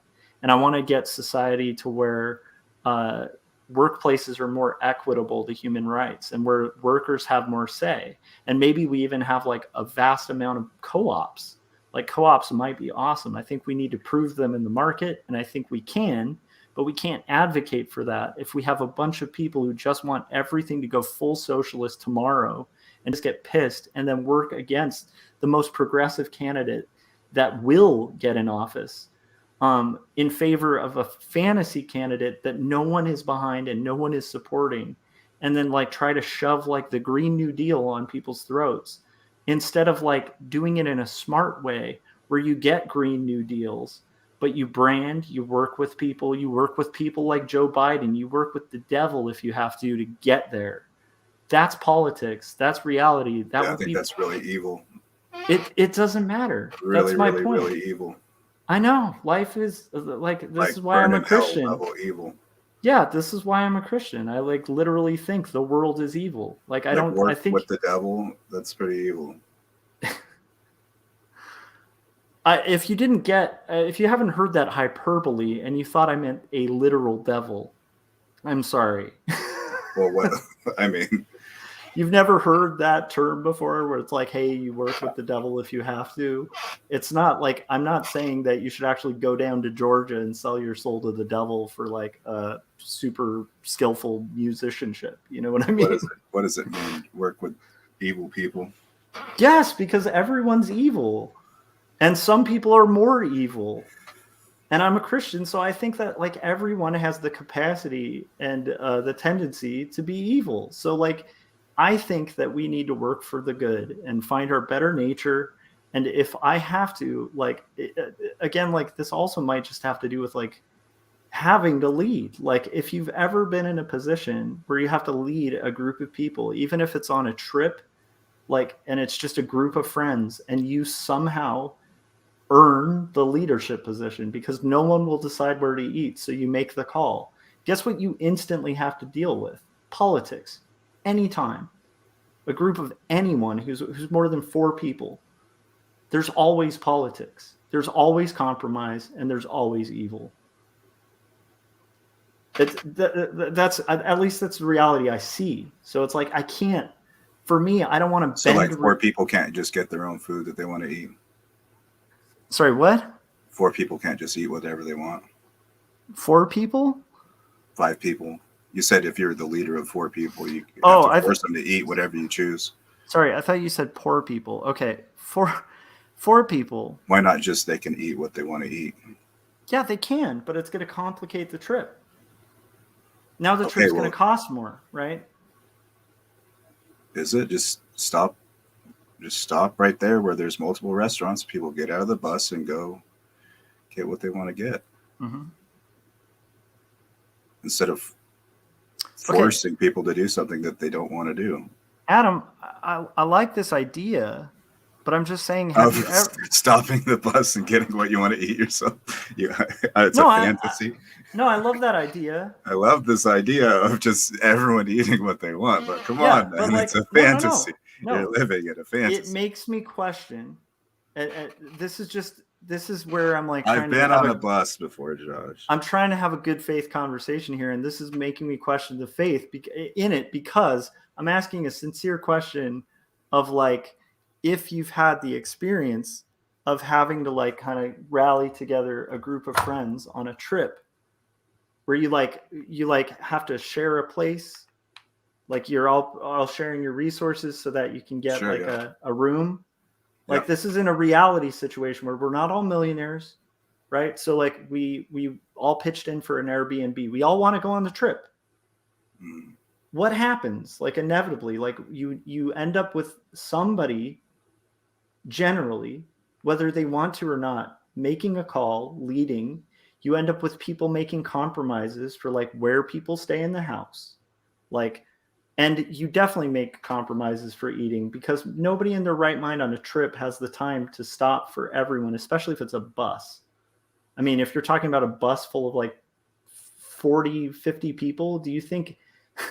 I've been on bus trips multiple times where we stopped at an area that had like multiple restaurants right there. You could just walk right to. Yeah, but that's an easy solution to like what you like. Of course, if there's like everybody, but there come times where that isn't a possibility. Or come to a consensus, come to a unanimous agreement instead of forcing someone to eat something that they don't want to eat. But that's the thing, Adam. I don't think there is unanimous agreement, and that's my goal. That's my point. I don't think in life you find unanimous agreement. I disagree. That's okay. In the case of any situation I've been in that involved feeding multiple people, there was always a way to resolve it in a way that someone didn't have to eat what they didn't want to. Yeah, but still, usually it requires compromise. I'm not saying compromise where somebody's eating what they don't want to, but sometimes it's somebody eating their second choice. Or sometimes it's somebody choosing, hey, you know what, I'll wait. But your example of one guy taking charge and deciding what everyone's going to eat is tyrannical. No, I'm not saying the guy decides for everybody. I'm just saying that, like, inevitably, a better example would be like the house thing, right? Like where it's like everybody splits an Airbnb and there's limited rooms in it or whatever. And it was what we could afford. And usually like people work collectively, but at some point, like they actually look for someone to make the call. It's a weird thing that happens with just human beings.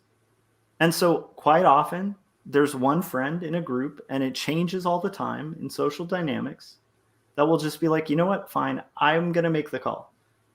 You take, like, it sounds like you want this room. Sounds like you want this room. Okay, I'll take this room. Is that okay with everybody? Point being, like, even that is a bit of coercion, and it's definitely compromise, and it's not 100%. You're rarely going to have that. Well, you added in the part where you asked if they consented to it. You didn't say that originally. But that's democracy. Originally did not involve consent. That's democracy, man. Democracy doesn't involve. What do you think? Every 4 years you're asked. I never agreed to the voting system. Yeah, I know. How are you going to fix that? What's your solution? I can't. Yeah, so I have a path that could actually get a society closer to what you want, and you are stuck on being an idealist. That's where we're at, you know? Like that's and not you in general, but like people of that political philosophy. So I will stick with Chomsky and see progress happen and see gay rights expand and see people get more medical access and see Obamacare, which isn't perfect. I would have preferred full socialization, but still, I have a ton of friends who have healthcare now who didn't have healthcare before. And that's all because of votes I did, campaigns that I volunteered for locally, friends that I've talked to, just as much advocacy as I can do. And I'm not even doing that much of it. But it's like, I'm a believer in trying to actually go for solutions rather than just look at problems. Because to me, yeah, there's. Well, you're assuming that I'm not looking at solutions too, though. But I'm criticizing what you're saying, but it doesn't mean I'm not out doing any political activism. Yeah, but what I was asking was like, how do you fix that? And you were like, well, you can't. So you can't. Okay. No one can fix it. We don't have the power to. Okay. We're ants. We're little tiny ants. Yeah. And your thing doesn't fix it either. You wait 250 years for something to change. No, it's not always 250 years. Gay rights came like Sometimes lot quicker. It's 300. You know what? 200 years compared to like okay, again, like slavery sucks, but it's not like it was a new institution. I'm not justifying it. I'm just saying like it actually ended. And I think at the time when people were proposing not that it's completely solved, but the point being, like, I think at the time when it was proposed, a lot of people made the argument, this has been here since the beginning of time. Like, how is anybody going to end this thing? And we collectively as a society ended it. And I don't see why that can't hold true. And I'll take in 200 years over never. Yeah, but so many people died and all this stuff. Like, yeah, but like a pretty shitty system that you have to have a fucking civil war to end something like that. Yeah, I know, but if you're in a shitty car, if you're in a shitty car and you want a different car, it doesn't help when you're driving the shitty car to say you want a different car. You need to actually take action to it. That's all I'm getting at. I'm just saying, like, that's my pragmatic view. It's like, hey, we're in a shitty car. We don't have a brand new car right next to us. So let's take steps, and whatever steps we can to improve this car or buy a new car. But regardless, like, we're kind of in this shitty position right now. And to pretend that the car is going to just magically convert it's just suddenly going to turn into a transformer or something and solve all our problems. Like, Nothing to do that's with anything very I was saying. idealistic. Sorry, what? Nothing to do with anything I was saying. Okay, so like the transformer car thing. So, like, how does the system get solved without Well, first like, off, a lot just of people- bloodshed? First off, people just need to be aware that they're being taken advantage of. They're being coerced. They're being manipulated and controlled. They're basically being enslaved. They're being fucked over. Like, people, first off, just need to recognize that and want something different than what we have. Okay, how do we get people to recognize that? I don't know. I don't think people want to. It's like you guys are so committed to this way of thinking, this authoritarian way of thinking. It's funny that you said you guys. Yeah, like the status. We got to support the status quo. We got to I support. didn't say that. We got to support the authorities here. We don't want to question the science authorities. We don't want to question the authorities of medicine. Yeah, we do want to question authorities. I have no problem questioning authorities. I think you've put me on voting? a map. You I think you've support put me on a voting? map here, right? And it's like, no, I'm I can't here, see. dude. I can't see what you're showing because you're. Oh yeah, my stream thing died. I think you're putting me on that authoritarian map, and you asked me for clarification, and I told you that I'm like way more libertarian. Well, it's kind of interested on where I'm you just not as place far yourself. libertarian as I think you are, because and I don't mean this in a negative sense. I think you're way more idealistic than I am, which I find most libertarians to be, like hardcore libertarians on right or left. Frankly, I feel like it's the same. Does that make sense? Like, because it's The right equaling the left? No, it doesn't make sense at all. Like, I feel like there are libertarians who go so far on the libertarian mark that they end up in the same, like, on the same exact platform as the far right libertarians, except maybe one side's a little less racist or something. I hear what you're saying. I just don't know why you're saying that.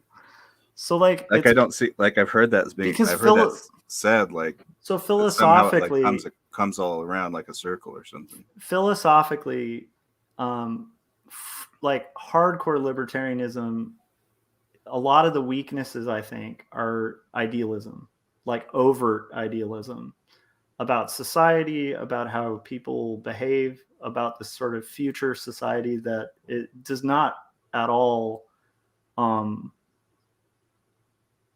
have any justification in like observable truth. and also okay. an equally impossible pathway there. Impossible. Okay. So there's just no way around this system that's equally impossible. No, there's a way around the system. It's just the path that the extremist wants to go down doesn't get us the system. But why do you keep talking about all these hypothetical people that aren't? It's like not me. I'm not saying that. So you are talking about a society, like you've talked a lot about things you don't like in society, and you don't like that it's this way, and you need to let people know that this sucks and it shouldn't be this way, but you still haven't like said any pathway there. It's not exactly what I said. I said people need to be aware of it, but they're not going to listen because they're already devoted to their own Democratic, Republican, Bernie Sanders, whatever. They're just committed to their own thing. They don't see how it's so severely messed up.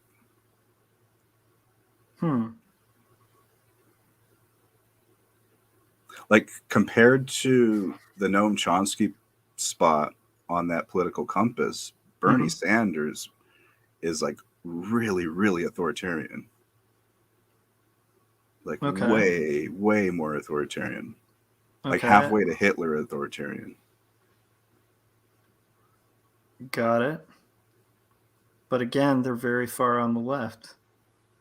It's just like one is way more extreme. And ironically, there are a lot of progressives that make Noam Chomsky almost sound like George W. Bush or something.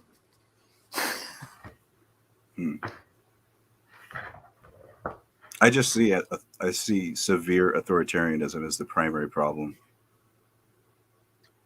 Yeah, but I think I don't think the left and right thing is nearly as bad. I think maybe just I guess it would really depend on definitions of authoritarianism, because I would kind of define that as like actual authoritarianism. And I feel like there's things that you might blanket as authoritarianism that are just not necessarily that case, you know? Like having authority doesn't equal authoritarian. Right? I guess, yeah.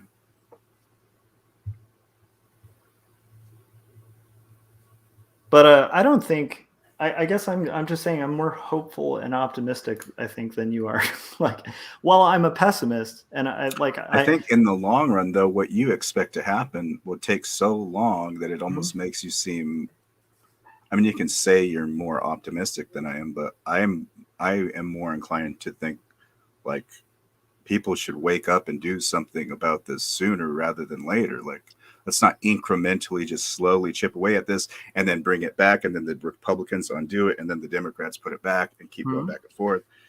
Like, it's a little bit of progress. The progress gets taken away. Maybe 100 years from now, someone has rights finally. So how do we make that sudden change? That like overnight or over a year change? How does this happen? I didn't say that. Okay, whatever sudden change you were talking about that wouldn't take 200 years or whatever. How do you implement it? How do you speed it up? How do you accelerate it? I already said I don't think you can, because people don't believe that there's a problem. So then how do you make them believe there's a problem? I can't make you guys believe there's a problem. Okay, so I think that I will take Chomsky's solution that has a path. Support Satan.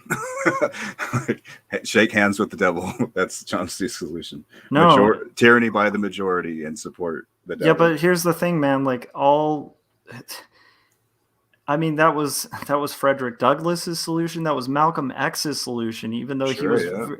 I mean, that was like every change maker's solution. That was Gandhi's solution. You need to work with allies. If you're in a country, like, here's the thing, even if you have this perfect libertarian society in a country or whatever, and it's your own country that's like this perfect libertarian thing, you're still going to have to negotiate politics with the rest of the world, right? And then you end up in a very similar position where it's like you have to work with some people who suck because other people suck worse. And if you don't work with them, you're outnumbered, and then all you get is suck. Like, yeah, in the system that you support and you're advocating for, that's what you get. I disagree. No, in the system, here's the thing. You're saying I'm advocating for it. No, in the system we're arguing in defense of. No, in the system we are in. And you have presented something that has no solution, no pathway. What have I presented? You just told me that people will not change their mind, that there is no pathway to a perfect society, and that like they're basically a nihilist approach. Not what I said. I feel like I could back it up, and you literally said that. Nihilist. That people will not. I said, how are you going to change people's minds? And you said, you can't. Well, people aren't going to listen. Mm-hmm. You guys are. And I said, how are you going to implement the change? And you said, get people to listen. And I said, how are you going to get people to listen? And you said, you can't. So you're misunderstanding. I'm not saying I'm trying to get people to listen. I don't expect that they're going to listen. I know, but I'm just saying, like, why would I want to buy into a system that literally fails? That your solution is a non-solution. It's a complaint without a prescription. What solution did I say?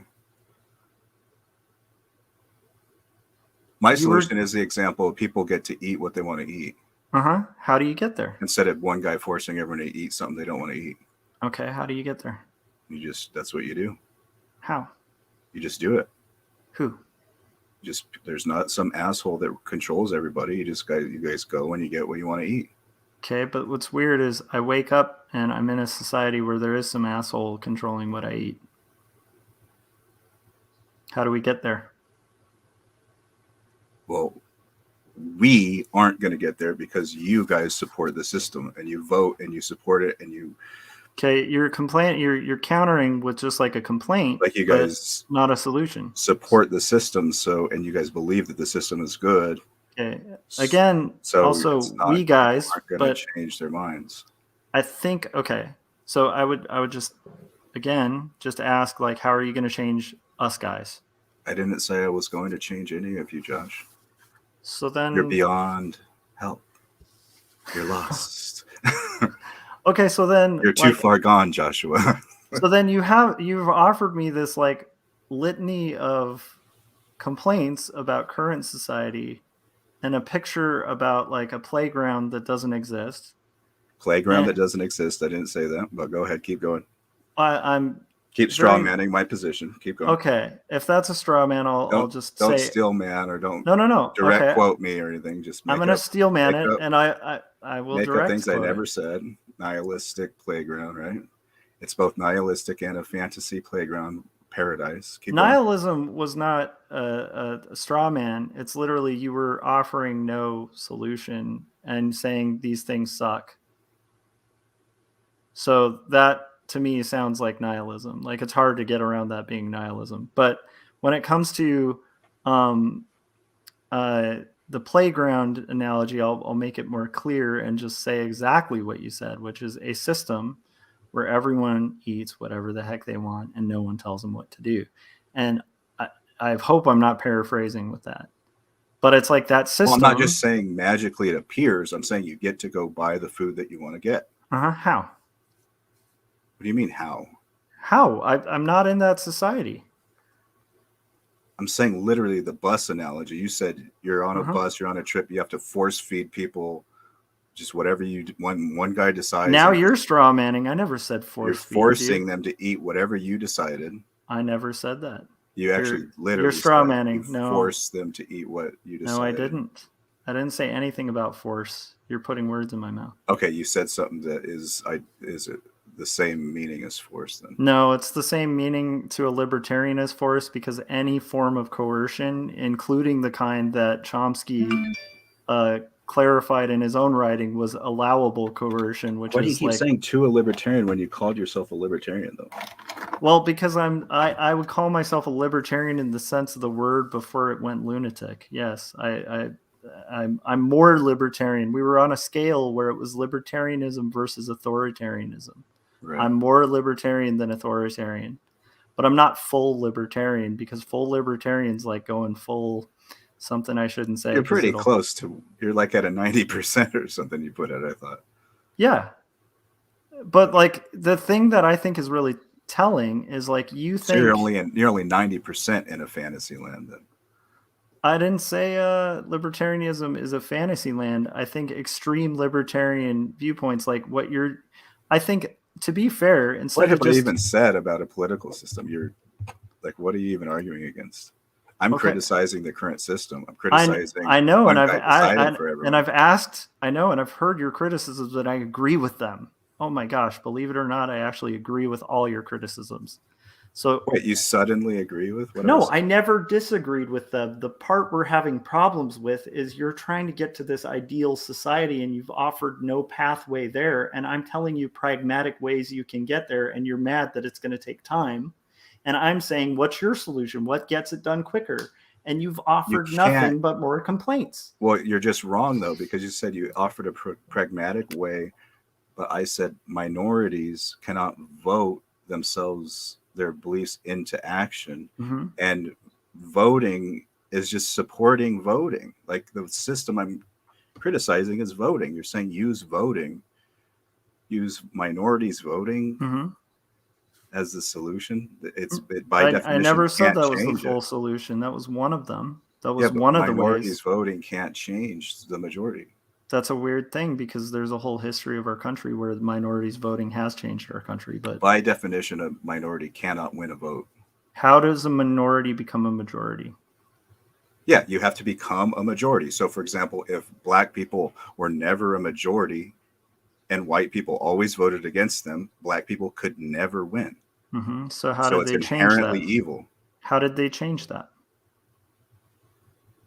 How did they confront that evil? 250 years later, they killed a bunch of people and lit a bunch of stuff on fire, and That's all? That's all that went into changing it? they did all kinds of stuff. Yeah, was it revolts and protests and assassinations, murders, war? Like, did they have to ally with people that weren't wholly on board with what they thought? Yeah, you have to ally with someone that's other than the minority. It's no longer a minority, Josh. You're missing my point. I'm saying a minority that stays a minority can never win. So how do you change it? You're missing my point. You're using examples of something where there's hundreds or thousands of millions of people that believe something, but not everyone has that many people that agree with them on something. I agree, but it didn't start that way. And how did it change? Oh, it's just a long, complicated history of bloodshed, just all kinds of stuff. Yeah, that's how change happens. It sucks. Yeah, that's like you're advocating for. I'm not advocating for it. That's the difference. I'm describing reality. You're advocating for a system. You're arguing against quote unquote fantasy. Yes. And advocating for reality. Yes, advocating for. I'm not advocating. You're putting that word in my mouth. I'm not advocating. Well, you just now said yes. No, I'm not saying. Well, I said yes because you've been repeating advocating so much. I almost feel like I should own it, but then I realized you're just putting that word in my mouth. I don't advocate for reality as it currently is. That would mean I'm a big fan of it. You're arguing in support of the idea, though. No, I'm arguing. You're arguing against me, calling me an idealist fantasy playground. No, I'm telling you and that saying, I no, agree. we got to support reality. I agree. Instead. It sucks. I agree with what you're talking about. I'm saying I think that there is a pathway to change. And I think that pathway does include Then you voting. don't agree with me. But you are like, again, I'm not going to be a nihilist because if you don't think there's a pathway to change, then you might as well just not with this system. No, you can't get beyond what we have now using the system we have now. I know, and that's why Chomsky always quotes the gears and levers, and you need to put a wrench in the gears and the levers to change it. There is a million union fighters and like people who have fought on the left and died and bled because they believe the system can change and they want the system to change, and maybe they even want to change the voting system, but they're advocating and making it happen. And what I haven't heard you do is offer any way that it actually happens, except saying, well, everybody just gets their lunch. And again, like I'm waking up on a bus where everybody's not getting their lunch. So how do you change that? That's the reality is we're on a bus where everybody isn't able to pick their own lunch, where everybody doesn't have the same money and the same monetary systems or same options. So how do you change that bus? Are you saying just crash the bus? Yes, is that what you think I'm saying, Josh? No, I think you've said nothing actually about that's what I'm trying to get is like, what is the solution? Like what at least give me a path. I already told somewhere. You there isn't a solution with this system. I'm not saying with this system. You're adding that because it's convenient to dodge. Answer the question I'm actually asking, which is what is one step? I'm not talking about a solution. I'm not talking about baby steps towards a solution. I'm not. I didn't say again. You're adding baby steps. I'm advocating for a different system, not changing this system incrementally over the course of 200 years. What one thing? Using the voting system, which is okay. Evil. How are you going to get around the voting system? I'm not talking about getting around the voting system. I'm talking about what a different society would be that would be better. I'm not talking about fixing this society. I'm asking how do you get to that society? I'm not talking about getting to that society. So then you're not giving me anything that is compelling because it's like how are you going to fix slavery? How are you going to do this? How are you going to do that? I'm not talking about fixing slavery. I'm talking about there shouldn't be slavery. I don't care how it gets fixed. I'm So you're saying complaining. it's bullshit. Yeah, you're complaining. I get it. I agree with your complaint. It's bullshit. I'm not just complaining, Josh. I'm not trying to like put words in your mouth. I'm just like literally, okay, you're saying slavery is bullshit. You're just okay. misunderstanding what I'm like. I think I'm you're not trying misunderstanding to. like my approach to this whole thing. Like I'm not trying to come up with solutions to the problem. I'm talking about just this system is bullshit and evil. Yeah. And a system without this, and this would be more ideal. I'm not talking about trying to change the system because so many people in this country are so convinced that it's right that I mean, I guess you could incrementally try to change it and take 1,000 years and it goes back and it goes forth and all these people die and you think it's so brave and heroic that people shed blood. And I don't. I think it's think it's tragic. fucking sick and disgusting. Yeah. I just think it's disgusting. Yeah, Adam, like who do you think, like, do you think that I'm saying that the fact that people have to shed blood for there to be change is a beautiful thing? Is that what you're taking for? Because I feel like you're misunderstanding what heroic? I'm I think saying. you did not beautiful, but kind of heroic and proud and just this is. I didn't say heroic and proud, but duty. I am proud of people who have shed blood to change and give people rights. Like, and I have no problem saying that. Like, I think that, like, yeah, but how about a system where you don't have to do that instead? Yeah, I love it. That sounds great. How? Incremental voting by minorities, billboard like protests, writing. Okay, so you're mocking solutions, but again, you haven't given one. You haven't given one. Well, I'm not here to give solutions. I know, I clearly. So, like, here's the thing, Adam. If you were just talking about what sucks about the system, I'll be 100% on board. Capitalism sucks. I totally agree. It would be ideal and great if we could have a socialistic system. Hell, it would be great if we could have a right-wing libertarian system, and it worked. I'd be all about that. Right-wing libertarian system? Yeah, like, I mean, like if we could go back to the gold standard and that would work. Corporations controlling people? No, I mean, like, if we could go back to the gold standard and that would work instead of like having a Fed have to be there, like if that would work, oh, I'm so on board. If we're playing fantasy world, I am totally down with it. If we're just doing a complaint session about what we hate about the current system, I don't think you've said anything you hate that I disagree with about the current system.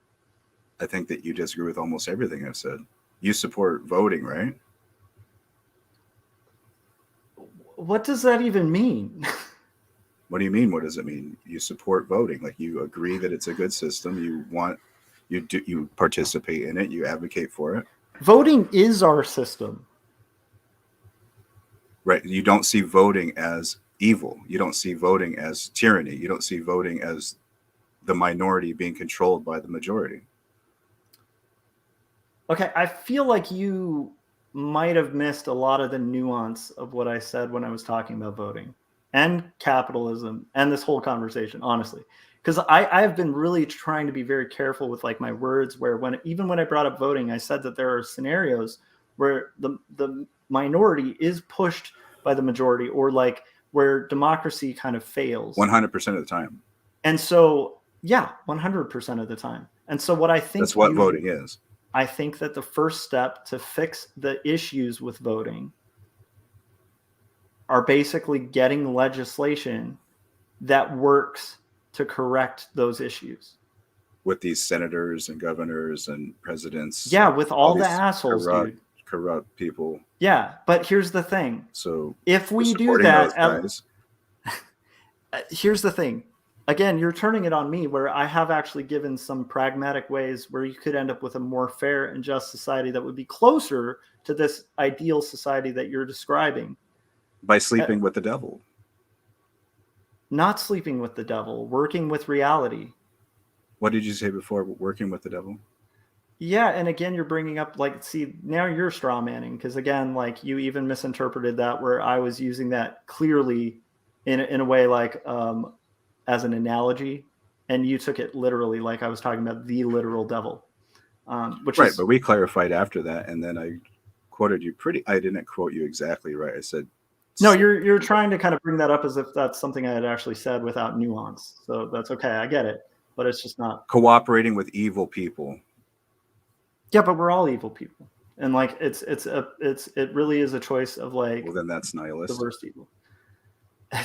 At least it gets us to a better society. Whereas like what you have literally offered not one step.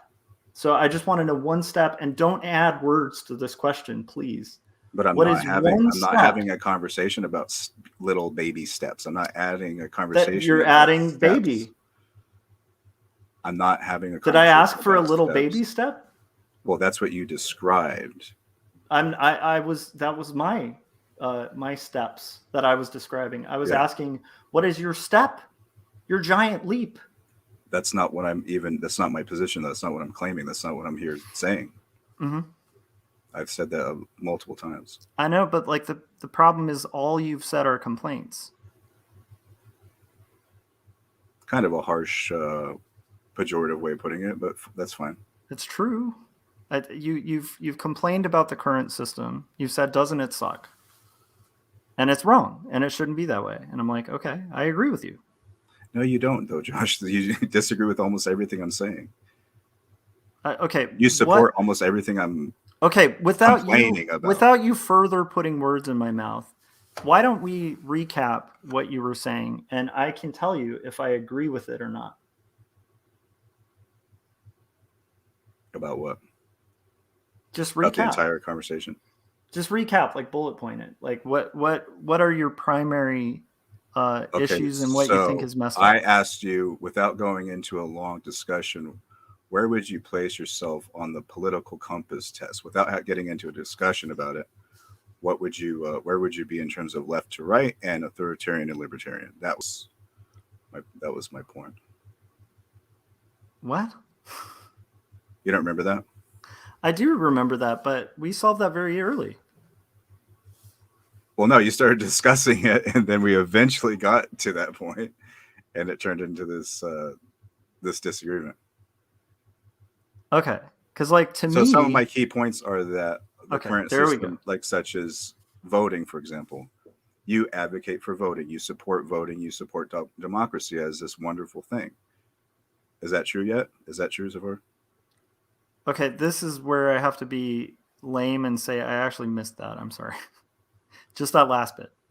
Voting and democracy.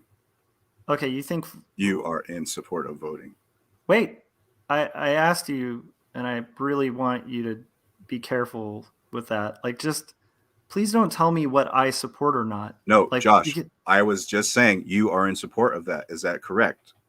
No, that's what I just said, and then I was re-saying it, but I started to talk. I understand it, Adam. Is that true? Is that true? Hold on. I don't want this to be a conversation of, is it true that you agree with this misconception that I have about what you think? Don't tell me what I think or do the yes or no thing. I want to know. So don't ask you questions. No, the framing of this, just so we get a better understanding, because I think we're actually in more agreement than we realize, is like for you to state your case again, like what's your problem with voting? And then I will tell you whether I agree with you or not. It's oppression of minorities by the majority. I agree with you. Tyranny. I agree with you. It's controlling people. I agree with you. Forcing people to do something that they hate. I would semi-agree with you. I don't think it's necessarily all people, but yes, I'd agree. It forces some people to have to do something they hate. Yes. It forces a lot of people to have to do things that they're strongly against. Yeah, I'll give you that. Okay. Where's the debate there? I agree with everything you said. Well, the debate is you keep advocating for democracy and voting and and shaking hands with the devil. Please don't do the devil thing, man. Come on, drop the devil thing. Collaborate with evil people for the sake of the greater good.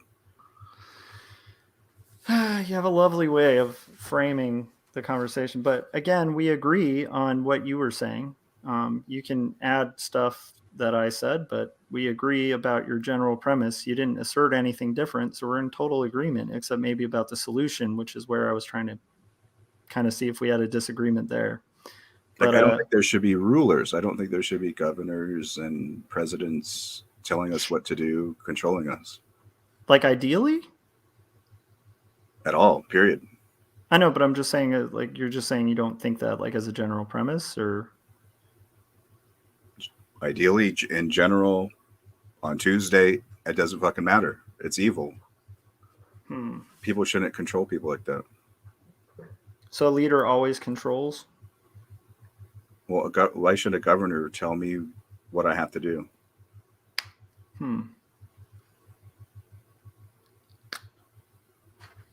Have you heard the libertarian poisoning the well thing?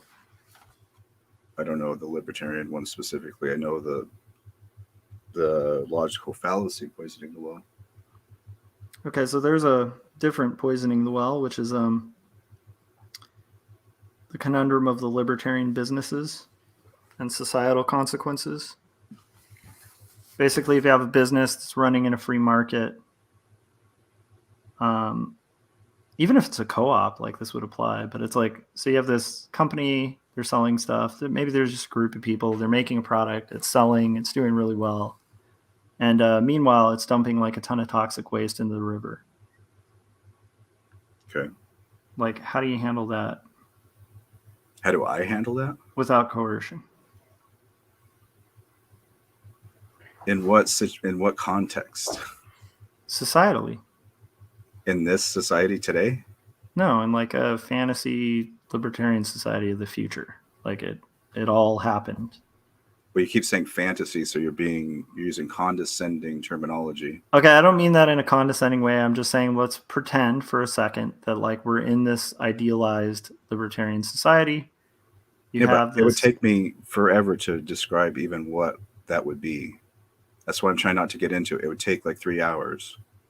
Yeah, I get it, but I'm just, throwing out a conundrum that happens that you would live in a society where ahead of time you agreed to what you do in that situation, and the people that live in that society because they agreed to the rules of that society. That's the solution. Okay, so like the tough part about this, so it just depends on what the people that live in that society chose to do in the situation.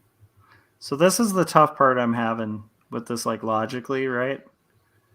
Is like, so I'm asking for like some kind of idea of like, okay, there's all these things wrong.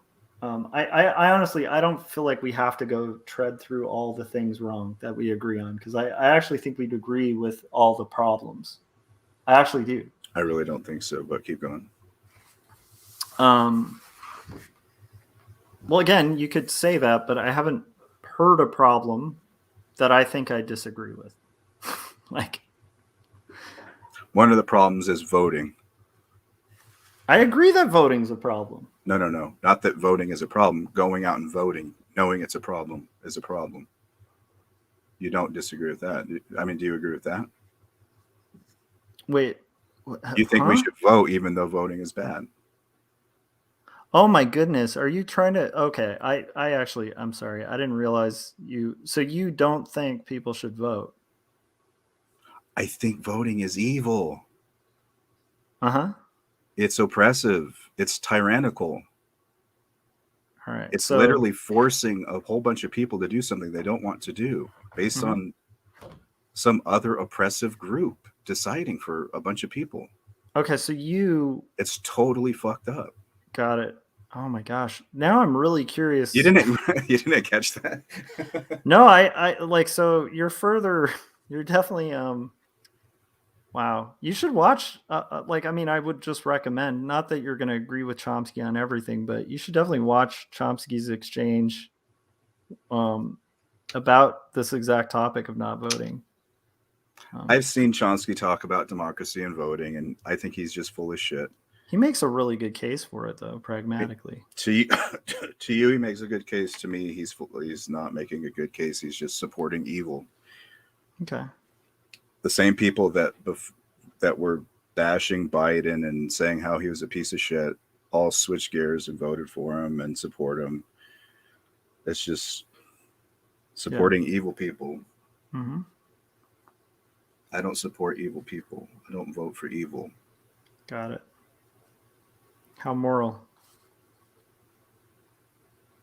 Well, it is moral. I'm not for, and even if I was supporting someone that wasn't evil, I wouldn't force other people to have to live under someone that they don't want to live under. It's evil to do that. Okay, so what's Other interesting? people shouldn't have, like Trump supporters shouldn't have to live under Biden. Hmm. Why But should like, why should a Trump supporter have to live in a country where Biden Mhm. decides what they have to do? Okay, so again, like maybe they shouldn't, but they do. But why should they have to? Why does the answer matter?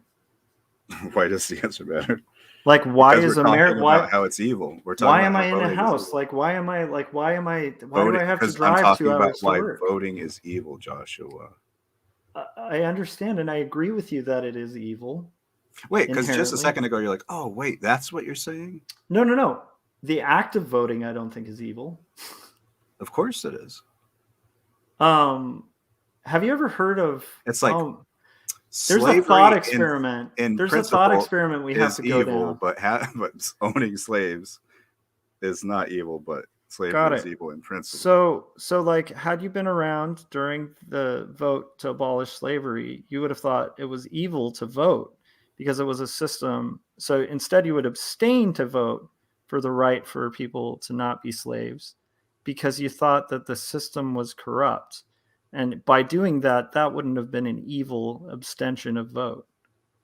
I find this And really my interesting. one vote wouldn't have made a lick of difference. And you've heard the argument that if everyone thought that no one's vote made a difference, Yeah, but then everyone doesn't think that. A majority, that's the thing you are totally missing is there's a majority, there's a minority, and there's like a super minority. I'm in the super minority. Nothing I ever vote for is ever going to happen. Okay. So then voting cannot bring I keep saying this over and over again. If a minority group votes, by definition, they cannot win. Okay. Well, I would say, I mean, and by minority, I mean that minority in what they're voting on. Okay. The only way they can win is to become a majority. Yeah, and how does that happen? Complicated bloodshed and hundreds of years of all this stuff and wars and assassinations and all this stuff. So we're cycling, like we're kind of circling through the complaints again of the current system. Right. So like, I'm still not seeing a solution or like any sort of proposed way we get to this system. I didn't even say what a system was, and I didn't say I was proposing a solution. Or this lack of system, like the way we fix these problems, or like, is there no fix and the choice is just to completely abstain?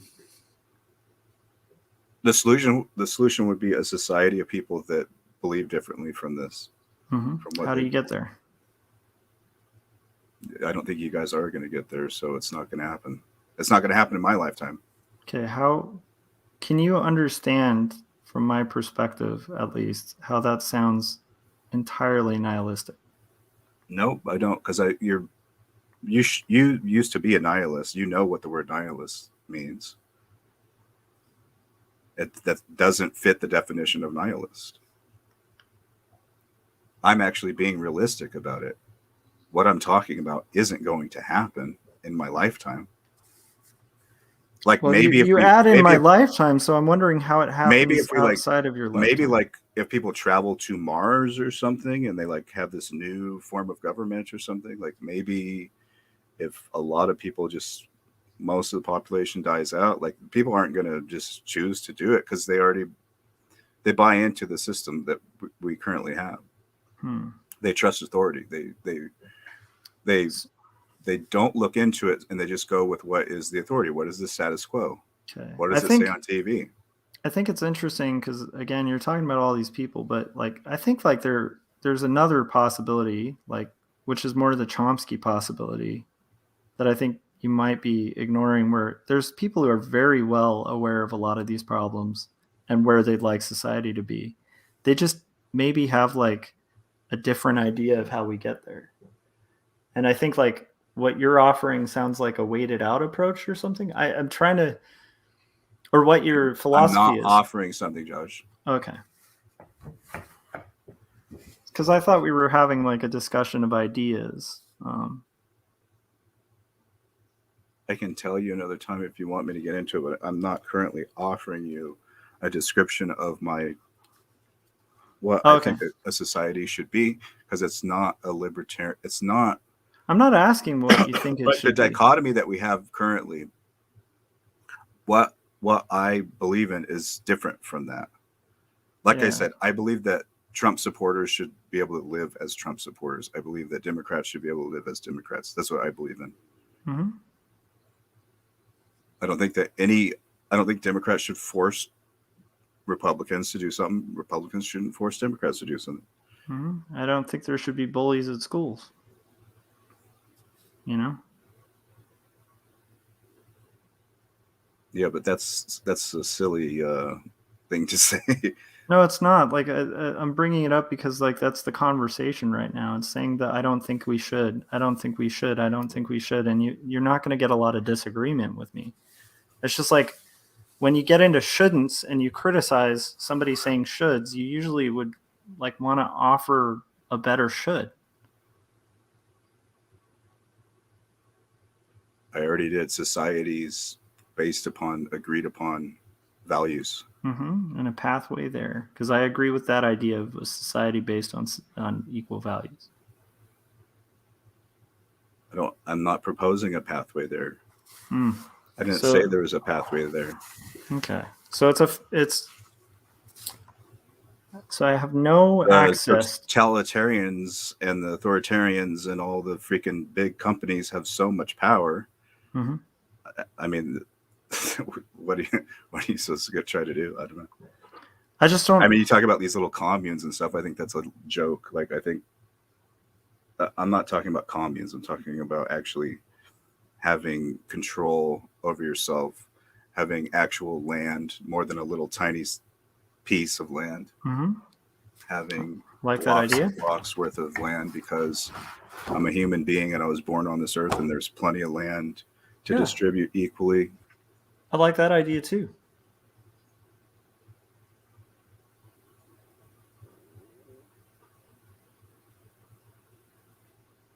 It's just, I don't know. I try to be optimistic and think of ways to get closer to there. I don't know if that's true though, because you're advocating for voting, which is not does not fall in line with what I'm saying. It doesn't fit the end goal of what you're saying. Yeah. Well, no, it just doesn't fit with what I'm saying, because you're participating in a system of the majority ruling over the minority. Okay. Yep. If all Democrats had not shown up to vote, we'd be in a much better position right now as a country. Not what I said at all. We'd be a lot closer to like more people having land or access to land, to equal voting, or maybe even abolishing voting, because we have a very equal society. We'd be like 100% closer if just everyone on the left had just woken up and just decided not to vote.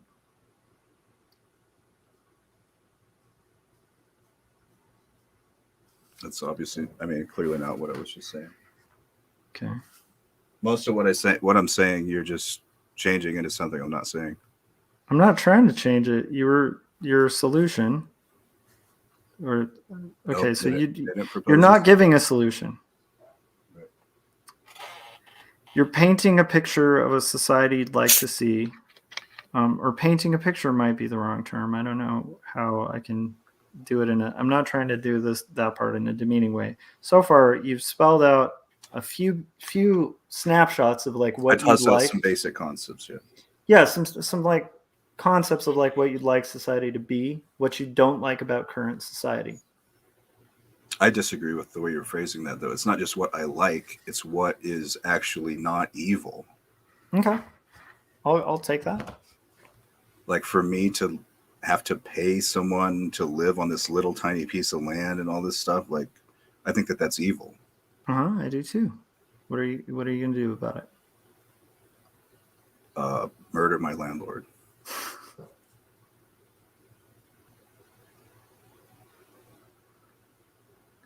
And are you in a system that would be okay with that activity?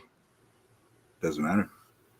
And then if your landlord, like, let's say, has kids and maybe like actually dreams of a society similar to your dream. Fuck them.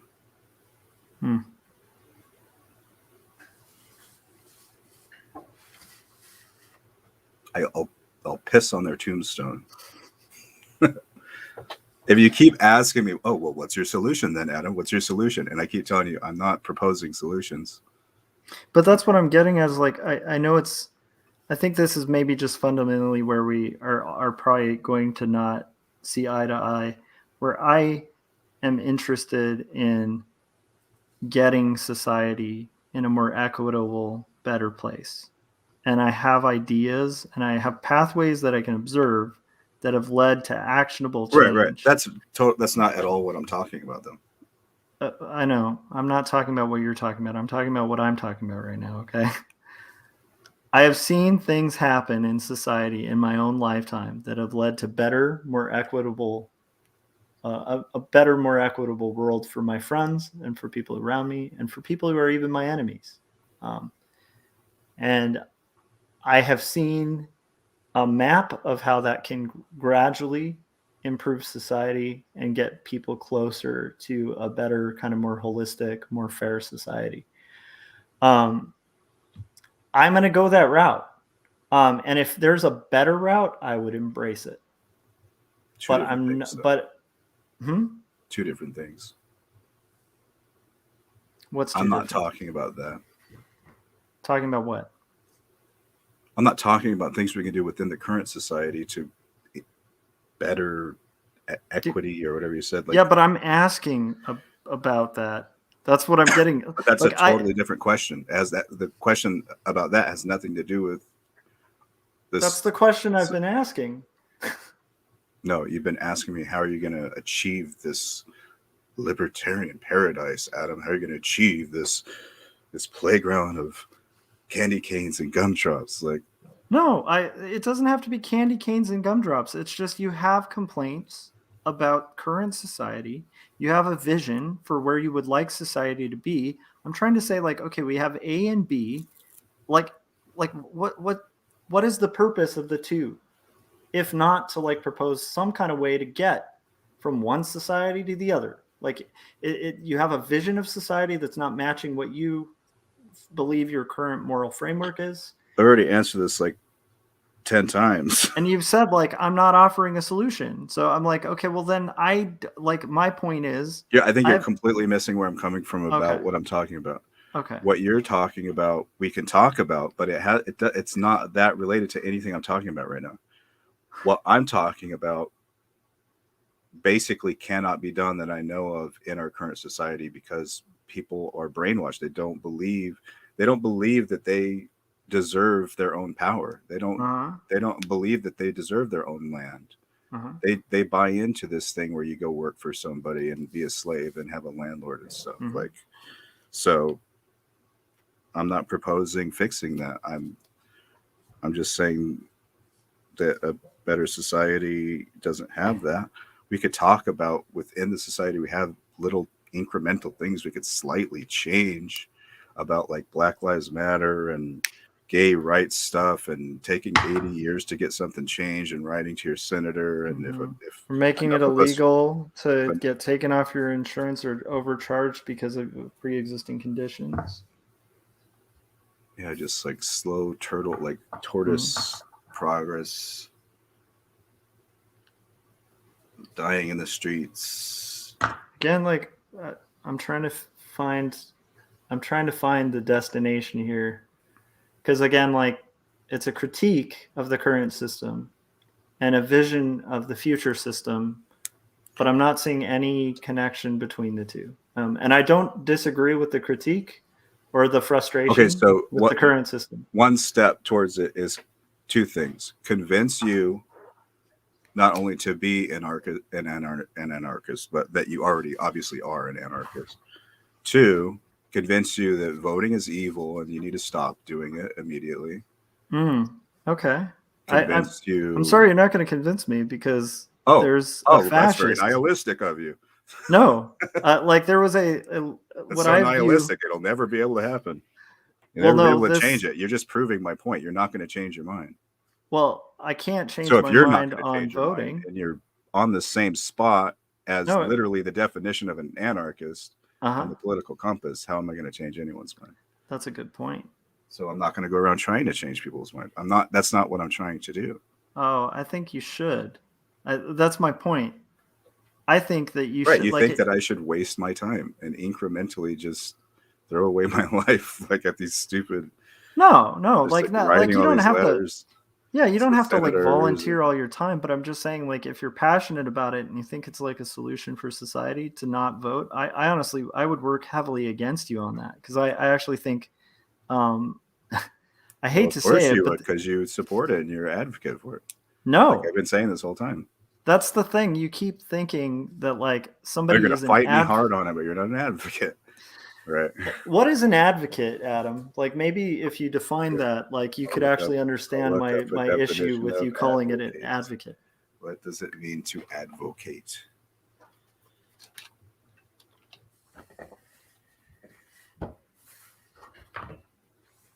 I was just joking about convincing you right away. I knew that you. Oh yeah, I know. We're having fun, man. Honestly, I'm getting work done, so this is a fun conversation. I actually enjoy these conversations, and I have a higher respect for you, Adam. So don't, hopefully don't take this the wrong way. The conversation, So, to advocate, publicly recommend or support.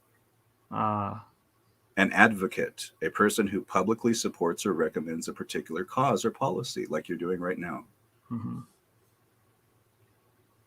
A champion, a backer, a supporter, a proponent. Okay, see, now we're getting a little further. So that's the thing that I'm kind of... Those are synonyms.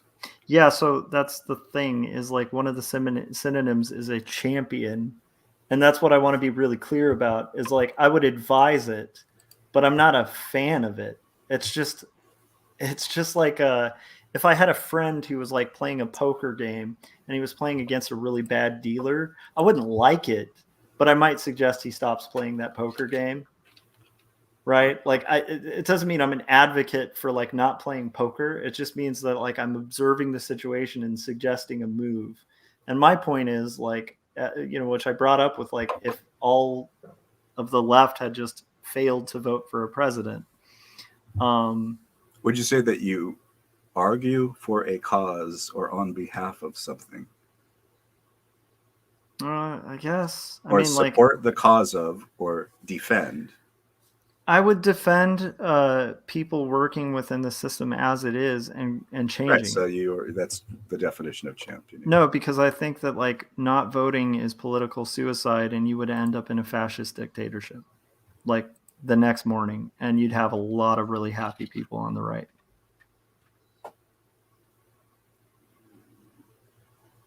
Okay, well, and I would say the same. Like, if the right stopped, you would end up in a very extreme socialistic system, and you'd have a lot of people on the left, like, very happy. Right, and they said if we ended slavery, the economy would collapse, and everyone would die, and everyone would starve. So, and how did they end slavery? Sorry, this is a really interesting analogy. How did slavery end? Like, what was that weird thing people violence, did? War, I know, but there was like one thing that set it into law as illegal, and I'm curious how that law came to. Oh yeah, that's right. It was like bloodshed, hundreds of years of war and death and violence. Yeah, and all to vote. Not a good argument in favor of voting. Really? There's a lot of people I know who disagree. Well, obviously, probably most of the country agrees with you. We've been indoctrinated from childhood. No, I know a lot of people on the far right who want to get rid of the vote. I know a lot of libertarians on the far right who abstain from voting. Mhm. I encourage all libertarians on the far right that I know to stand up for their rights and not vote. Yeah. Well, if enough of them do that, there's going to be. It's not just going to be people who didn't vote. It's going to turn into something else. Mm-hmm. That would, if enough people. Yeah, I agree. How are you going to get enough people?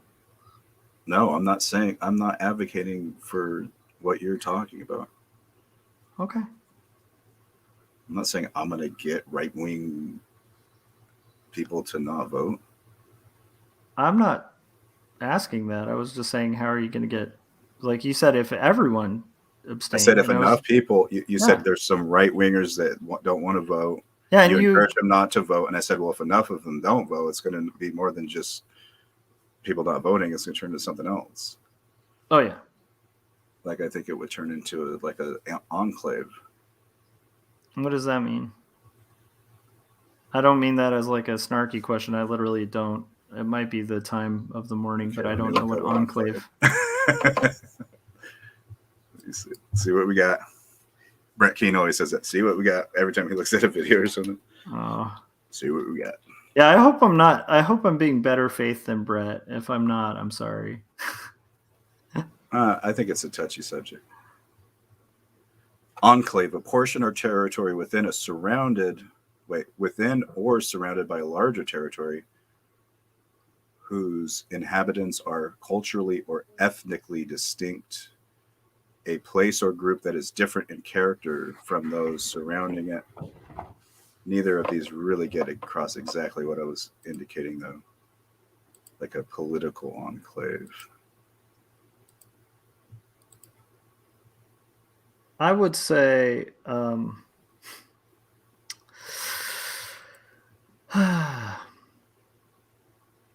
don't mean like an ethnic thing, like a political enclave. I understand. I'm just saying there are a lot of commonalities with this sort of libertarian description and ones I've heard on the right.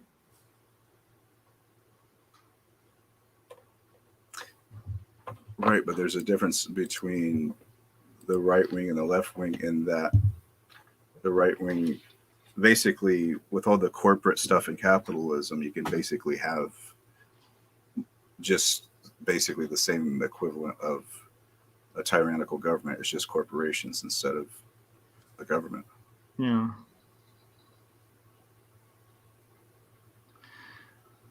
Yeah. I guess I'm still lost on. It's tough. I feel like we're just gonna kind of cycle, but for me, I would want to. I'm not saying you have to. I would just want to see the connection from the place that we want to be and then the place we are. Like, for instance, where you were talking about voting, where it's like, hey, just okay. Like, for instance, you were saying, like, if you could convince me to not vote.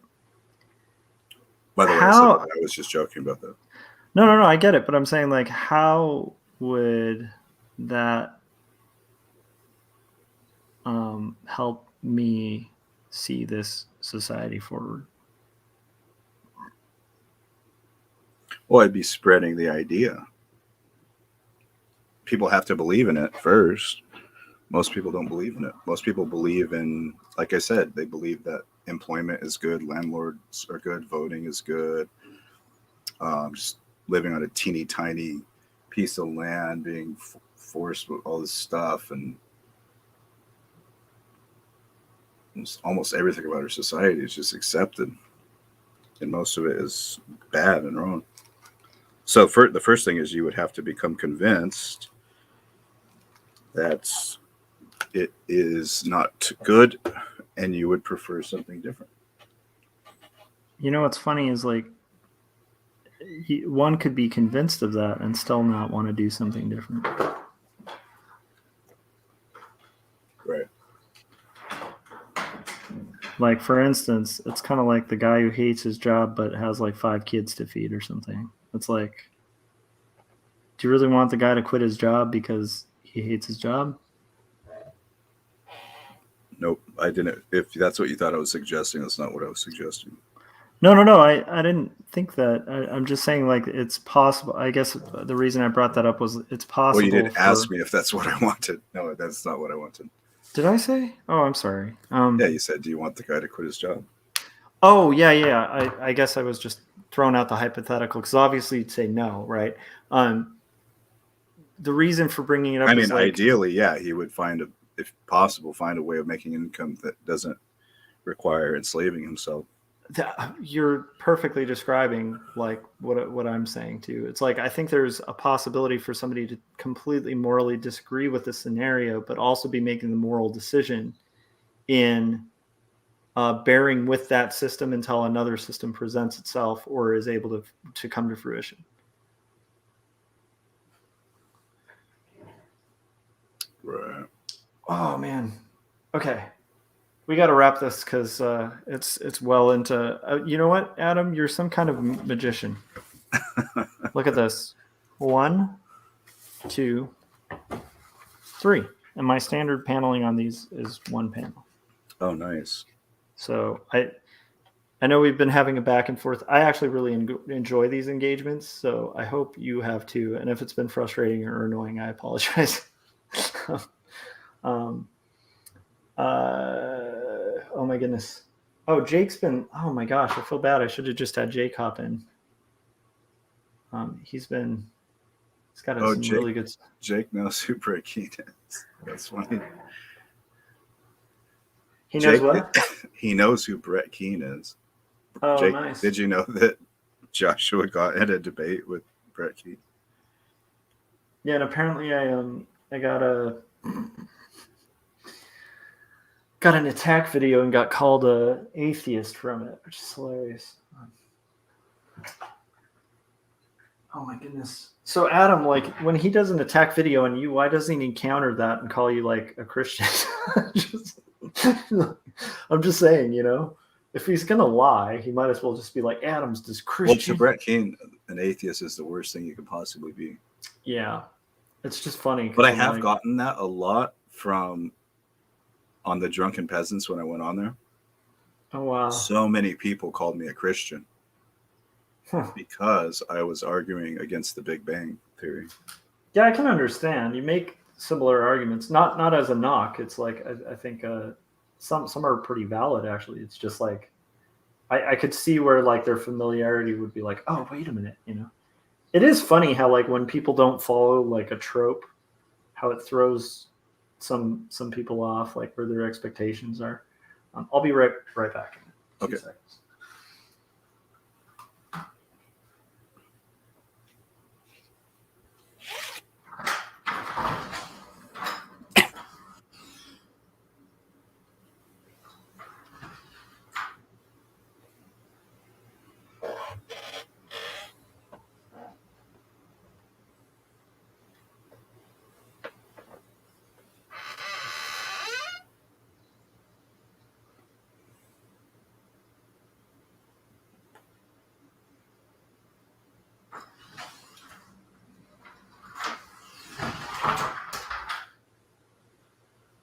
Okay. All right. So I think to wrap up our conversation, I will just say if you're out there and you are really a fan of non-socialized medicine, of like non-green energy policies, and really like just mad at the libs, the best way to stick it to the libs is just don't vote. I just wanted to throw that out there as like really salient advice where I'm completely on board with this not voting. I would prefer I could see that. Although in theory, like the more equitable side of me wants people to kind of be content in their society. And so I feel like if everyone has a say, you have a better kind of thing. But I'm sure that we disagree on that for hours. But jokingly, I will say, don't vote if you happen to want society to go backwards instead of forwards. I have no problem with that. Adam, you've been a trooper, man. Oh, is Adam gone? I think Adam might have I'm disappeared. sorry. Okay. Oh, Well, you're still here. Got I'm it. technically here. Oh no. Okay. Adam is gonna hang in there and recover and like get some rest. Are you gonna rest after this, Adam? Yeah. Yes. Okay. Good. Good. Get some sleep, man. But yeah, I got a lot of sleep earlier. Yeah, get a lot more. Because like I think at least in our circle, I think we kind of want the well-being of the people in our circle. So it's anyhow, Adam, where can everybody? Well, I'll just let everybody know. So you guys can get support Adam. He's going through a rough time right now too, like health wise. And a good way to support him outside of just doing the humanitarian thing is just like also supporting indie cartoonists, which we should all be doing, is pick up a copy of Toad Road, which you can get on Indie Planet. It's misspelled. It's not INDIE. It's INDY Planet.com, and you can pick up Toad Road there. There's a safe for work and children version, and then there's the version I'd recommend, which is the one you're seeing on screen, where it says "Sorry, not for kids" in the corner. But definitely don't buy that for your 5-year-old. The other version is not for children, but it's like PG. I would say, it's like yeah. None of it's for kids. read with an adult. Jake, next time I'm gonna fix my I apologize about the technical difficulties here where usually when I'm doing the stream I have access like right here like my bottom left hand side to be able to like read the chats, and like my iPad that I usually do that on is just like going to dark, so I need to check the settings on it. But anyhow, next time I see you in the chats, like chiming in that much, and unfortunately we didn't get to like address like half of what you brought up. We'll just pull you on because it's always fun having you in the chats and on the streams.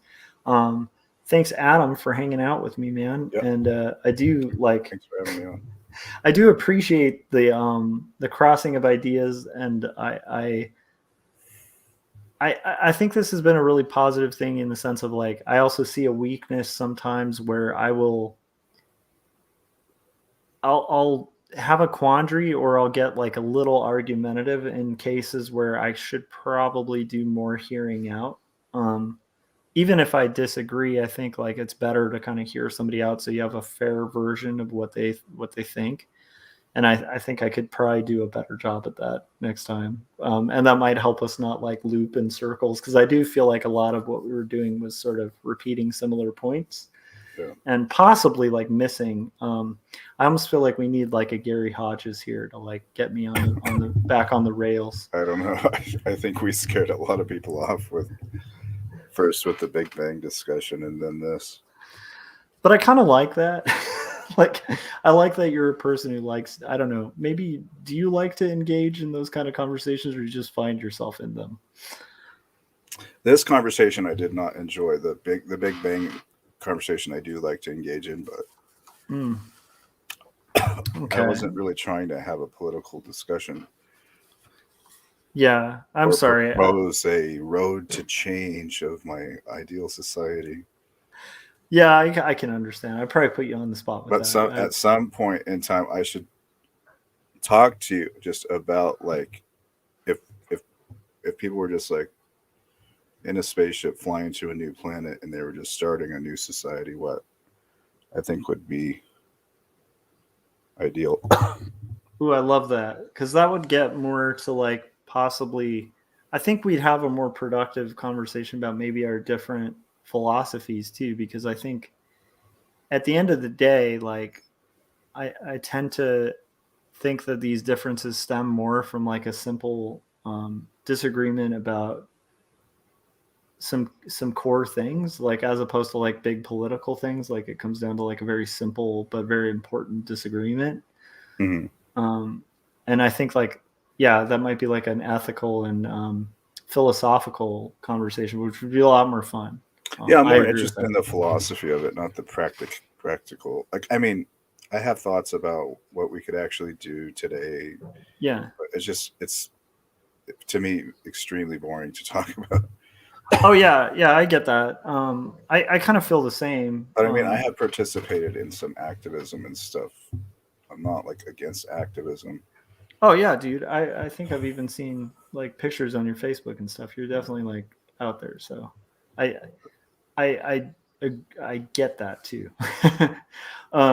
And I out there, not like out there like out in wacky world or something, but out there like out there on the street, like Yeah, advocating for change when it even with counts. I don't know if you guys have noticed this, but I don't know when the last time you guys saw me show my face on one of these things.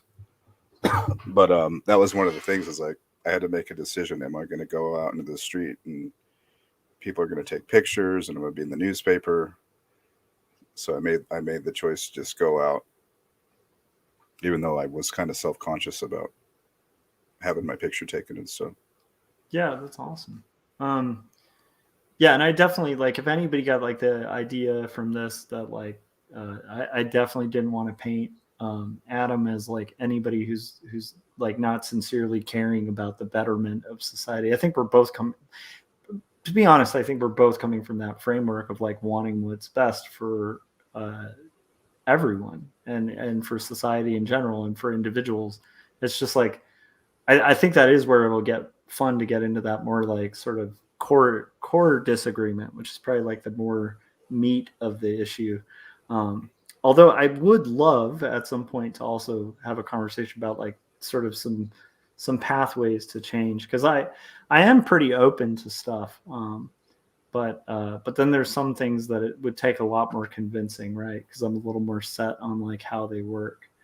But again, like if I hear a good argument, and I'm not saying you weren't making one, I'm just saying, Yeah, quite often in my I have a life, pretty good argument against voting. There's 6 people on the city council. Someone proposed something. The lady said, "Oh, this was submitted by some Black Lives Matter people. We're not gonna vote on this." That's a good argument against voting. I guess, or an argument about voting for the city council. Well, if you can't even get it through a city council of 6 people, like. Well, But again, I digress. Yeah. Well, you don't want to go down that loophole, because I'm like, there's some really awesome ideas, like about like sort of targeting like more small local, voting more often where you do have more of a direct impact and your vote really does have an impact and it really counts, which is places like city councils. But yeah, I think this could go for a really long time, and I gotta sleep. Right. And you gotta sleep too, man. You gotta I do, recover. yeah. So get some rest. Rest. I respect your work. I admire the ability that you have to have these conversations, because they're fun, and like there's not a lot of people that will engage in these kind of things with me. So I picked carefully. If I might have read you wrong in kind of heading No, that's on right. this territory. I think we kind of misunderstood each other a little bit today. Yeah, but I like that. I like that we're able to do that and hopefully leave cordially and stuff. So yeah, for sure. And I promise not to make an attack video calling you a Christian after this ad.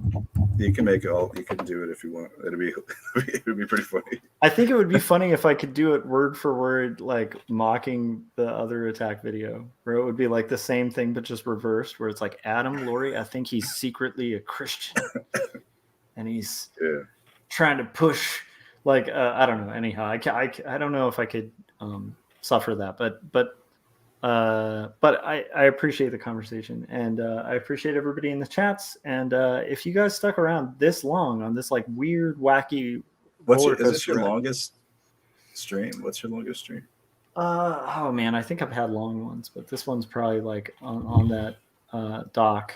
But what's cool is actually I have some client work, and right now I'm so caught up on my panels that I was going to do it tonight, but I can actually just focus on that tomorrow. So it kind of works out. But yes, I get get really engaged and interested in these conversations. All right. Yeah. All right. Josh, have a good one, man. Yeah, and we should have like a more art stream next time, maybe.